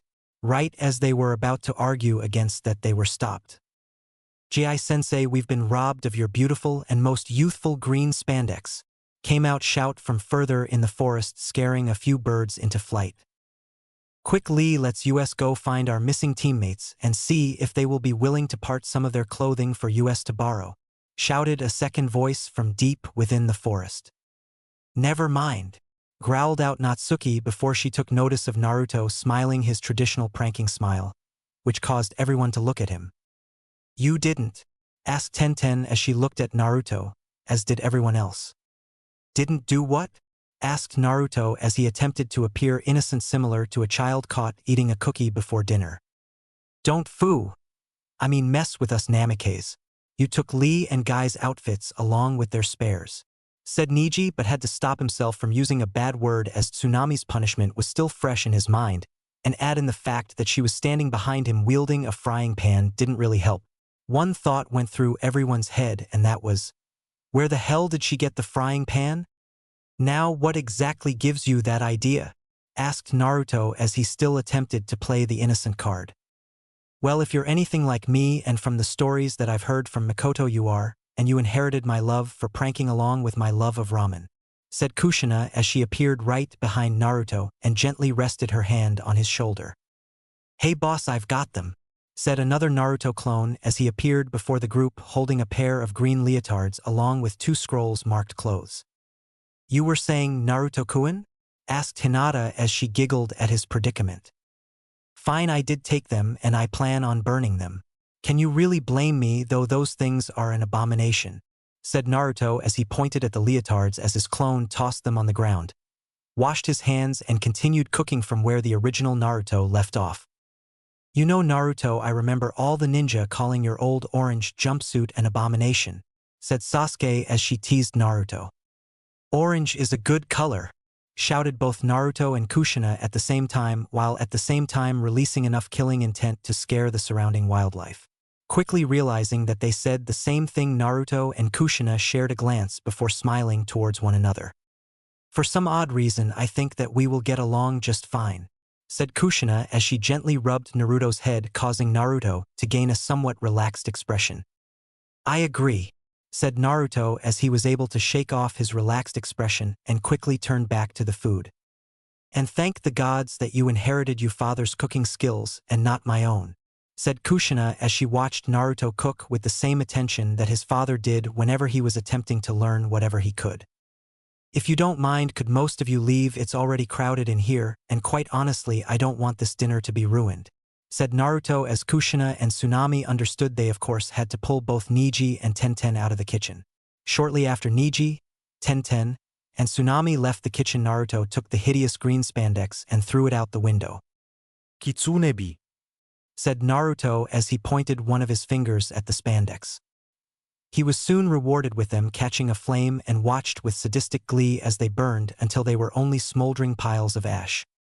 "Okay, now how much of the food is done?" asked Naruto as he turned towards his girlfriends. "All of it's done here, you can take out these 2 plates and well follow after," said Hinata as she handed Naruto 2 plates, one of sushi and the other a mixture of different Chinese foods. Naruto then left the room with the others following after. When he entered the dining room, he set the plates of food down on the table and the girls did the same. Silent as a shadow, Naruto headed into the living room where everyone was seated, other than Kakashi, and he just stood in the doorway waiting until he had everyone's attention. When they were all staring, he just looked at them. "Dinner's ready," said Naruto as he stepped out of the doorway. Not a moment later they walked past him. As they passed by, Naruto took notice of a young boy just sitting in the living room glaring at him. The boy was possibly no older than 9, stood at best 3 feet 2 inches, had black eyes, and had dark brown hair that reached to his neck and was rather unkempt, but whether that was natural or because of Gato, Naruto couldn't tell. He was wearing a tan shirt, green overalls, and black ninja sandals. Silently, the 2 of them stared at one another before Naruto activated the 2nd level of the Sharingan and looked at the boy. After a short while, he deactivated his Sharingan and walked away back into the dining room. When he got there, he took notice that his mother was shoveling ramen into her mouth just as he did, and that Tazuna and his daughter were rather disgusted. "I may have gotten Dad's cooking skills, but I got your eating habits apparently," thought Naruto as he approached Kushina from behind and just looked over her.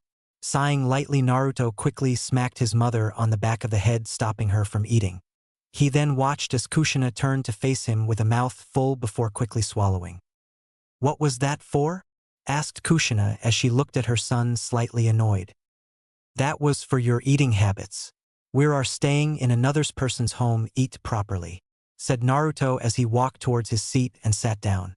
Not even 5 seconds after sitting down, Hinata and Sasuke were to his left and right while Natsuki stood behind him. "And if I choose not to?" asked Kushina as she glared daggers at her son. "If you don't, I won't let you have ramen for 2 whole years," said Naruto as he threw out a line, hoping that it would work. "No ramen for 2 years?" asked Kushina with a mild stutter, and her eyes opened to the size of dinner plates. "Yep," said Naruto as he quickly grabbed some of the Chinese food and began to lightly chew it before swallowing. "Fine," said Kushina as she started to eat at a more dignified pace that put both Tazuna and Tsunami at ease. After a short while, the boy that Naruto was looking at entered and walked over to Tsunami and sat on her lap. "Oh Inari, where have you been? I haven't seen you since I got back earlier today," said Tazuna as he looked at Inari, who just looked forward dully. "I've been around Grandpa," said Inari as he gently hugged his grandfather's arm before he ate a piece of sushi that one of Naruto's clones made. Shortly after, his eyes gained a certain light and he started to eat a little of everything, causing everyone to smile and continued to eat as well. 30 minutes later. Slowly, everyone released a content sigh as they leaned back into their chairs. "Who knew that ninja could cook like 5-star chefs?" said Tsunami as she gently patted her stomach in delight.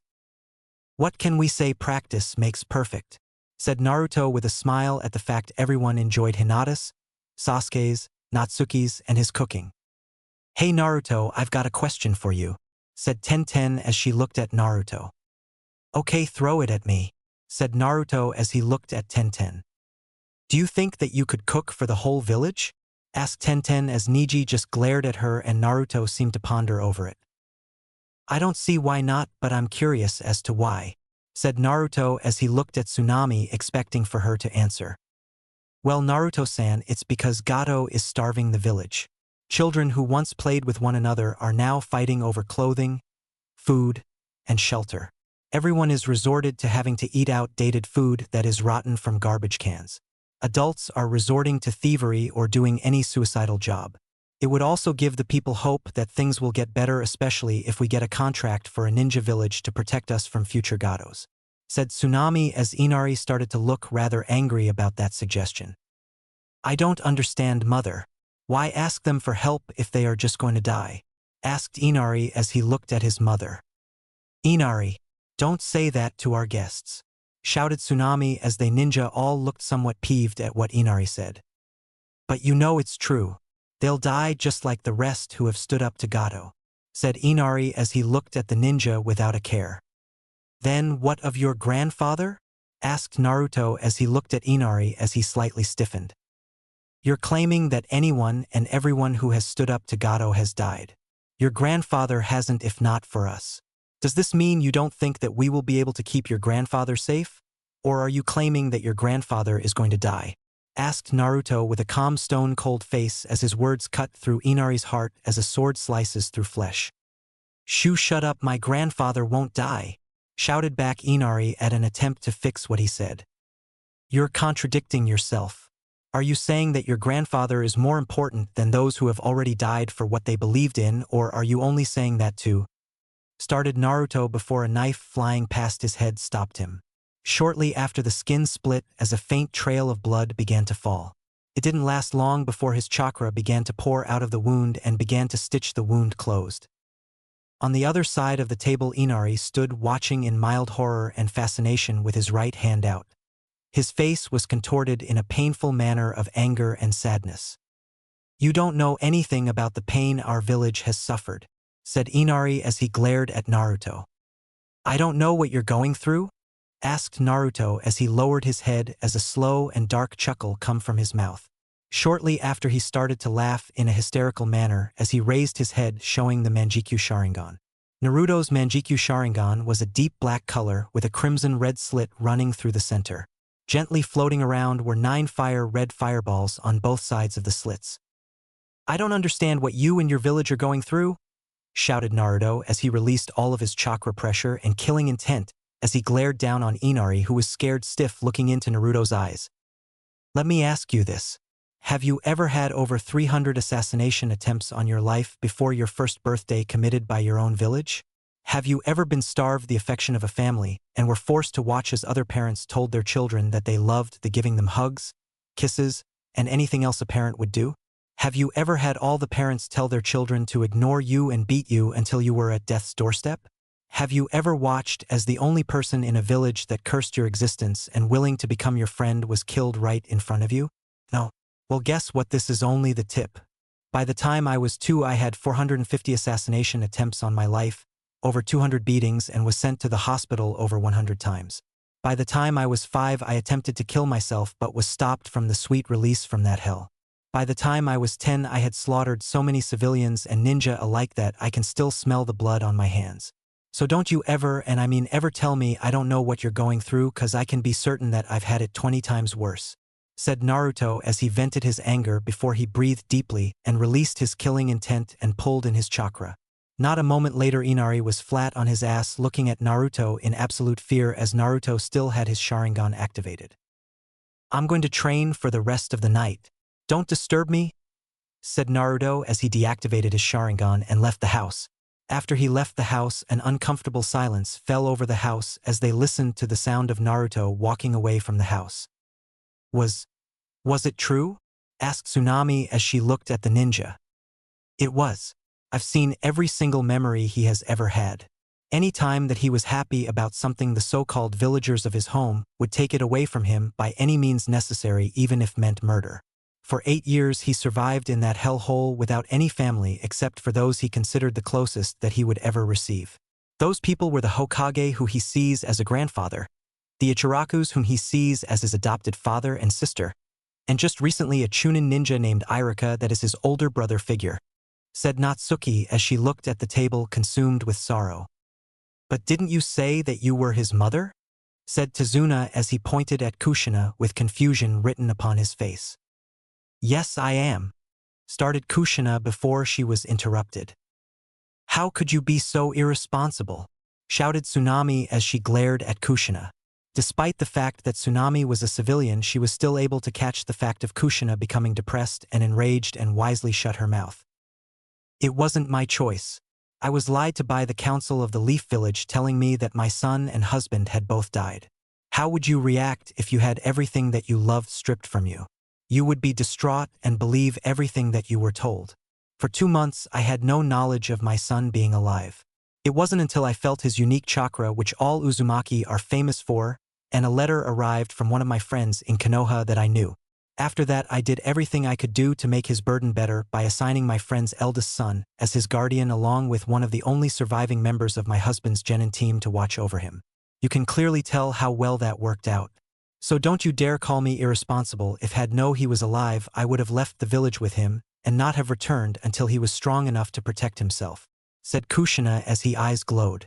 Silently they stood there glaring at one another before Tsunami accepted defeat and backed down from Kushina knowing that what Kushina said was true. "So what are you planning on doing to the council members that lied to you?" asked Tsunami as she sat. Just as Kushina was planning to respond, she was stopped by knocking coming from the front door. Not a moment after the knock, everyone quieted and waited. They didn't have to wait long as another more urgent knock came, and Kushina motioned for Tsunami to answer the door. Calmly Tsunami approached the door and looked back at the ninja with slight fear only to notice that they were all pulling out kunai and shuriken and had them ready to be thrown. Taking a breath to steel herself, Tsunami then opened the door to see a face of a man with huge caterpillar-like eyebrows wearing absolutely nothing. One thought came straight to her mind. "Perverts!" shouted Tsunami as she pulled a frying pan out of nowhere and started to attack the labeled pervert. Mentioned pervert was forced to dodge the deadly strikes coming from Tsunami as the group of ninja laughed at the spectacle. After a short while, Kushina approached Tsunami from behind and quickly set her hand on Tsunami's shoulder. Tsunami, of course thinking that it was another pervert, quickly spined on her heel and slammed the frying pan into Kushina's head, officially knocking her out. Tsunami, quickly realizing what she had done, immediately dropped her frying pan and started to look over the good-sized bump that was forming on Kushina's forehead. "Oh dear, oh dear, oh dear," began muttering Tsunami as she attempted to lift Kushina up but was unable to.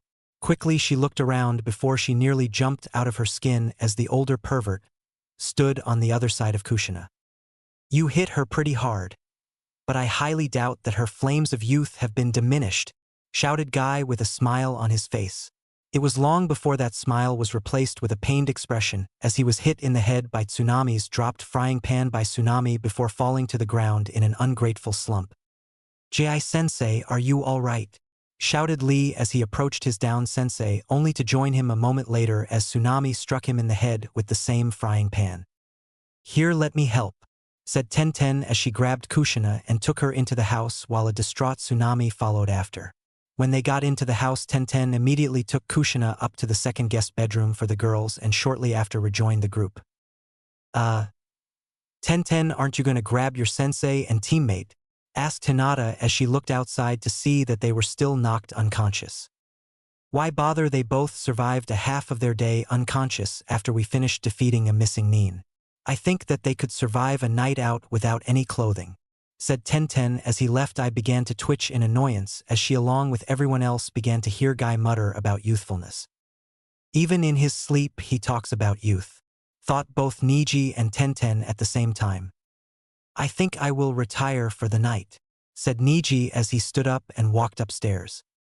"I'm with Niji. It has been a long day and I still have yet to polish my weapons," said Tenten as she also stood up and walked upstairs. "Natsuki, do you think Naruto will be alright?" asked Hinata while Inari just scoffed and went upstairs. "I honestly don't know, only time will tell, but for now it's bedtime. After all, you all still have your training that you need to complete tomorrow," said Natsuki as both Hinata and Sasuke seemed to wince slightly but still went to bed. Somewhere in the forest. That ungrateful brat. He has no idea what true suffering is. If anything, he has only began to scratch the surface of suffering. He has no idea how close I was to showing him my life and forcing him to live every single day," said Naruto as he punched trees, knocking them over and gouged out large gashes in the sides of the trees. "Then again, it's not his fault. He has no idea what exactly my life has been and I have no idea what his has been. Then there is the fact that if our positions were switched I would have said the same exact thing to a stranger who I assumed lived a good life. Man, why does everything have to become so kami be damned troublesome?" growled out Naruto as he walked through the forest with the moon completely absent. Releasing a sigh, he gently sat down against a tree and looked towards the stars. "Tusan, Matsumi, what would you do?" asked Naruto as he continued to stare into the night sky. Even as he sat there, he couldn't help but feel that both Matsumi and his Tusan were there with him. He was suddenly brought out of his reverence as he heard a twig crack before he threw a kunai in the direction of the twig cracking. He was shortly rewarded with a successful crunch of the kunai burying itself into something.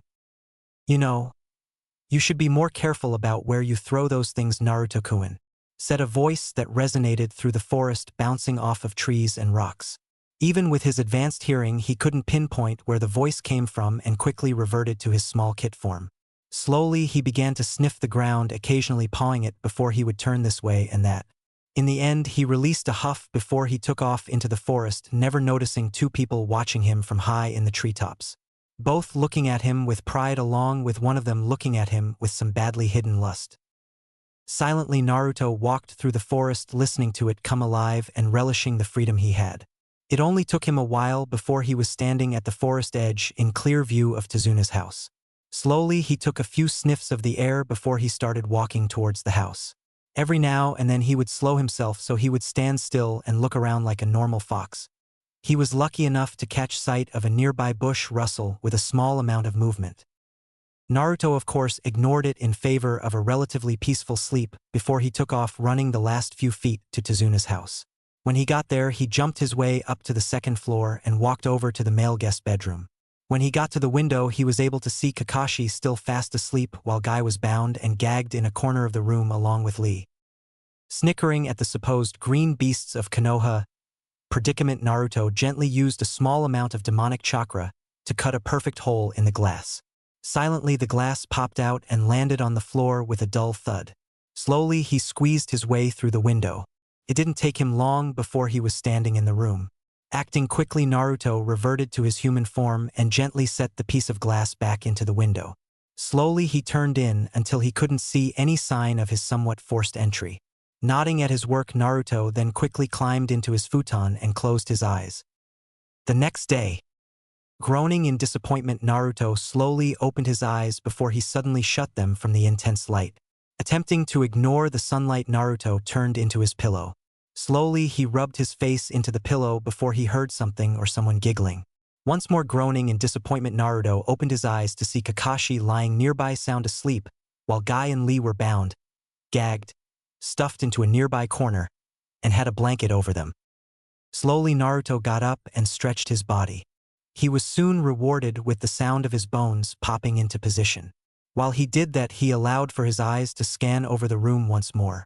The first thing that he noticed was the fact that the room was roughly the size of his old apartment room, if not slightly larger. There were very few things spread out in the room. At best, there were 3 futon beds and 3 blankets. Looking at this room momentarily made Naruto remember the first apartment that he had. Small flashback. Screaming and yelling, a small boy jumped around with joy as an elderly man just watched with a smile on his face. The boy looked no older than 7 years old, stood around 3 feet 6 inches, had blonde hair that spiked out everywhere, deep cerulean blue eyes that shone with happiness, and 3 whisker marks, 3 on each cheek.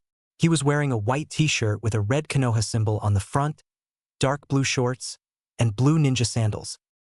The older man, on the other hand, looked to be in his early 40s, stood 6 feet 1 inch, had white hair that wrapped around the side of his head leaving the top bald, and a pair of light brown eyes.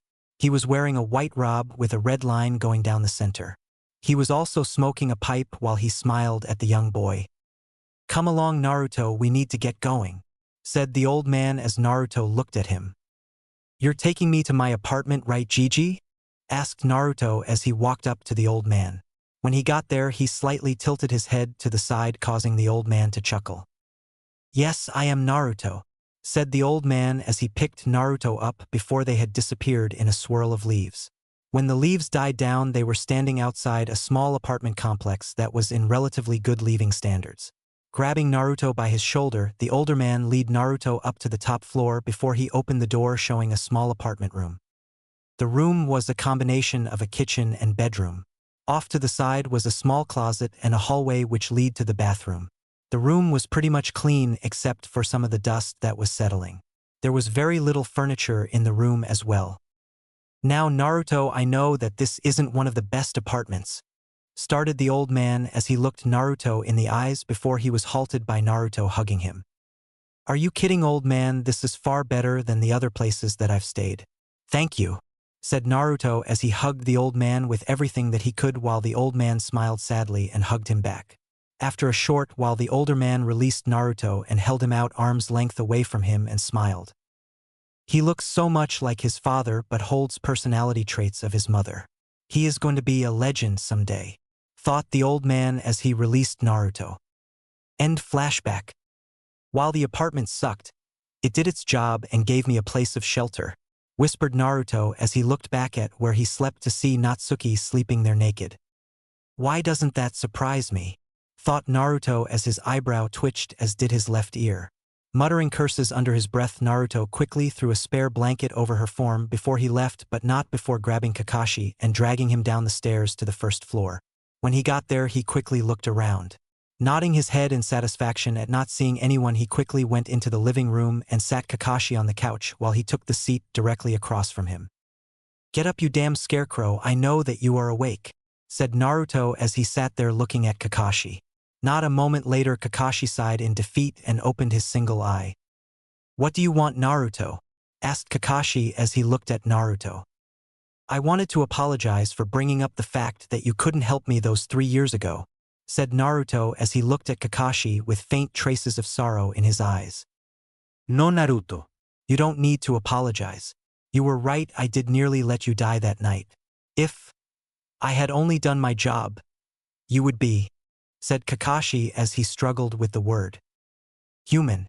Kakashi, I will not lie.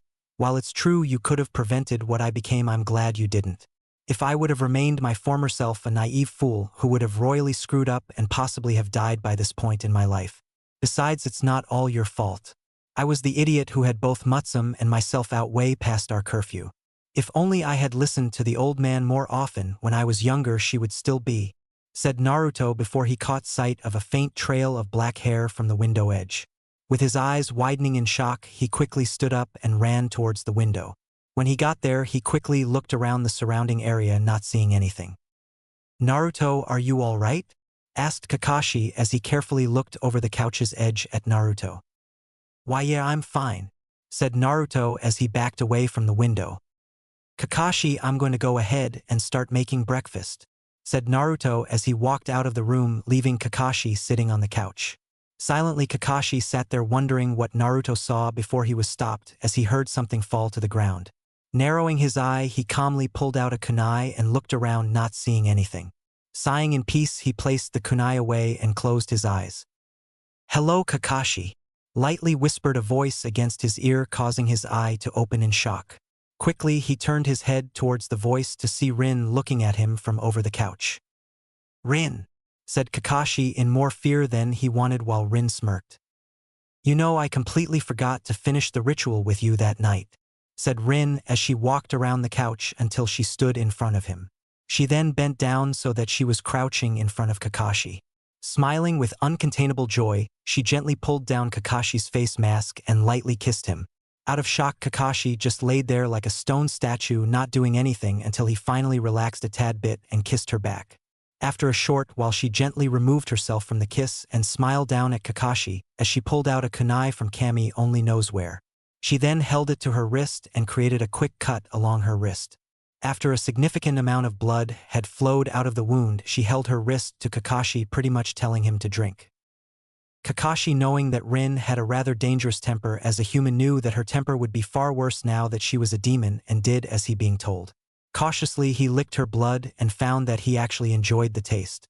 It didn't take long before he was gently lapping up her blood, causing her to smile before she gently pulled her wrist away. Smiling lightly, Rin then took the same kunai and cut a slit along Kakashi's left cheek. After she removed the kunai, she gently lowered her face to the wound as the blood filtered out. Gently, she licked his cheek, indulging herself in the taste of his blood. Kakashi, on the other hand, couldn't move as she gently ran her tongue over the cut. As she ran her tongue across his face, he could feel his skin part from where she cut him. He found that the experience was both strange but at the same time pleasurable. "Hey Kakashi, what do you want for breakfast?" asked Naruto as he walked into the living room. "Huh," was Kakashi's intelligent response as he turned to Naruto, who had one of his eyebrows raised. He then looked around but didn't see Rin anywhere in the room, but he could clearly feel her somewhere. He just didn't know where she was. "With Rin." God fucking damn it, I was so fucking close. Damn you sensei and your son for both having a horrible sense of time, shouted Rin as she slammed her hands against a rock, turning it into rubble. Back with Kakashi and Naruto. I'll just have whatever you're having, replied Kakashi as he began to ponder what Rin was up to while Naruto just rolled his eyes and left the room muttering under his breath. As Naruto re-entered the kitchen, he took notice of the fact that his mother was up and looking outside. You know, I heard what you and Kakashi were talking about, said Kushina as she continued to look out the window. Then you also know that it wasn't all Kakashi's fault, said Naruto as he stayed back from his mother, not knowing what she would do. No. It wasn't your fault, nor was it Kakashi's. It was the villagers. My husband, your father, trusted them, and this is how they repay his loyalty along with his long years of service to the village. By treating his only son and anyone affiliated with him like monsters that don't deserve to live, said Kushina in anger as her chakra flared to life. When we get back to that village, there will be blood raining from the heavens, said Kushina as she slightly turned, showing that her violet eyes were slit down the center and shone with the lust for blood. No, you won't. The villagers have already learned their lesson to not mess with me. If anything, it's the council that will need to be dealt with. No, it wasn't even the whole council, it was only the civilian portion. They were the major source of my problems, said Naruto as he walked up to his mother and gently set his hand on her shoulder, calming her a bit. They will pay though, said Kushina as her eyes still glowed with the urge to destroy something.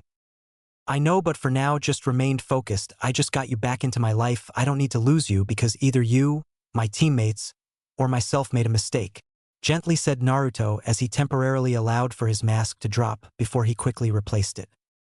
You're right.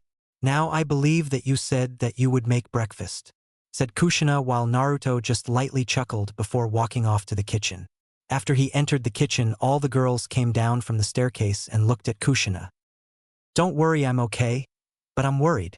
Something in my gut is telling me that something really bad is going to happen, or it's going to be very good, said Kushina as she sat down at the table while the other girls joined her. What do you mean, Kushina? Asked Sasuke as she looked at her in mild confusion.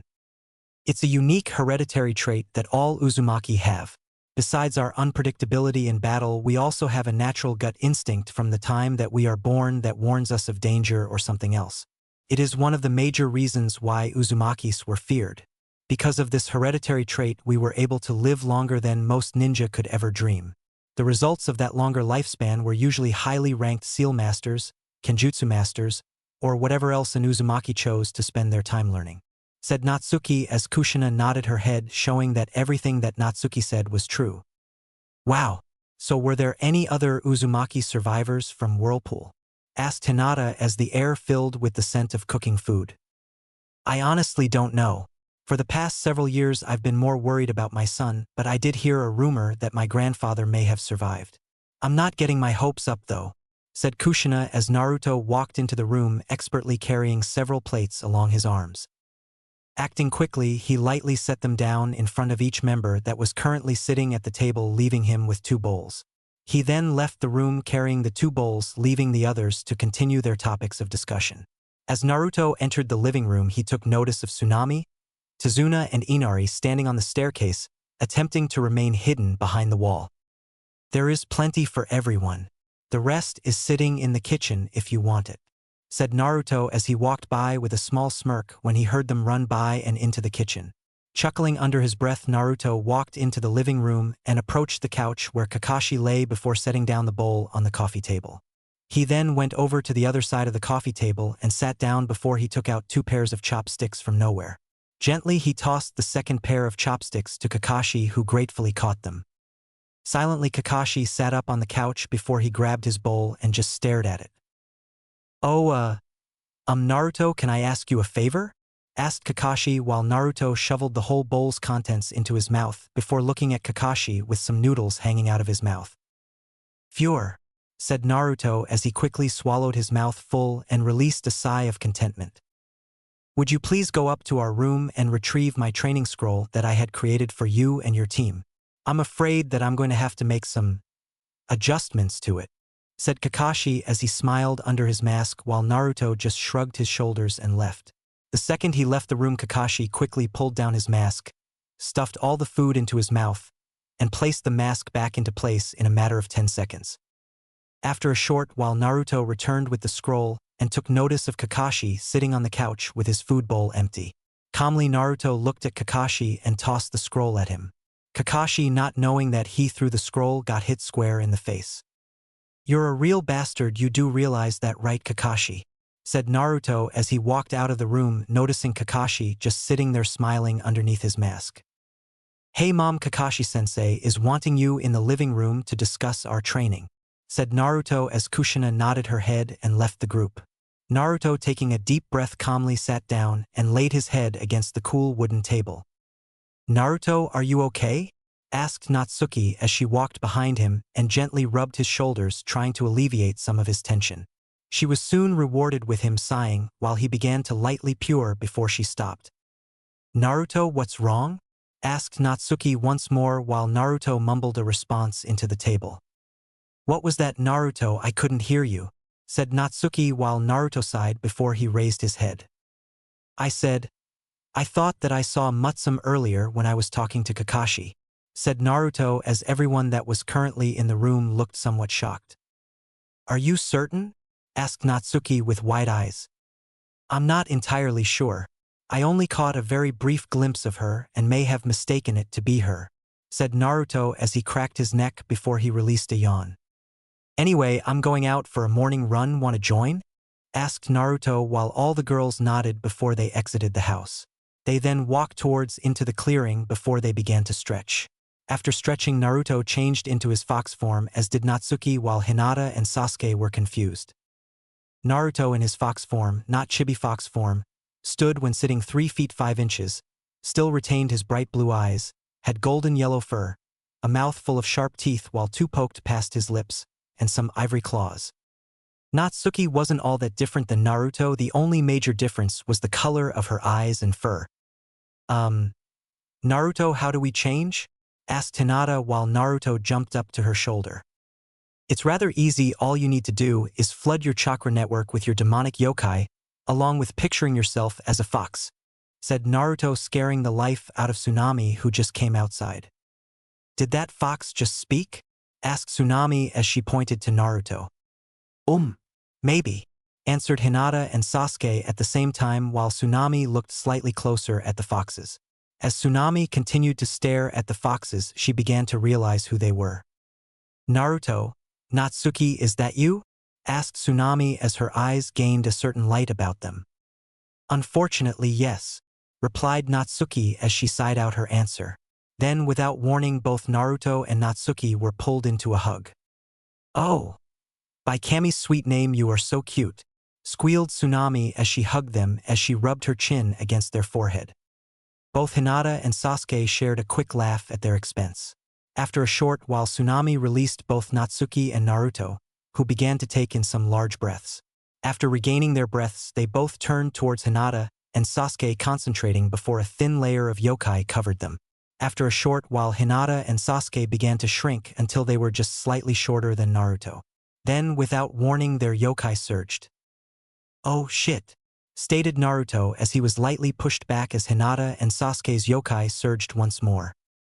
"You can say that again," said Natsuki as she and Naruto dug their claws into the soil as a third yokai surge was released, causing them to skid back a few more inches.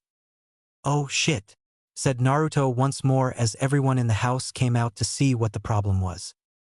"Naruto," shouted Natsuki as she glared at him to the best of her ability. "What, you said that I could say that again," replied Naruto as he started to slide back slightly. "I didn't mean it literally," shouted Natsuki before Hinata's and Sasuke's chakra doubled back into itself. "Royal fucking shit," muttered Naruto as both girls' chakra exploded outward.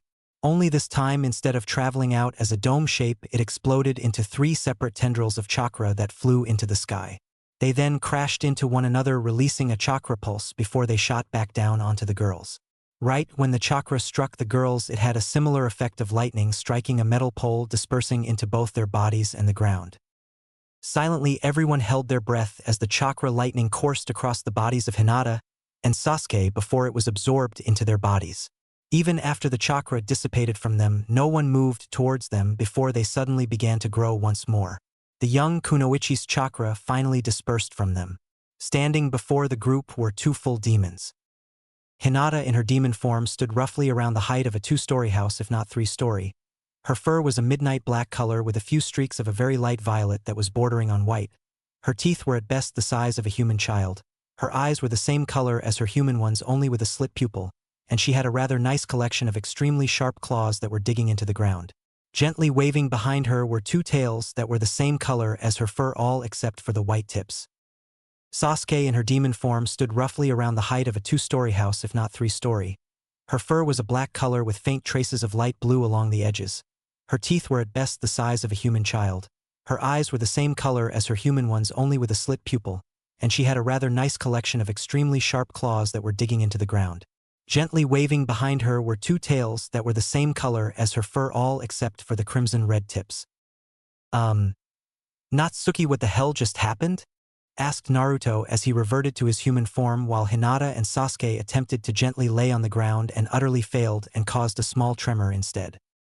I'm going to go out on a random limb here and say that because this is the first time they ever went into simple kitsune form, their chakra exploded because they were condensing it too much. The resulting condensing caused the chakra to be placed under extreme pressure. When they couldn't contain the chakra any longer, it just burst free and changed them into their demon forms, said Natsuki as she too reverted to her human form. Silently, she took notice of all the ninja nodding their heads in understanding, while Tazuna and his family seemed rather confused. Okay, let me put it this way. What happens when you fill a glass jar with water, screw on the cap really tight, and place it into a freezer? Asked Natsuki as she sighed. It explodes, said Tsunami as she and her father realized what happened, while Inari still seemed slightly confused. Exactly. Although my question is for how long they will remain like this? Asked Kushina as she looked at Natsuki for an answer. My best bet is that they will remain like this for the rest of the day, said Natsuki as she gently rubbed her forehead. Couldn't we also use the demonic suppression seal? Asked Naruto as Natsuki just slapped herself on the head while muttering idiot under her breath. Demonic art. Demonic suppression, muttered Natsuki as she quickly performed several hand signs that the others couldn't keep track of. When she finished, her fingertips were glowing a deep crimson hue and had 5 separately unique kanji on each finger. Moving quickly, she slammed her hands into both Hinata and Sasuke's head before she was blown back by a sudden chakra burst. When the chakra burst receded, both Hinata and Sasuke were back in their human forms and their chakra at their normal levels. Hinata. Sasuke, how are you feeling? Asked Naruto, knowing that going into one's demonic form usually caused a few problems. A little dizzy, but otherwise we feel fine, started Hinata as she looked at Naruto. Oh, I know that look, thought Naruto as he watched both Hinata and Sasuke's eyes coat over with lust. Shortly after, the pheromones hit him, causing him to freeze. Shit, thought Natsuki as she quickly wrapped her tails around Hinata and Sasuke's waists. She then quickly performed a few quick demon hand signs before they disappeared in a flaming vortex. What the hell just happened? Asked nearly everyone as they looked at Naruto and Kushina for answers. First heat? Asked Kushina as she looked at Naruto for confirmation. Yep, replied Naruto while everyone still looked confused. Heat is a demon term for when a female comes into the age for birthing children, stated Naruto while everyone just nodded their head while Inari still seemed so confused. Mother, I thought you told me that the stork brings young children to their family, said Inari as he looked at his mother for clarification. Well, you're too young to understand, Inari, now. Why don't we go hang the wet clothing? Said Tsunami as she pulled Inari towards the other side of the house. Once they were out of the sight of the adults, everyone sighed in relief. Mom, how about you let me sign the contract for the tigers so that way you can help Natsuki with Hinata and Sasuke. You could possibly get them to use the sexual frustration to make them train harder, suggested Naruto as Kushina nodded in agreement. Summoning jutsu, exclaimed Kushina in enthusiasm as she slammed her hand on the ground. Shortly after, a small poof of smoke appeared before it was blown away by a small breeze. When the smoke was cleared, a small tiger could be seen. The tiger was only stood on all 4 feet halfway up Kushina's calf, and when sitting up to Kushina's knees, it was a light orange color with white and black stripes, black talon-like claws, a full mouth of ivory white teeth with 2 poking out of its mouth, and a pair of bright orange eyes.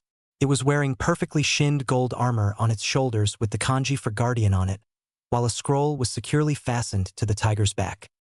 "Kushina-sama, why have you summoned me?" asked the tiger as it looked at Kushina in mild curiosity. "Kyo-chan, it's good to see you as well. Besides, I found a new summoner," responded Kushina as she struggled with her wording while Kyo looked over at Tazuna. "Seriously, Kushina, you're allowing for a drunk to sign our contract?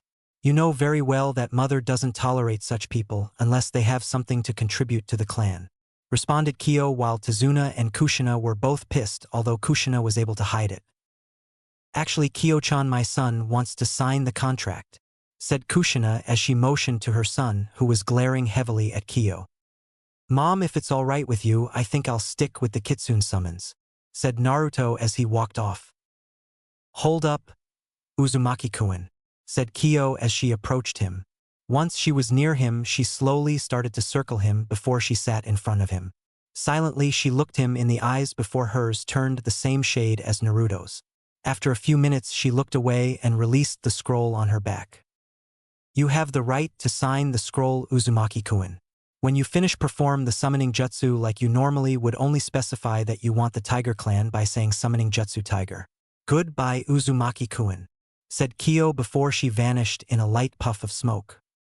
Raising one of his eyebrows in confusion, Naruto picked up the scroll and unrolled it. When he unrolled it, he saw names of his family that ranged from the time shortly after the Six Paths Age all the way up until the last major ninja war. Sighing in sadness, knowing that he would never get to meet most of these people, he quickly bit his thumb and signed his name in the scroll. Taking the remains of his blood on his finger, he tapped each finger against it before he slammed his fingers into the scroll. "Boar, dog, bird, monkey, and ram. Summoning jutsu, tiger," shouted Naruto as a large plume of smoke covered the area. When the smoke finally cleared, Naruto was standing before what he assumed to be the boss of the tiger summonings. The tiger stood on all 4 legs, roughly around 4 feet 6 inches, but when it sat, it stood 4 feet 7 inches, was a deep orange color with stripes of gold and a fiery orange all over its body, and a pair of golden yellow eyes with a black slit running through the center. Every now and then the black slits would widen, thin, shrink with the light. On the left shoulder was a dulled gold shoulder pad with the kanji for leader inscribed into the metal with the same fiery orange in the tiger's fur. "Why have you summoned me, boy?" asked the tiger as it opened its mouth, showing a full mouth of sharp and deadly teeth. "I've summoned you here so that I could gain permission to summon you whenever I will need assistance, and to see if you would also consider allowing for me to remain of the Fox's summoning contract," said Naruto as he bowed before the summon. Silently, they sat there with the tiger looking directly at Naruto, neither moving until, "You're definitely Kushina's son." Only she would have the gall to ask such a thing. "I will allow it on one condition: you summon the Kitsune boss right now." "Of course," started Naruto before he was interrupted by the tiger. "My name is Kaze," said the tiger as Naruto nodded in confirmation. "Of course, Kaze-dano," said Naruto as he quickly bowed to Kaze. "Summoning jutsu fox," shouted Naruto as he once more slammed his hand against the ground, dispersing another plume of smoke. Shortly after, the plume of smoke dispersed, showing a fox standing there looking around. The fox stood somewhere around 4 feet 5 inches to 4 feet 6 inches when standing on all 4 legs and 4 feet 6 inches when sitting. Its fur was a brilliant white that shone like silver, had a pair of light pink eyes with a black slit running through the center, and 8 tails. Wrapped around the fox's neck was a necklace with a large white pendant in the center with the kanji for leader. Who are you?" asked the fox in mild fear. "I'm Naruto Uzumaki, Namikaze summoner for both the Fox and Tiger clans, if you'll allow it," said Naruto as he bent down and lightly scratched behind the fox's ears. "Oh well then, I'm Kazuki's second heiress for the Kitsune Kingdom," replied Kazuki in a slight daze. "Then it is an honor. Now then, I would like for your permission to be allowed to summon the Fox clan along with the Tiger clan," said Naruto as he remained as nice as possible. Very well, but first of all I need to be certain that you are worth our time, said Kazuki as she quickly climbed up to Naruto's shoulder. Kazuki then gently wrapped her tails around Naruto's skull. After a short while she jumped down and stared directly at Naruto with hatred. Naruto, I give you permission to summon me and my people along with the Tiger Clan, but only under one condition. You will not allow any harm to befall my sister or else you will die, Uzumaki, said Kazuki before she disappeared into a puff of smoke. Silently Naruto just looked at Kaze for an answer, but all Kaze did was shrug her shoulders before Kaze also disappeared into a puff of smoke. Well, maybe now I can get some more training done, muttered Naruto as he walked away from Tezuna's house and into the surrounding forest. As he walked further into the forest, he took notice of how the light was refracted by the tree cover until he came to a clearing. Looking around, he nodded in satisfaction as the clearing was large enough and had a small river running through it. Multishadow clone jutsu. Whispered Naruto as 1,000 copies of himself came into being. Alright, here's the drill. You 250 work on the tree climbing exercise while you attempt to turn a shuriken in each your palms, one clockwise and the other counterclockwise. You 250 will work on water walking while also attempting to turn a shuriken in each of your palms with one going clockwise and the other counterclockwise. You 250 will be reading Sealing Arts for Dummies. You 50 will be working on out taijutsu, try to incorporate our claws into the jutsu as well. The final 200 will be working on performing the jutsu that we already know until you can perform them without hand signs. Now that all of you have your orders, get to work, said Naruto as all his copies nodded and went to do what was asked. As for the original Naruto, he started to work on his physical strength. After about an hour, the first group of Naruto clones dispersed, giving Naruto the experience as he continued working hard. By the time of 4 hours, Naruto had finished with his daily workout from Kakashi as the remnants of his clones finished just as he turned into his small kit form. The second that they dispelled, he immediately fell into a deep sleep.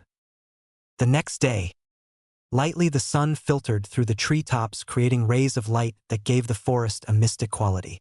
Silently a person made their way through the forest, humming a tune lightly underneath their breath.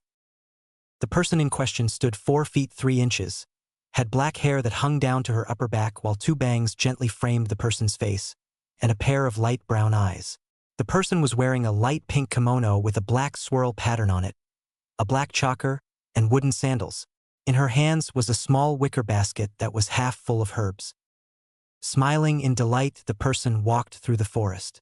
As the person walked along, a small bird landed on the person's shoulder, which the person smiled at before it flew off. Smiling, she followed the bird with her eyes before she caught sight of something glinting in the forest. "Ha?"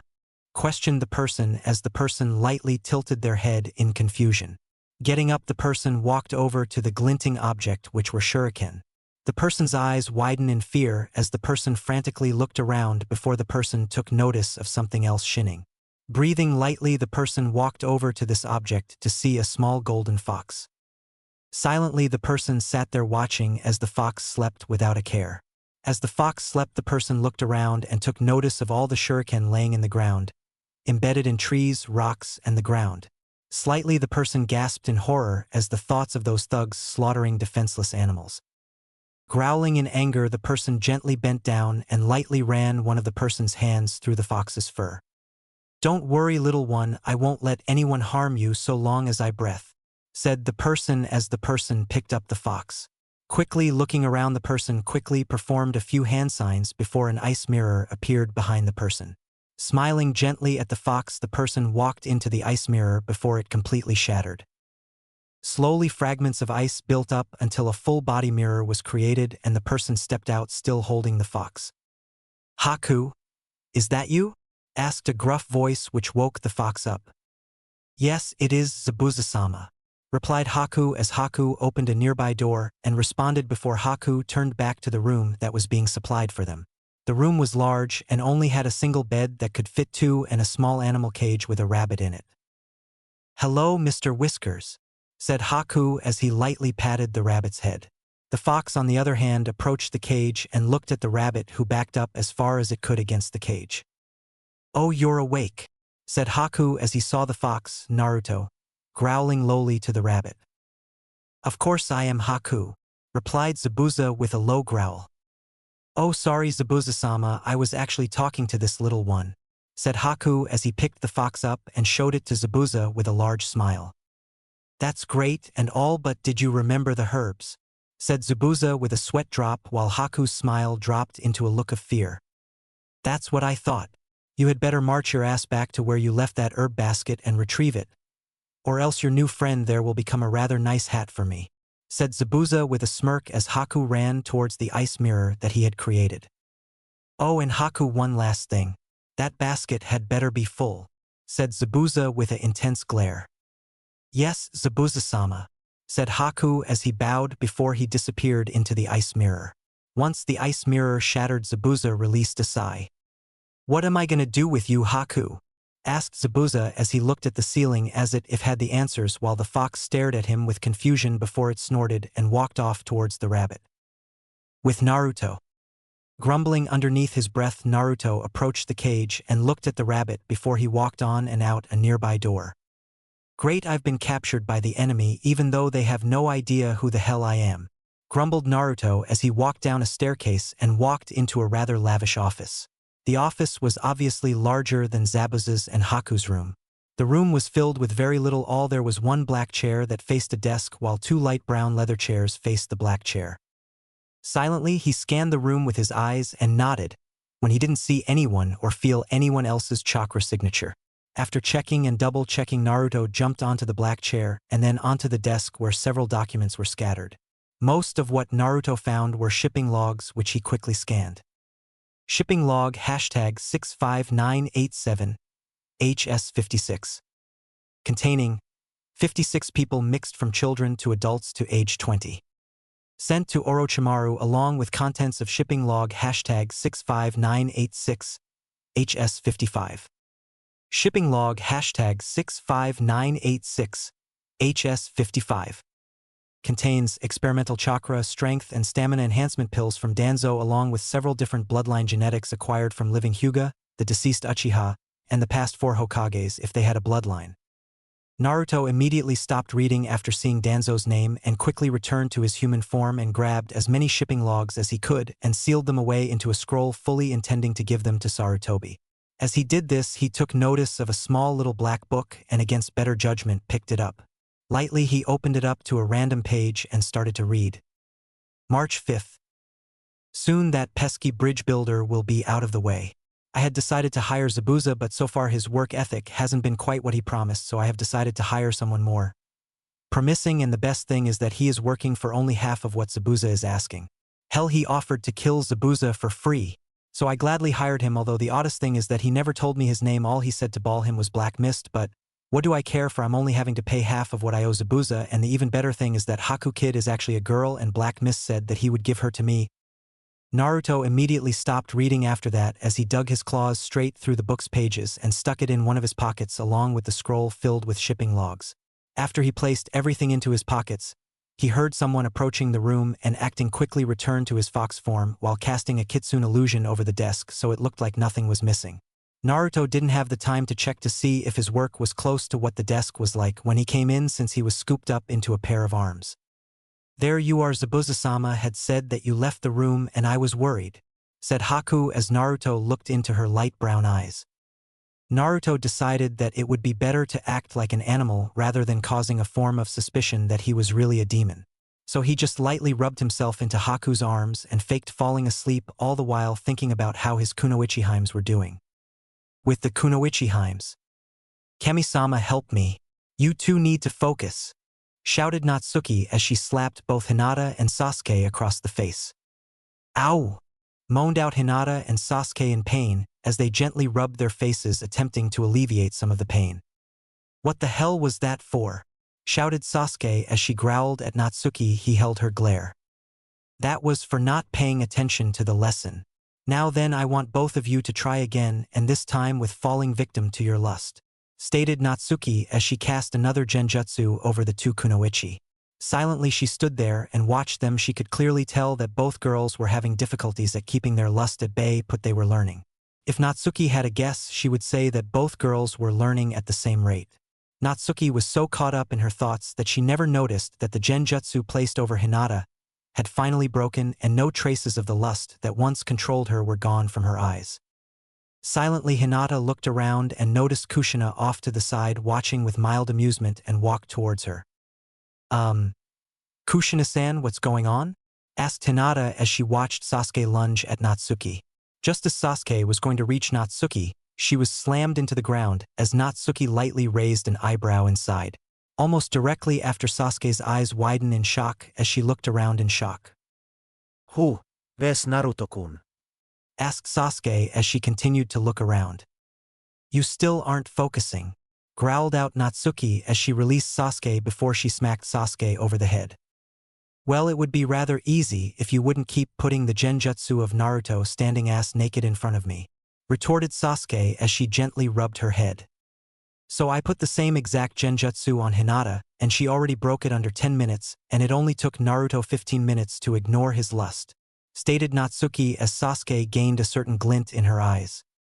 Hinata, while I'm working with Sasuke, go ahead and train with Kushina for a while, said Natsuki as she got Sasuke back to her feet before she casted the genjutsu once more. Back with Naruto. Silently, Naruto glared at the wall across from him as he dug his claws into the floor as Haku gently ran a comb through his fur. There you go, said Haku after a while as she set Naruto down. Naruto now had several colorful bows carefully wrapped in his fur, which was brushed carefully so it was smooth. Naruto silently thanked the gods that no one else could see him like this. Now you stay here and keep Zabuza-sama company while I go ahead and relax in the hot springs, said Haku with a small smile as she left the room while Zabuza muttered that he didn't need a babysitter even if it was an animal that was being asked to keep him safe. Huffing in annoyance, Naruto shook himself until all the bows fell off of him and his fur was once more wild and untamed. He then lightly walked off and curled up into a corner and just closed his eyes. So, how long are you going to hide? Asked Zabuza as Naruto's eyes opened in shock, but quickly calmed himself and waited to see if anyone would come out of the floor, walls, or ceiling. But as luck would have it, nothing did. Okay, I'm calling it quits here. Now on to reviews. Okay, I'm lying. Enjoy the rest of chapter 4. Yeah, I'm talking to you, rabbit. Now get out from underneath my bed, said Zabuza once more as Haku's snow hair came out from underneath Zabuza's sick bed, while Naruto just laid there, mouth wide open in shock before he released a small sigh. I had better get out of her, thought Naruto as he jumped up to the ledge of a nearby window. Just as he was about to jump out, he was stopped by a kunai sticking into the window. Standing stock still, Naruto didn't move as he heard Zabuza move himself more comfortably. Gulping slightly, Naruto turned around and stared at Zabuza, who was smirking sadistically. I sure hope that you aren't planning on running away, because the last pet that Haku got that ran away terribly broke his heart, said Zabuza while Naruto just sweat dropped. He's been raising Haku for possibly Kami knows how long, and he doesn't have a single clue that Haku's a girl, thought Naruto before the door slammed open and Haku along with 2 others walked in. The 2 people that came in with Haku looked to be in their 20s, had messy brown hair that reached to their shoulders, and small beady black eyes. They were both wearing towels that were securely wrapped around their bodies, showing off their C-cup bust. Wait a minute, that's the Demon Brothers and they're both girls, mentally shouted Naruto as he pressed himself against the glass window. Oh, Mr. Fluffy, stated Haku in happiness as she ran towards him and pulled him into a hug. Mr. Fluffy? Mentally asked Naruto as he began to cry in shame. This is the little one that I found out in the forest earlier today, said Haku as she proudly held Naruto out arm's length away.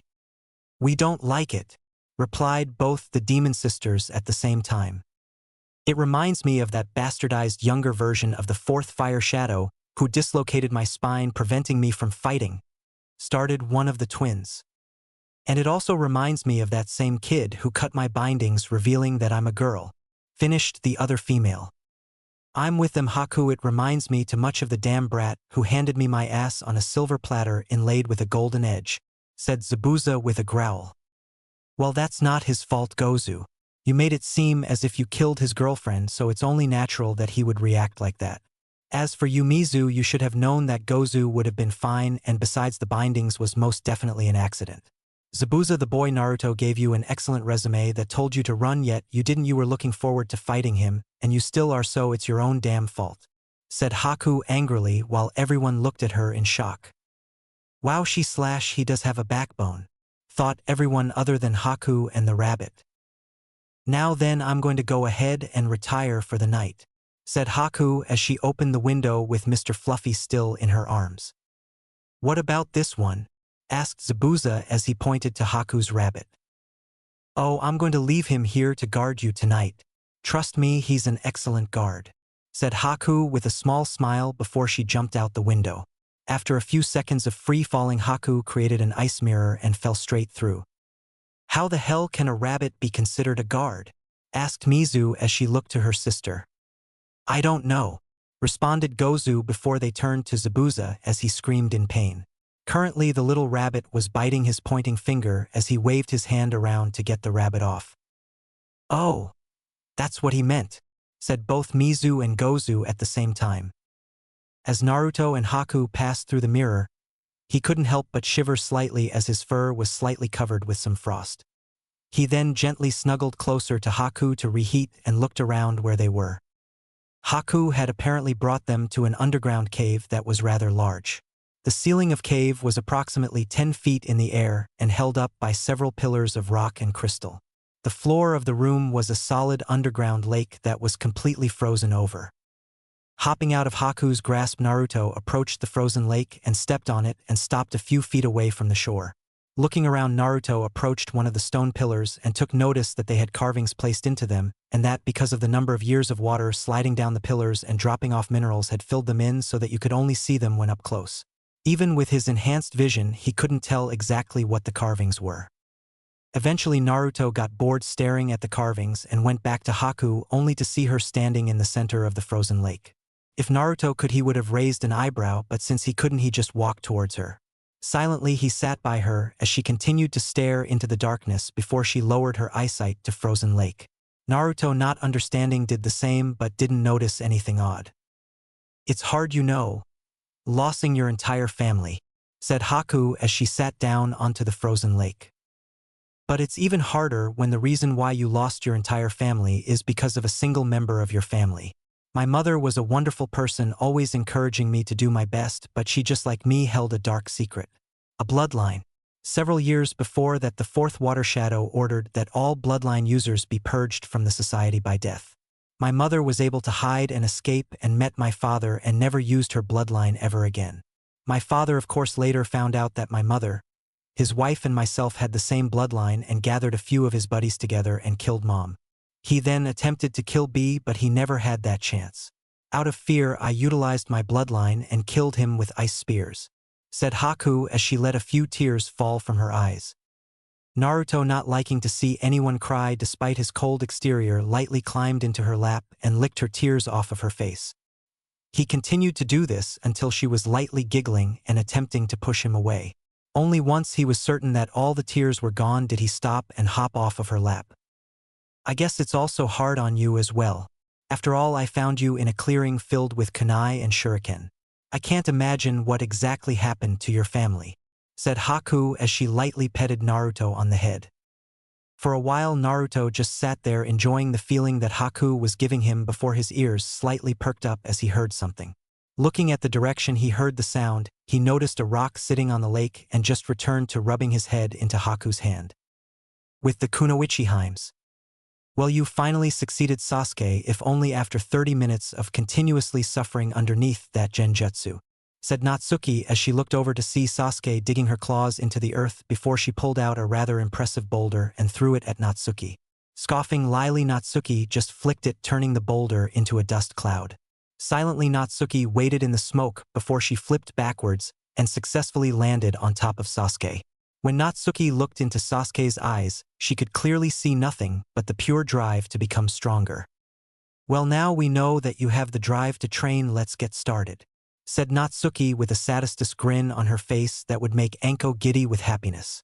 Natsuki then got off of Sasuke and tossed her 5 feet away and waited until Sasuke got back up and growled at Natsuki as some of her hair rose up into hackles. Moving as fast as she could, Sasuke ran towards Natsuki and let loose a forward punch aimed at Natsuki's head, which she lightly turned to the side to dodge before she backhanded Sasuke to the ground. Kitsune don't attack their opponents head-on. We attack them using deception, fake punches and kicks, illusions, even the very environment we utilize to our advantage, lectured Natsuki as Sasuke rose back to her feet while growling lowly. Turning around quickly, Sasuke once more aimed a punch towards Natsuki's face while Natsuki just caught it. Smirking, Sasuke then slammed her heel into Natsuki's stomach, causing her to double over while letting go of Sasuke's hand. Moving quickly, Sasuke slammed her elbow into Natsuki's neck, knocking her out. "You were so easy to deceive. Now to go find Naruto-kun," said Sasuke with a smile as she licked her lips while walking away. "With Hinata and Kushina." "Hinata, that's enough for today," stated Kushina as she blocked a rather sloppy palm thrust as Hinata breathed heavily before collapsing onto her knees. No. "It's not. I need to become stronger. I don't want to worry Naruto-kun with the fear of ever seeing me die ever again," said Hinata as she shakily stood back up onto her feet. "Then stop holding back. Show me what you are truly capable of. Besides, I'm also a half-demon, meaning it will take quite a bit just to kill me," said Kushina as Hinata hardened her eyes and nodded. "Understood, Kushina-chan," said Hinata as she closed her eyes before reopening them, showing that her eyes were still a white color but had a light violet outline. "Okay, here I come," said Hinata before she took off running towards Kushina. Right before she got close to Kushina, she had to dodge to the left as Kushina brought her blade down. Acting quickly, Hinata struck not only Kushina's chakra points but also her pressure points. Hinata then flipped over Kushina and struck her on the back of the neck, knocking her out. "Jonin ninja, my ass. You were far weaker than an average chunin, but you aren't my worry now. Now I want to do is find Naruto-kun," said Hinata as she deactivated her bloodline and walked away.